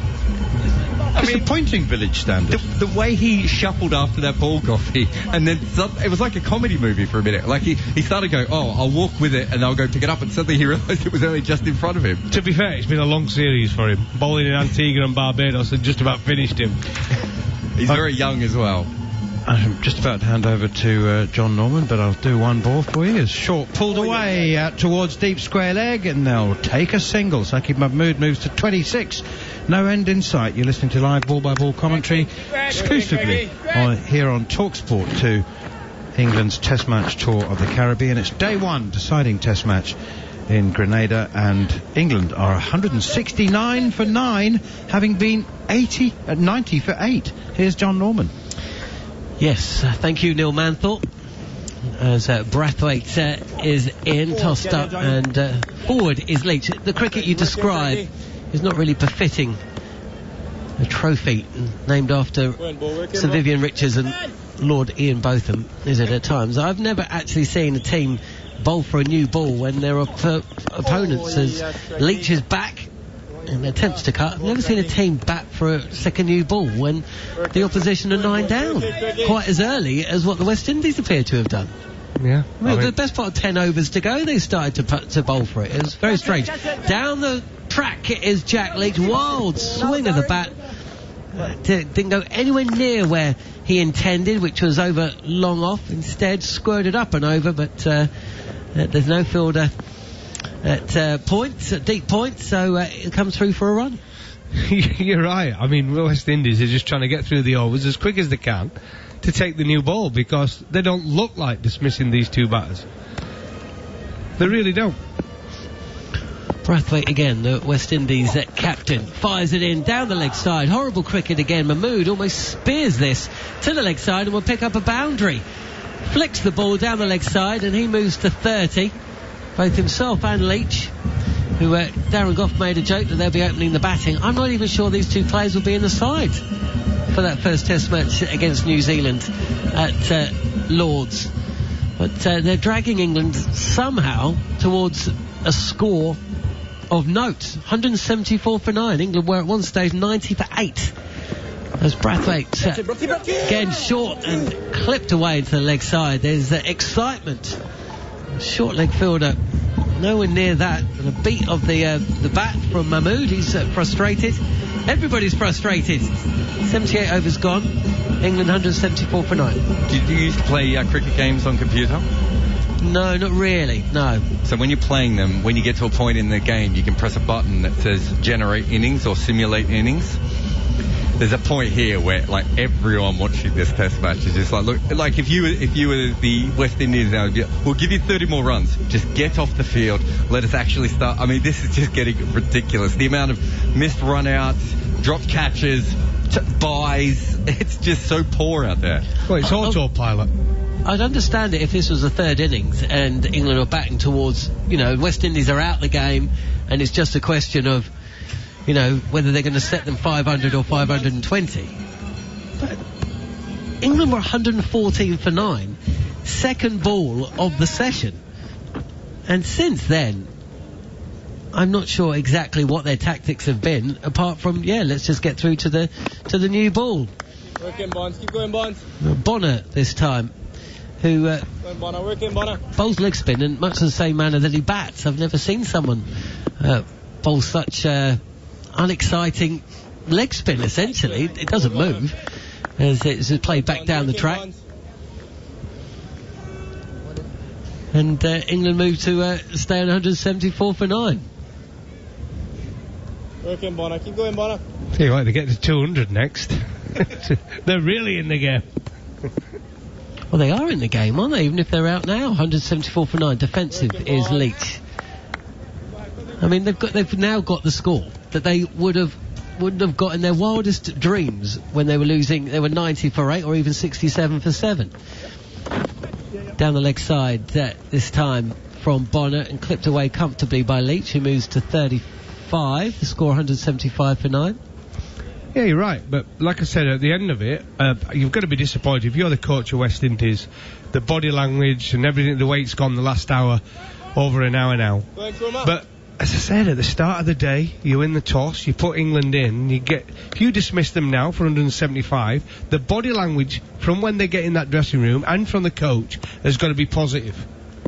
Because they'll have taken it. 175 all out, they would have taken it. Tossed up and beaten on the inside by Bonner. And that may go away for more buys. And that cheer will tell you that it has.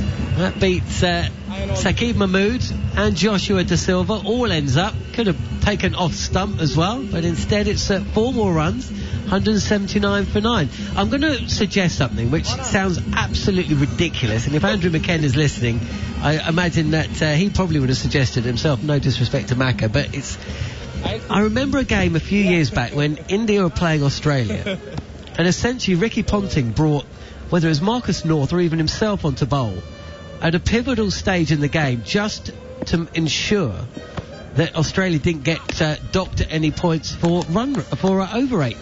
Full delivery again, a full toss, and played up to long on for a single. 180 for 9. It was Cameron White at one end, and it was Mike Hussey running. So he's bowling medium pace. So he'd bowl the ball, and then he'd run back at full pace to get back. It was the weirdest game I've ever seen. But it was at a pivotal stage of the match, wasn't it? It wasn't at a stage of the game where you would ever put over 8 ahead of the game situation, and Ricky Ponting did. I think Dhoni had 100, and maybe Bhuvi Kumar was with him. They were 7 down, they had to push, and instead they bowled about 12 overs, and Dhoni knocked them around for 30 odd runs, and then he attacked the new ball when it finally came as well. It was very bizarre. I mean, the run rate, I don't know why we're talking about this when we just watched an international wicketkeeper face a ball that went through his legs that he didn't even get anywhere near as well. Okay, over number 80 as Brathwaite gets one to beat the outside edge. Mahmood playing inside the line, and the score is now 180 for 9 England. Second new ball due in 5 deliveries time, with both Mahmood and Leach. As Mahmood gets down and on the sweep will take another single to move to 32. Not for the first time as Matt Pryce got his head in his hands. And I get what he's coming from. I played quite a few test matches, and I batted anywhere from 8 to 11. I don't think I ever in my whole career faced 2 bowlers like this in any test match I played in. Honestly, if somebody thinks different, give me a buzz. Defensive again from Leach, and we're just waiting now, aren't we, for the new ball to be taken. Did you face Mark Taylor's bowling? No. Didn't he get Angus Fraser or someone out in the test? I thought you might have played in that one. Brathwaite is in, tossed up again outside the eye line and outside off stump, and a single is taken. 182 for 9. Any bowler that backs himself and is worth his value would be crying to get on and bowl at number 10 and 11 on any pitch in the world. Why wouldn't you want to bowl at number 10 and 11? Well, there's a question I asked of Harmy about half an hour ago when Myers was brought back on the stumps this time, defensively played by Mahmood. 182 for 9. I thought it was strange at that time. That was 10 overs ago. And I understand that Myers took 2 wickets, and actually you saw Leach put down in the covers, so it was understandable defensive from Mahmood this time, no run. But I struggle to think of an innings which has seen such dominance with the ball for such a concerted and considered amount of time, end up with essentially 20 overs of part-time leg and off-spin. Jared, how many overs has Holder bowled? I'd be interested to know how many overs the Seamers have bowled in this game. In an opportunity to win a test match, dismiss England for well under 150, which they could have done. And they're now 182 for 9. Second new ball's going to be, it's available now. It'd be interesting if they don't take it. That would just top the session off. Holder bowled 14 overs. So Roach has bowled 15, Jaden Seals bowled 15, Holder bowled 14, Mayers bowled 10, Azari Joseph bowled 16. No one is overworked. No. Well, you could say Nkrumah has been overworked considering everything, but yeah. Blackwood bowled it over as well there. See how many people they can get through. Yeah, well, they've used 8 bowlers. De Silva couldn't bowl much worse than he keeps. I'd just like to confirm that the new ball has been taken. So that may well be it for Brathwaite. Almost certainly is it for Blackwood. Bonner might get another one. But essentially, Kemar Roach has been called upon. 15 overs, 2 for 32. And I imagine Jaden Seals will also be operating very shortly. So cricket, being the crazy game that we love, has had a crazy half an hour, has had a crazy hour, and now we've got a little bit of sensibility back as Roach is in. Right arm over the wicket, and Leach props forward and pushes us out into the offside and comes through for a single. Leach 37, Mahmood 32. The two coming together after the second ball of this evening session, which saw Chris Wokes comprehensively bowl for 25. At that point, it seemed, well, the fact that England are still batting now is a surprise, but they are, and it means that they put on the best partnership of the innings. A partnership now which is at 69 runs between a man in Mahmood who's never played an innings of Test cricket before, and it's Mahmood who faces was shuffling forward. He was batting outside of his crease a few moments ago. He's back behind it now, plays this into the offside. He's 32, and Jack Leach, who is as arguably famous for that one not out as he is any innings or any performance of note for England. The question that we will find out in the next day or two is whether this partnership has dragged England back into the match, or was just as a textbook defensive cover drive from Mahmood. He's certainly at ease with the pace of Kemar Roach in these early stages. Second new ball has been taken, and England are 183 for 9. I mean, that's as good a shot you get. Yes, there's a little bit of gap between pad and bat, but the full face going back towards the bowler, new ball in hand, seam upright, middled it, mid-off. It swung into him as well. And still middled it. And he was on the front foot better than half the rest of them. Roach steaming in. This is left alone, wide from Roach. Mahmood happy to let that one go. And one good thing about seeing him with the second new ball now, yes, they might be a bit tired, West Indies bowlers, but it gives us an idea what sort of pitch it will be with the new ball, because it's looked pretty flat the last couple of hours. Let's be fair. It's looked pretty flat, but West Indies have done all the hard work and they've let it slip. But we'll get a better idea what happens in the next 1, 2, 3, 4 overs. Roach again. And this is a classical and textbook punch through the covers. The ball won't quite make the boundary, but there's enough on it for the batters to come back for a third. That's a nice looking shot from Mahmood. He moves to 35 and the score 186 for 9. There's Kemar Roach, fifth ball of his first over back. It's played very nicely indeed. I mean, West Indies are going to be in a hiding to nothing, I mean, for the remainder of the day, because essentially they're either going to be bowling for the rest of the day, in which case England will go past 200, or they're going to be throwing Brathwaite and Campbell out there with absolutely nothing to achieve for, I don't know, 20 minutes or so, 25 minutes? Depending on the light. The shadows are lengthening as Jack Leach is forward again and sees off Kemar Roach's return over. So the score 186 for 9. You're listening to TalkSport 2's live and exclusive coverage of the third test match between West Indies and England. And of course, if you can't always sit at home and listen to the likes of Jarrod Kimmer and Neil Manthorpe and Darren Goff, you need to get out and actually do something. You can continue to listen the TalkSport app. Just swipe for TalkSport 2. We're on your smart speaker, we're online, and now on the TalkSport 2 YouTube channel, where you can find our commentary and a ball-by-ball scorecard as well. Jaden Seals is about to bowl his first over of the bowlers, Goffy, today. Which has impressed you the most? Well, it's a difficult one. I think Seals has been excellent, but I thought Alsari Joseph bowled really well. His first 2 spells were excellent. Bowled with pace, accuracy, aggression when needed. So I thought he bowled pretty well. But Seals is fantastic young talent. Really impressed. Great seam position. Great rhythmical run up. He's got the game. He's got everything. Well, if you think that, then that says something. 3 slips and a gully, full delivery from Seals, but 2 wide and a little bit of swing there as well. And a little bit of a look there from Mahmood to Leach, who's probably thinking, hang on a second, I wouldn't mind a bit of that. And he swings it as well, as we saw that last delivery from Seals. A bit of a loosener, but full, but swung towards the slip cordon. Always a danger, no matter how full it is, when you get a bit of movement through the air. If there was one criticism of him, again, I think he's another one who just pulled through a little bit more with that left arm. I reckon there's another 2 or 3 miles per hour in there.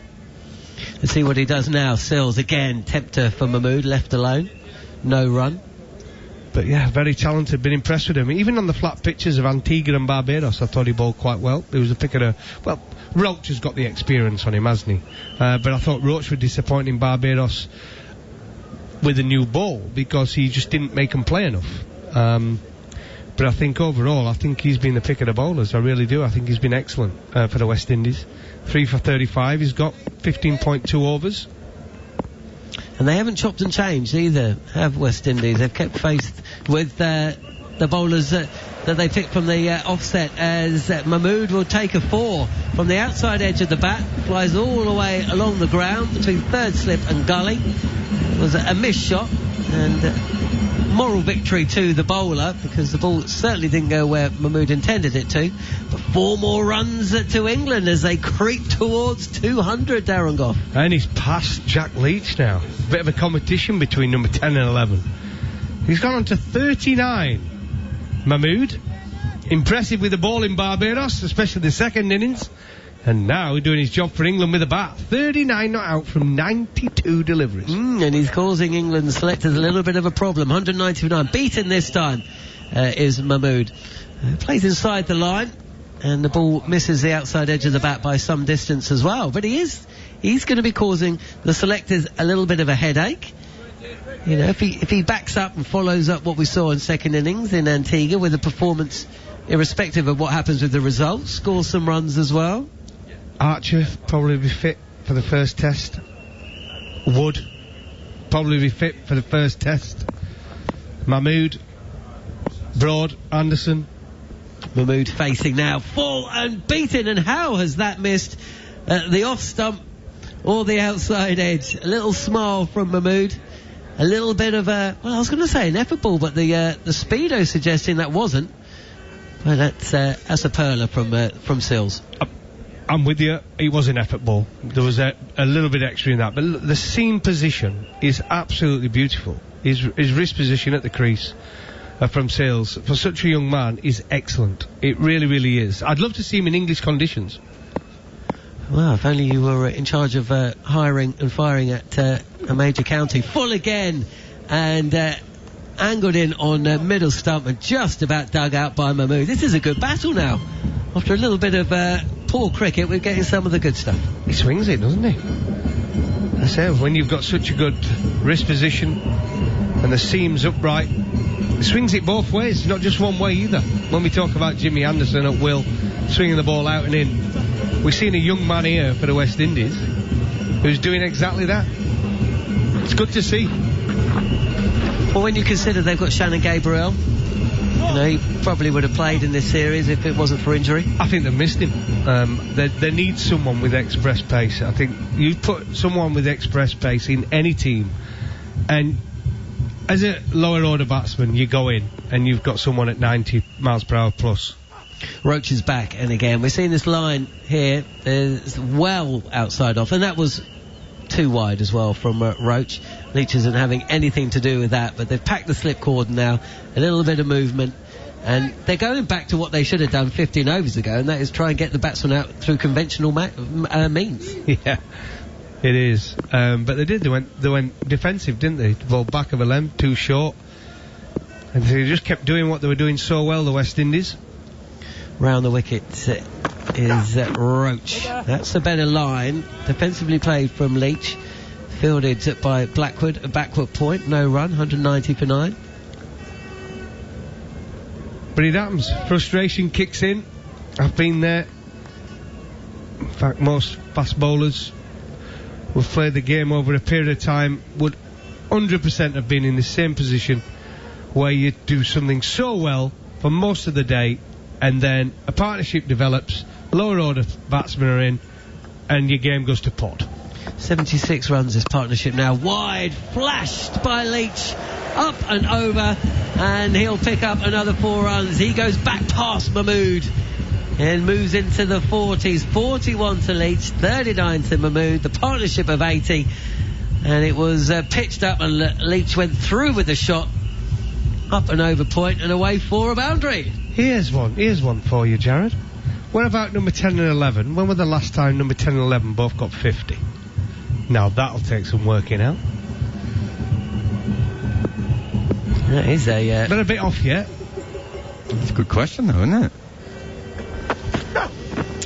Left alone by Leach, no run, and a misfield from Joshua De Silva, just bounces in front of the keeper, 194 for 9. Gillespie and McGrath did it against New Zealand, I think. No, they didn't. I've got a feeling, because that was when Gillespie danced around like the Happy Gilmore. They both got 50. I could be wrong. I'll Batting look at it 10 and 11. Would Gillespie have been 9? Oh, it might have been 9. I'll have a look.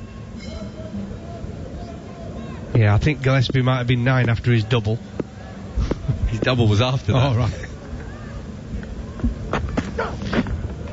Roach in wide again. Leach has a little thought about playing at that, and then withdraws the bat.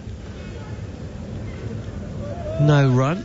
Wasn't there an inning? What was it? West Indies played England. Tino Best hit 94. That must have been 10 and 11, because they were 9 down. Who did he bat with?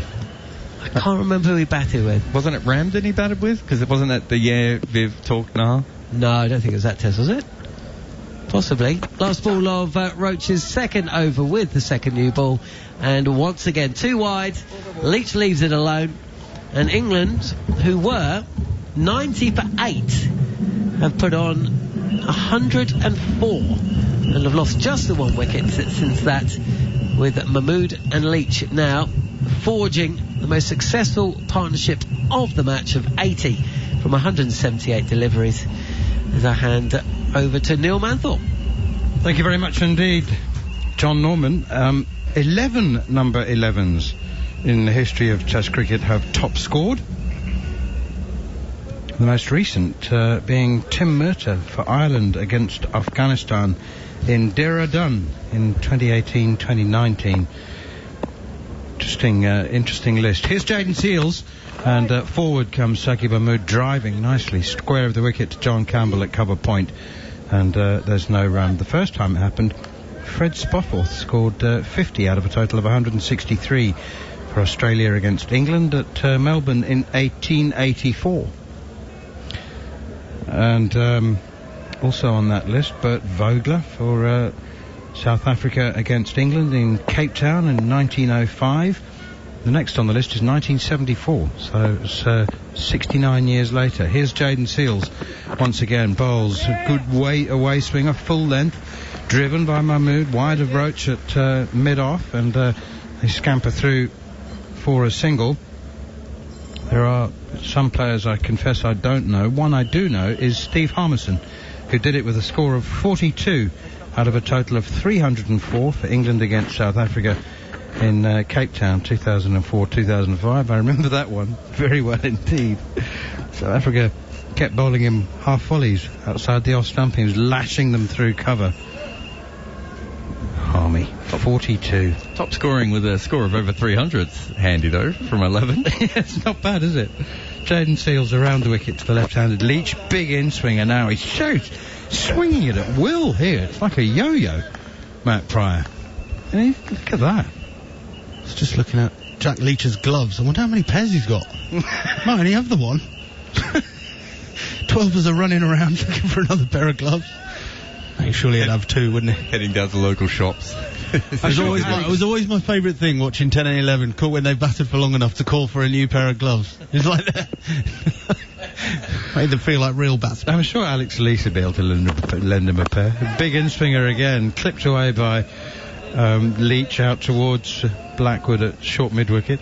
Just on Goffy's point about number 10 and 11, he's right. Jason Gillespie was at 9 that game. Mike Kasparitz went in at number 10. So, but in that game, to be fair, Gillespie made 54 and Glenn McGrath made 61. So that was, you're right to raise your eyebrows at me, Neil Manthorpe. He was famously one of the worst batters in Test cricket history. What was the bet that he made with Steve Waugh again, that he would score a half-century? I think Steve Waugh, it may not have been a bet. I think Steve Waugh said he'd give him $10,000 if he ever made a Test 50, and he did. And, Jack Leach is 41. Saqib Mahmood has 40. England are 195 for 9. But what Goffy asked has happened once in the history of Test cricket. At the Oval in 1966, John Snow made 59 not out, and Ken Higgs, legendary Lancastrian seam bowler, made 63. Can you see what they went from to? Yeah. I'm sure that would have changed the complexion of that innings. Here's Jayden Seales again, bowls another booming in-swinger to Jack Leach, who drives it firmly out to Shamar Brooks, fielding at cover, and there's no run. 84 overs gone. It's 195 for 9, and the West Indies are absolutely bamboozled and perplexed and at odds, Matt Pryor. They're just don't know what they're doing. Well, look, these two England batsmen have been good, but the West Indies have been shocking. I mean, absolutely. John Norman mentioned earlier, I've had my head in my hands a few times. I can't get my head around it. This is Test cricket. You've got England on the ropes. You've got an opportunity to bowl them out for 100. And you bowl your part-time spinners for 15 overs. I can't get my head around it. Here's Kemar Roach trying to bring some sense back to proceedings. He bowls a bouncer. Saqib Mahmood wants to duck it, hits him on the shoulder, didn't get up much. 195 for 9. The problem you have, you can't pick and choose when you want to be on it. If you've got a team down, you've got to stay on top of them. You know, West Indies, even the fielders disappeared.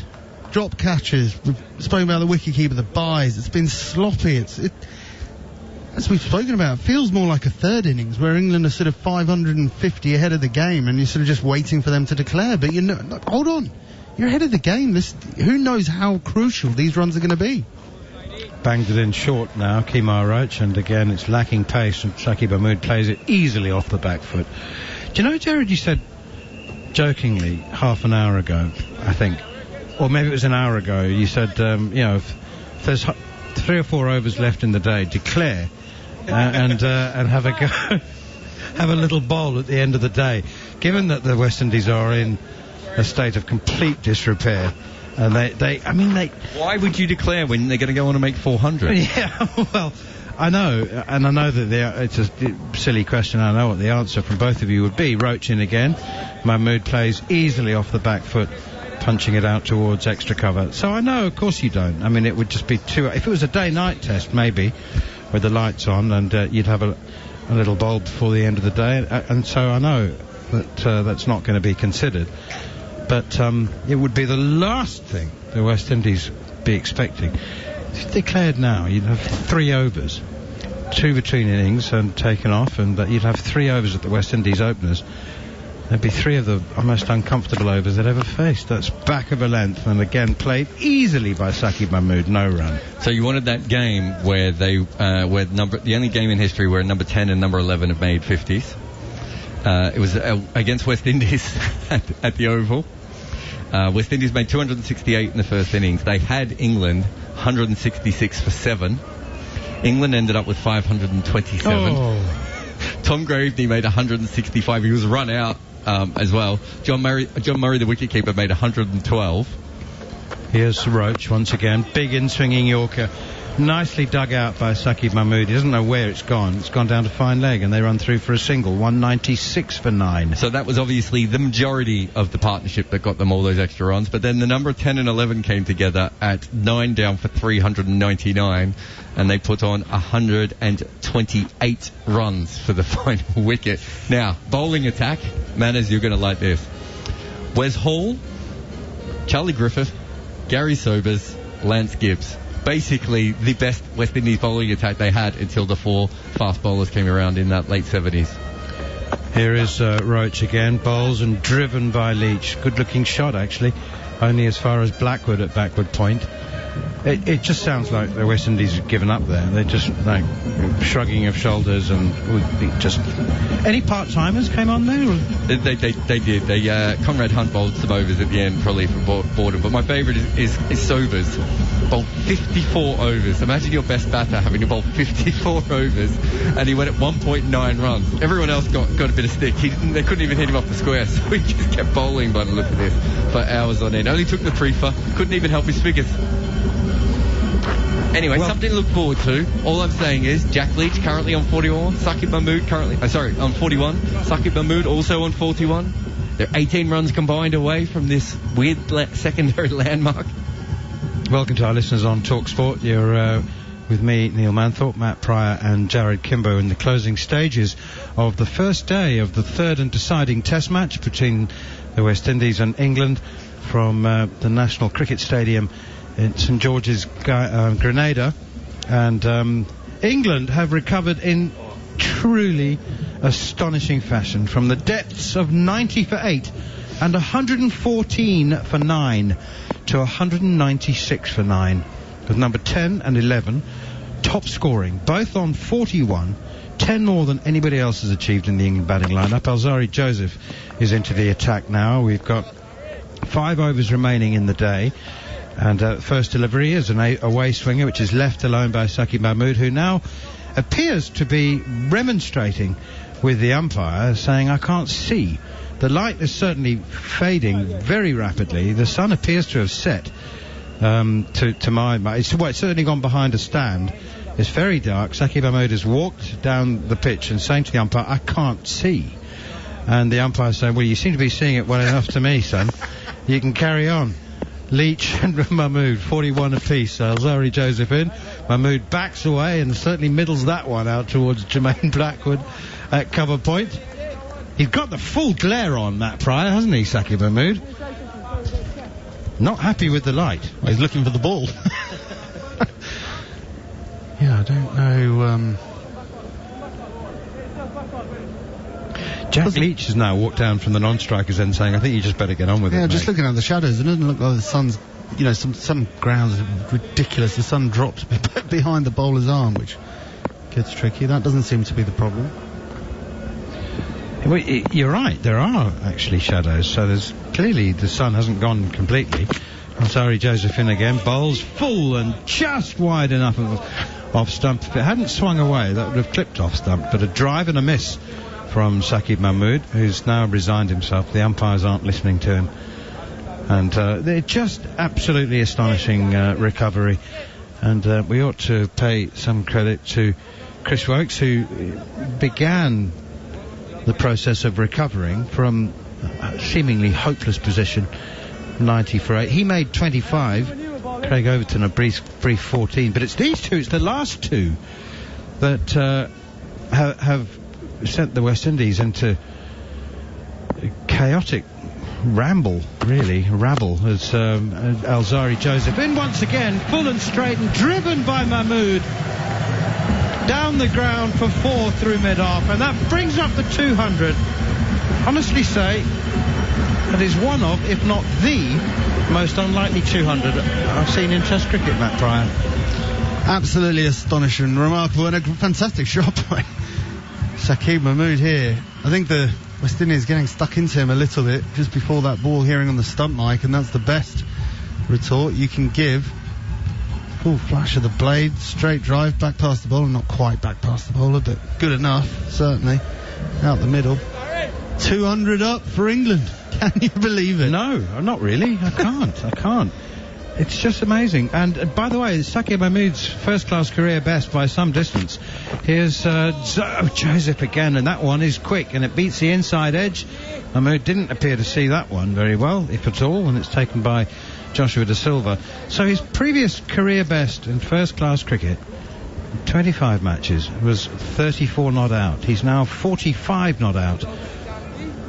Let's just hope that the prospect of a half-century doesn't overexcite him, or indeed Jack Leach, and doesn't cause them to lose concentration, because England are right back in this test match. They were 3-0 down in this football game, and here is Alzari Joseph again, swing and a miss at a full-length delivery outside the off stump.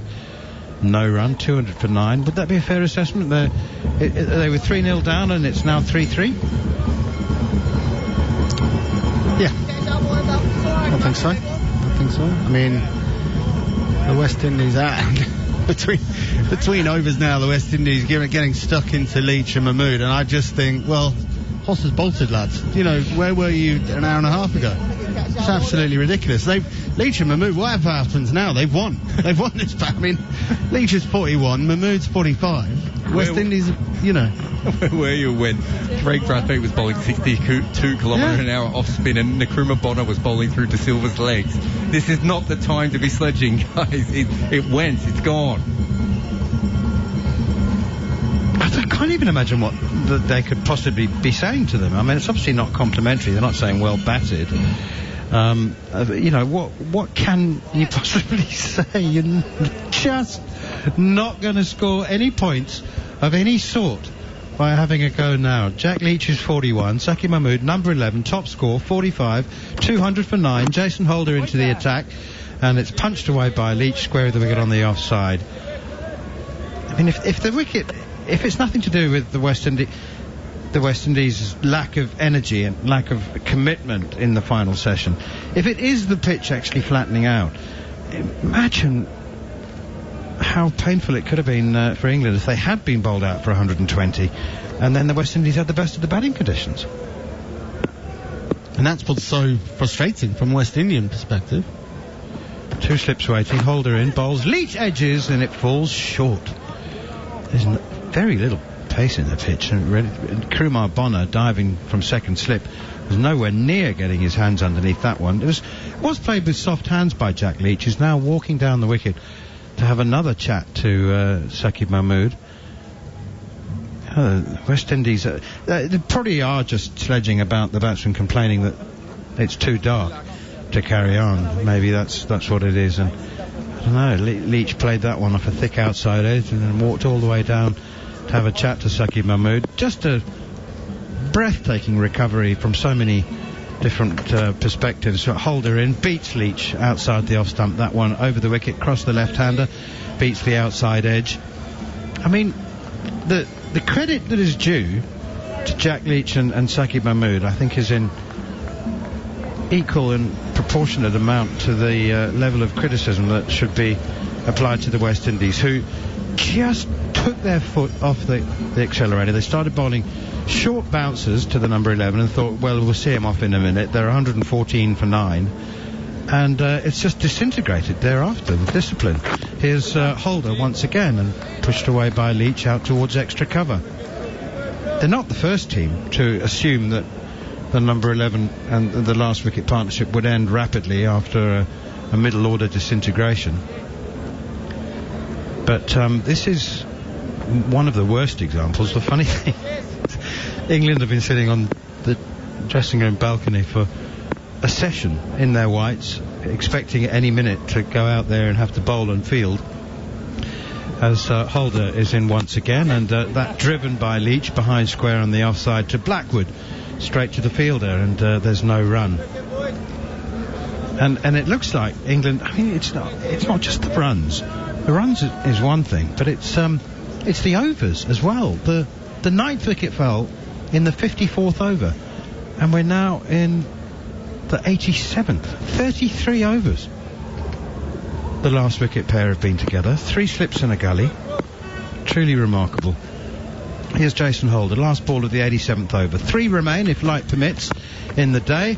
Leach plays it defensively straight back to Jason Holder, and there's no run. 200 for 9 on the island of Grenada, the deciding test match. England put in by the West Indies. Ordinarily, they should be happy with 200 for 9, but England were 114 for 9. Quite remarkable stuff. Another word from Matt Pryor, and then to take you through to the close to be with John Norman.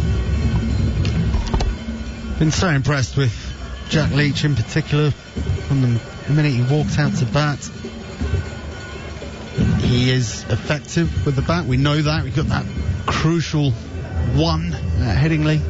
And sometimes having a simple game and only one option of style of batting almost negates what the wicket was doing earlier, but he had to get through that period, which he has done brilliantly. That last ball he's just played off Holder, it's actually swung back genuinely, and he's played it beautifully, played it laid straight. Looked like every part of genuine batsman. Joseph is in way down the leg side, and De Silva has to dive to his left and clasps the ball one-handed. No byes on that occasion, or possibly could have been called wides actually. It was a really wayward delivery from Alzari Joseph. Who'd have thought England would still be batting, eh? There was a real fear that this was over as a contest, but now West Indies, no matter what happens tomorrow, Joseph in, and essentially Mahmood has tried to defend that, missed the ball zipped past the inside edge, and he's caught the ball between his legs. He's then essentially tried to free the delivery. Oh no, the ball is actually caught behind his pad, and he's flicked it out, and that ball has gone behind him, and it could have actually taken a leg stump. Would have summed it up really, wouldn't it? If he got out like that. That would have summed up what has been a truly remarkable day. Got a half and half pitch and a wild swish of the bat from Mahmood, who's complaining he can't see the ball. That was a flat-footed shot of a number 11. He's eyeing up 50, isn't he? He's thinking one shot. 5 away. Well, there's one shot away from getting caught there. Well, yeah. Absolutely no foot movement whatsoever. It was not the shot of a man who is currently top scoring in the innings. Coming in at number 11. Top score before him was 31. Apart from Leach, of course. There's another wild swing of the bat from Mahmood. No foot movement whatsoever. And again, I'm not sure he is seeing the ball particularly well. He's just thinking, I may as well just go for it now. 45 to his name. Jaden Seals is still getting involved, I'm sure. There's been a war of words, and Jack Leach has just come to have a quick word with Mahmood. Yeah, and again, just looking at Joseph's pace there, 147 that last delivery. You sort of think, where was this when England were 114? I think Leach is telling Mahmood just to try and keep check of his emotions here as well. Yeah, I think I overheard the umpire saying potentially it's the last over because of the light. I think they might be worrying. So 2 balls left in this over. Here we go, as Joseph is in tight to the umpire. Some swing away from the right-handed Mahmood. It's good. I mean, that's brilliant from Leach. He's walked down to his batting partner. He's seen Mahmood losing his head a bit, trying to smash it, not really playing any, coming out of his bubble that he's been in all day and had good success with, saying, listen, buddy, we're potentially 1 ball away from being not out overnight here. Don't give it away. We've done all this hard work. Let's get the West Indies back in the field tomorrow morning. Dream of 50, eh? 41 to Leach, 45 to Mahmood. Could this possibly be the last ball of what has been an incredible day's play? Fired down the leg side, and once again De Silva has to dive to his left and one-handed takes the ball.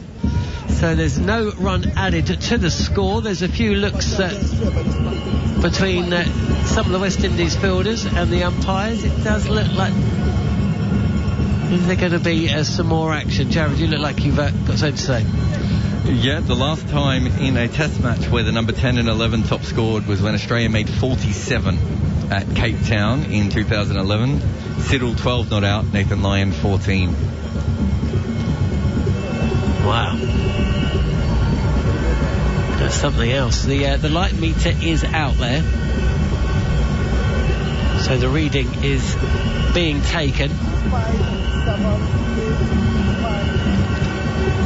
that's where there'll be no floodlights within this ground in Grenada, of course.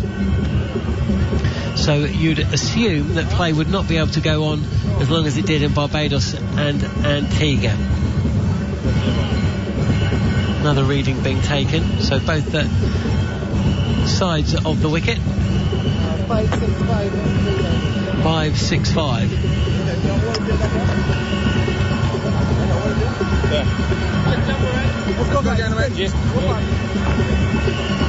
Are we going to get another over? I'm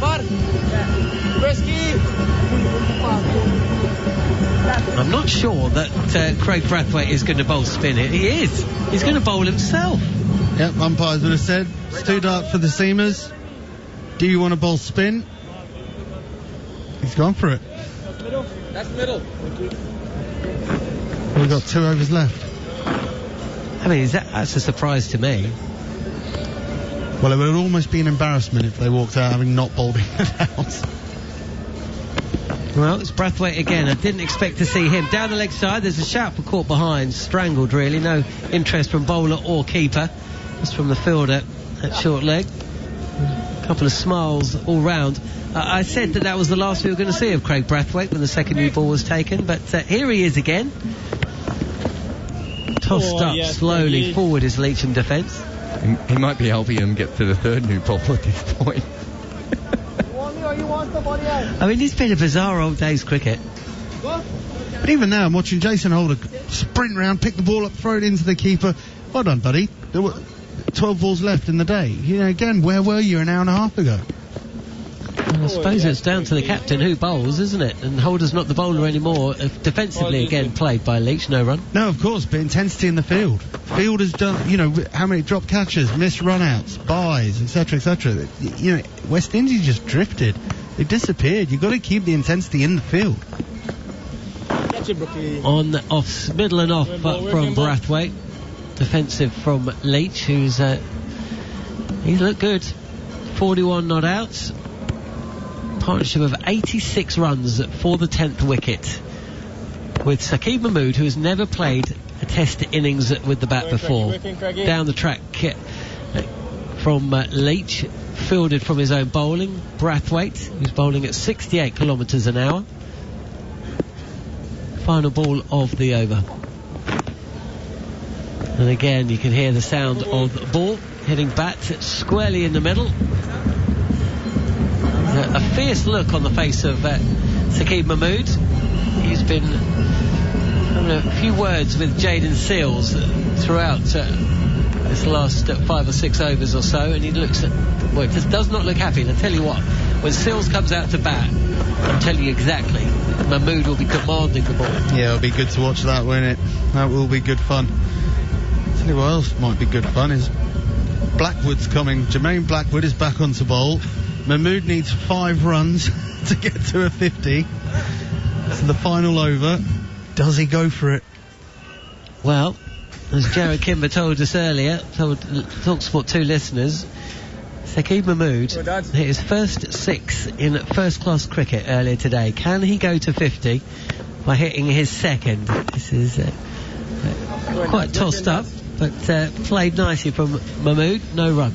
I mean, Matt, this is his best chance of getting 50. I'm not saying he won't be able to do it tomorrow morning, but he's not going to face Jermaine Blackwood tomorrow morning after a night's rest. Got to go for it.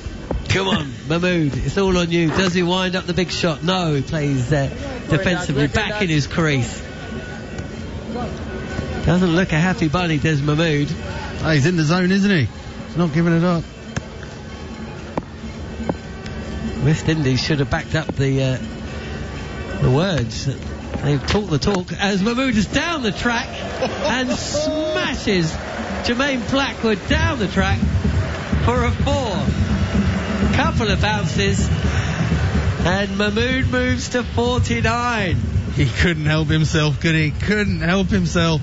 Number 11 on to 49 with what has to be said, another fantastic shot. Uses his feet to the pitch of the ball, gets all of it, hits it straight. Jack Leach having to take evasive action, ducks underneath it. Well, I tell you what, sways out the way anyway. It was either Leach or the umpire that was going to be wearing that. One run away from a 50, and he's just edged on to his own stumps. Can you believe it? Blackwood with the breakthrough in the final over of the day, what has turned out to be the final delivery. One ball after a glorious straight drive for four. Mahmood plays deep in his crease and inside edges onto his own stumps. Mahmood's bowled for 49. England are bowled out for 204. That's about as bad a wicket as you would see in Test match cricket. Blackwood, who's trying to bowl a quicker one outside off stump, has dragged it short, and he's so slow that it's just dribbled low. And Mahmood tried to back foot cover drive it and got it off the toe of the bat because of how low and slow it was, and somehow managed to drag it back onto his stumps. He could have dragged that anywhere. That is the exact way that partnership should have finished. And that is exactly how that day should have finished as well. It's been an incredible day, and I'll briefly go through the scorecard. We will have more immediate and considered reaction. We'll hear from some of the protagonists as well very shortly on the following on podcast. But, well, where do you begin? I suppose you begin with the news that it was the West Indies who won the toss and decided to bowl. The pitch, which Mark Butcher informed us had some grass and some cracks already appearing underneath, and it had more on offer to the bowler than we've seen pretty much at any time in the series. And how West Indies made it count, because whilst Zach Crawley and Alex Lees got through the first 50 minutes or so unscathed, when the wickets came, they came in a hurry. 23 for 1 became 67 for 7 midway point of the afternoon session. Only Alex Lees himself managed to get through to double figures. He was fifth man out, 3 wickets falling with a score of 53. Lees at that stage top scoring with 31. Single figure scores for Crawley, caught on the drive for 7. Joe Root caught behind for a duck. Dan Lawrence, LBW, for 8, and then Ben Stokes, who miscued a pull, going for 2. Bairstow went also for a duck with a score 53 for 6. And England were in absolute disarray. Ben Folkes beaten by a good one. Actually, there was a good seam movement at times. There was variable bounce. It wasn't easy out there, but it wasn't a 67 for 7 pitch. Well, that was the opinion of the TalkSport 2 team anyway at that point, and they were proved right, because there was small, valuable partnerships after that point. Overton added 23 for the 8th wicket. Wokes scored 25.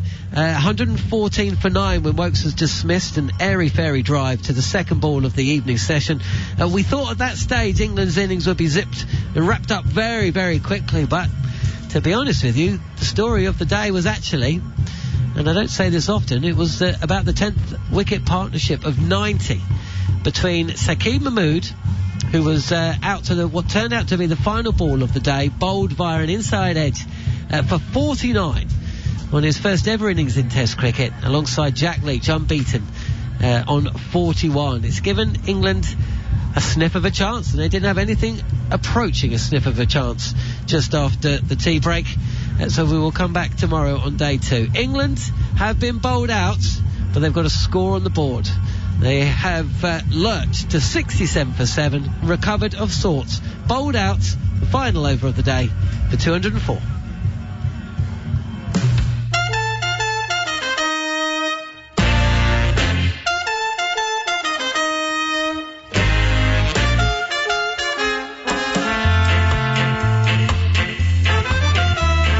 You're listening to the following on podcast in partnership with the ECB. I'm John Norman, and for the next 20 minutes or so, joined by the former England internationals Darren Goff and Matt Pryor to look back at a completely contrasting first day of the 3rd Test between West Indies and England. The West Indies skipper Craig Brathwaite winning the toss, putting England into bat on a greenish wicket, and it didn't take long for his bowlers to make their mark. And that one is driven and caught. Oh, he's nicked off Joe Root. He has nicked off the England captain. Joseph again beats him and nicks it. Yes, he does. Here's Jaden Seals in once again. Bowled him. He's straight through. England collapsing. 46 for 2 became 90 for 8. And on the verge of being dismissed for a low total. But Jack Leach And Sakeem Mahmood came together with a score on 114 for 9 and recorded a crucial 10th wicket partnership. Holder again. That's a great shot by Jack Leach. I'm going to move that up to the shot of the day now, just because it's Jack. Here's Kyle Mayers again. Sakeem Mahmood down the wicket now. He's launched it over long on, straight over the boundary for 6. The pair put on 90 runs. Scarcely believable at times, as England eventually closed in on 204 all-outs. There is plenty to look back on over the next 20 minutes or so. You're listening to Following On here on TalkSport 2 in partnership with the ECB.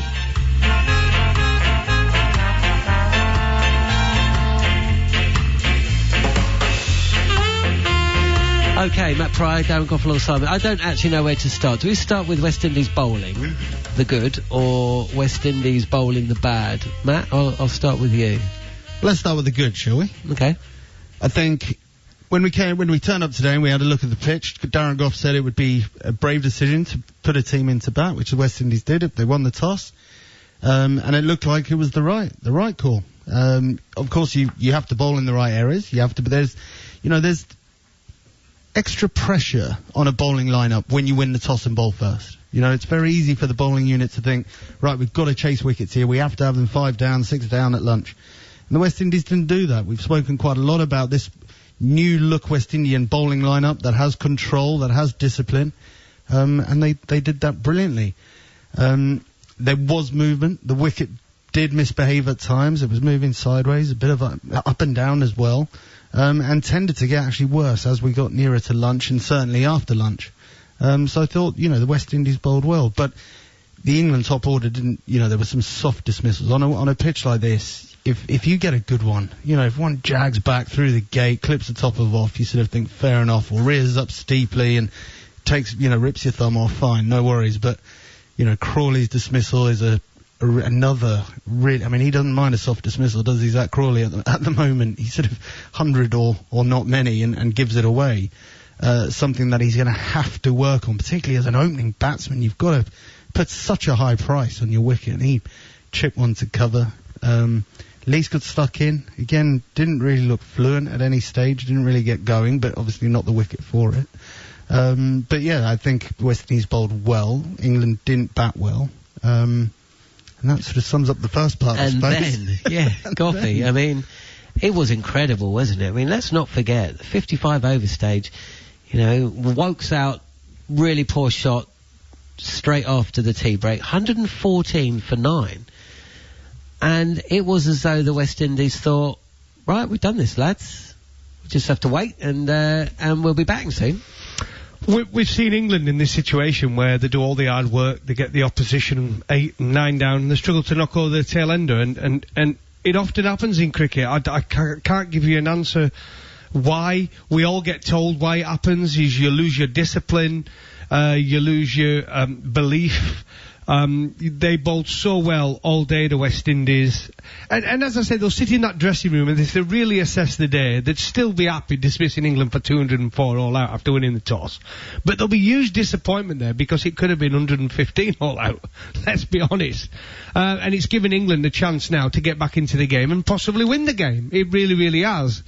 But what happens is, a partnership goes, they hit a couple of boundaries, the frustration kicks in, you start to bowl short because you don't want to get driven by the lower order batters who tend to drive. That's what they wait for, the ball on the front foot.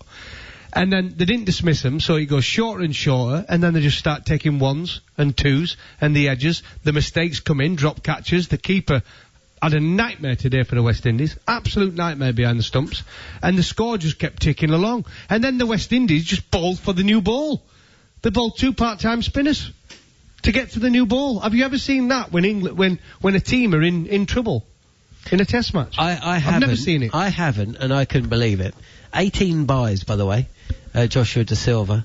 I thought it was incredible, and I think really that's where you have to look at the captain for me, because essentially the captain's bowling himself when he's had, the wickets shared around. It's not like he was reliant on 2 main bowlers and he knew that he needed them to bowl with a new ball because that was his best chance of taking that wicket. Joseph had bowled well, Seals had bowled well, Roach had bowled decent, and Mayers had taken 2 wickets. So you got 4 bowlers, and he's essentially bowling Blackwood, Bonner, and himself. I thought it was very, very strange. It was very strange. I mean, it was awful. If it was the the captain has to take responsibility for making those decisions. But it's not just one guy. He's got 10 other blokes that need to step up there, and they all disappeared. It was almost like the fielders just disappeared. Suddenly, it was like they were standing there waiting for Jack Leach to play a rubbish shot and get out. But that was the only way he was going to get out, was if he played a rubbish shot. And you can't do that in Test cricket. Suddenly there's a run-out opportunity, they miss it. Suddenly there's a half chance, guys, they miss it. Because they've just taken their foot off the gas. They aren't, they aren't on it. And the crucial point is, in Test cricket, you can't pick and choose when you're going to have intensity. You have to have it all day long, every single ball. You watch Darren Goff running in at the end of a day's play. Every ball he's charging in. You can't just go, it's not really doing it anymore. We got 10 overs to the new ball, so we'll just go about our business and sort of lose the intensity. But when the new ball comes, we'll suddenly raise the intensity again. Doesn't happen. And he's spot on there, because you even looked at him in the field, and we saw Seals. I know he's a young lad, but he needs to kick up the backside after that bit of fielding there. Big smile on his face in the end, letting it go for 4. Then realised he wasn't going for 4. Then he had to dive, nearly went head into the sponsors' advertising boards, and then he could have got injured because he's had to dive in the end when it was a simple chase. Some of it was genuinely embarrassing, and that was one part. As a washed-up ex-has-been pro cricketer, how hard we worked every day, and you're watching that and you're thinking, imagine if there was someone in the stands there today that's never watched international cricket, and it's been told to them that we're going to go watch some of the best players in the world, right? And they're watching that as a product. They must be thinking, these blokes are rubbish. But that's what people are seeing. That was our marketing of Test cricket. I mean, even that last wicket, we joked about it, and we shouldn't really. Summed it up. And someone in the crowd will be sitting there, first time to watch cricket. These are the best in the world, this lot. And they're watching that going, that was pretty awful. It's not a great advert, is it? I often watch England play cricket, and I think because England play so much Test cricket, they know exactly what you're saying. It's ingrained in them. They know that even when they're behind the game, or even when they're ahead of the game, they've just got to be playing the game at its absolute intensity. And they have bad spells. We see that regularly, but you very rarely see the intensity drop. Even when they're toiling in the field and they're not taking wickets, it's still there. And when England play at home, a lot of the time, unless they're coming up against an India or an Australia, what I find is that England are waiting for the other team to blink, essentially, because they simply don't play as much Test cricket. So as soon as they get behind in the game, the opposition that is, they don't have it in them. They don't almost have the muscle memory to fight their way back. And that's almost what England are waiting for at home, and it works more often than not. Away, it doesn't so much. But today, the West Indies, who I've been impressed with in terms of their discipline, I've liked the fact that they've kept faithful to their bowling attack. It's the same bowling attack apart from the spinner throughout. But it showed to me a team that don't play enough Test cricket. In that moment, they were a team that had forgotten the basics, and that is that they need to do the basics every single time they take to the field. But saying that, you could forgive drop catches. Well, you can, because they happen.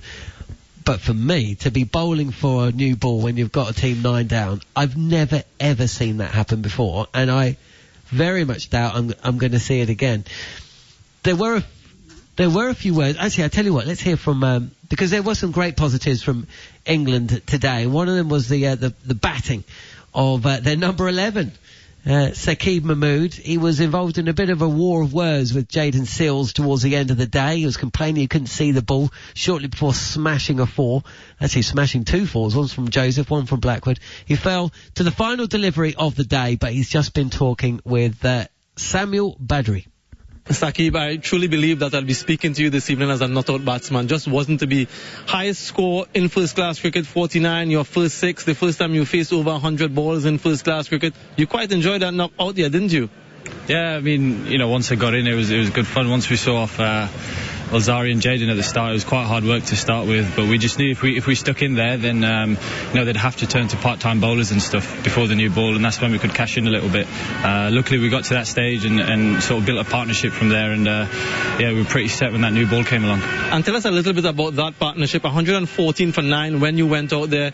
You got past 290 runs you guys put together for that 10th wicket. Tell us a little bit about that. We would obviously just taking it in short bursts. We were trying to see off their main bowlers, and that was the conversations at the start, is get through this period and then we can cash in a little bit later. And that's what we did. And when we got to the second new ball, it was just a case of carry on playing the way we are, play the ball on its merit, and if it's there to hit, then go all out. The West Indian seamers did well with the ball, with the new ball in particular, got some lateral movement, some bounce. You spent a lot of time out in the middle. What have you gleaned from the surface that will prove instructive for you guys as you get set to bowl in your innings tomorrow? Look, there's definitely a lot of lateral movement, especially with the new ball, and once it gets harder. And as the ball gets softer, I think the wicket flattens out a little bit. But there's always a ball in there, and I thought they were pretty disciplined. But our partnership was crucial because it just wore them into ground a little bit, and then we started to get a few bad balls when they were chasing it. And if you were to assess the day's play, 204 all out in the first day, where do you see things stand at the moment? Look, it was obviously a tricky wicket. Both sides wanted to bowl first. We have a session-by-session mantra, and I think the last session was a win there, and that's something we've got to take away from the day. It's probably not the best start we wanted, but credit to West Indies. I thought they bowled exceptionally well, but now we've got a chance to bowl tomorrow morning with that new ball, so hopefully we can do similar. Thanks very much for your time. Well played today. Thank you. Saqib Mahmood, who top scored for England with 49.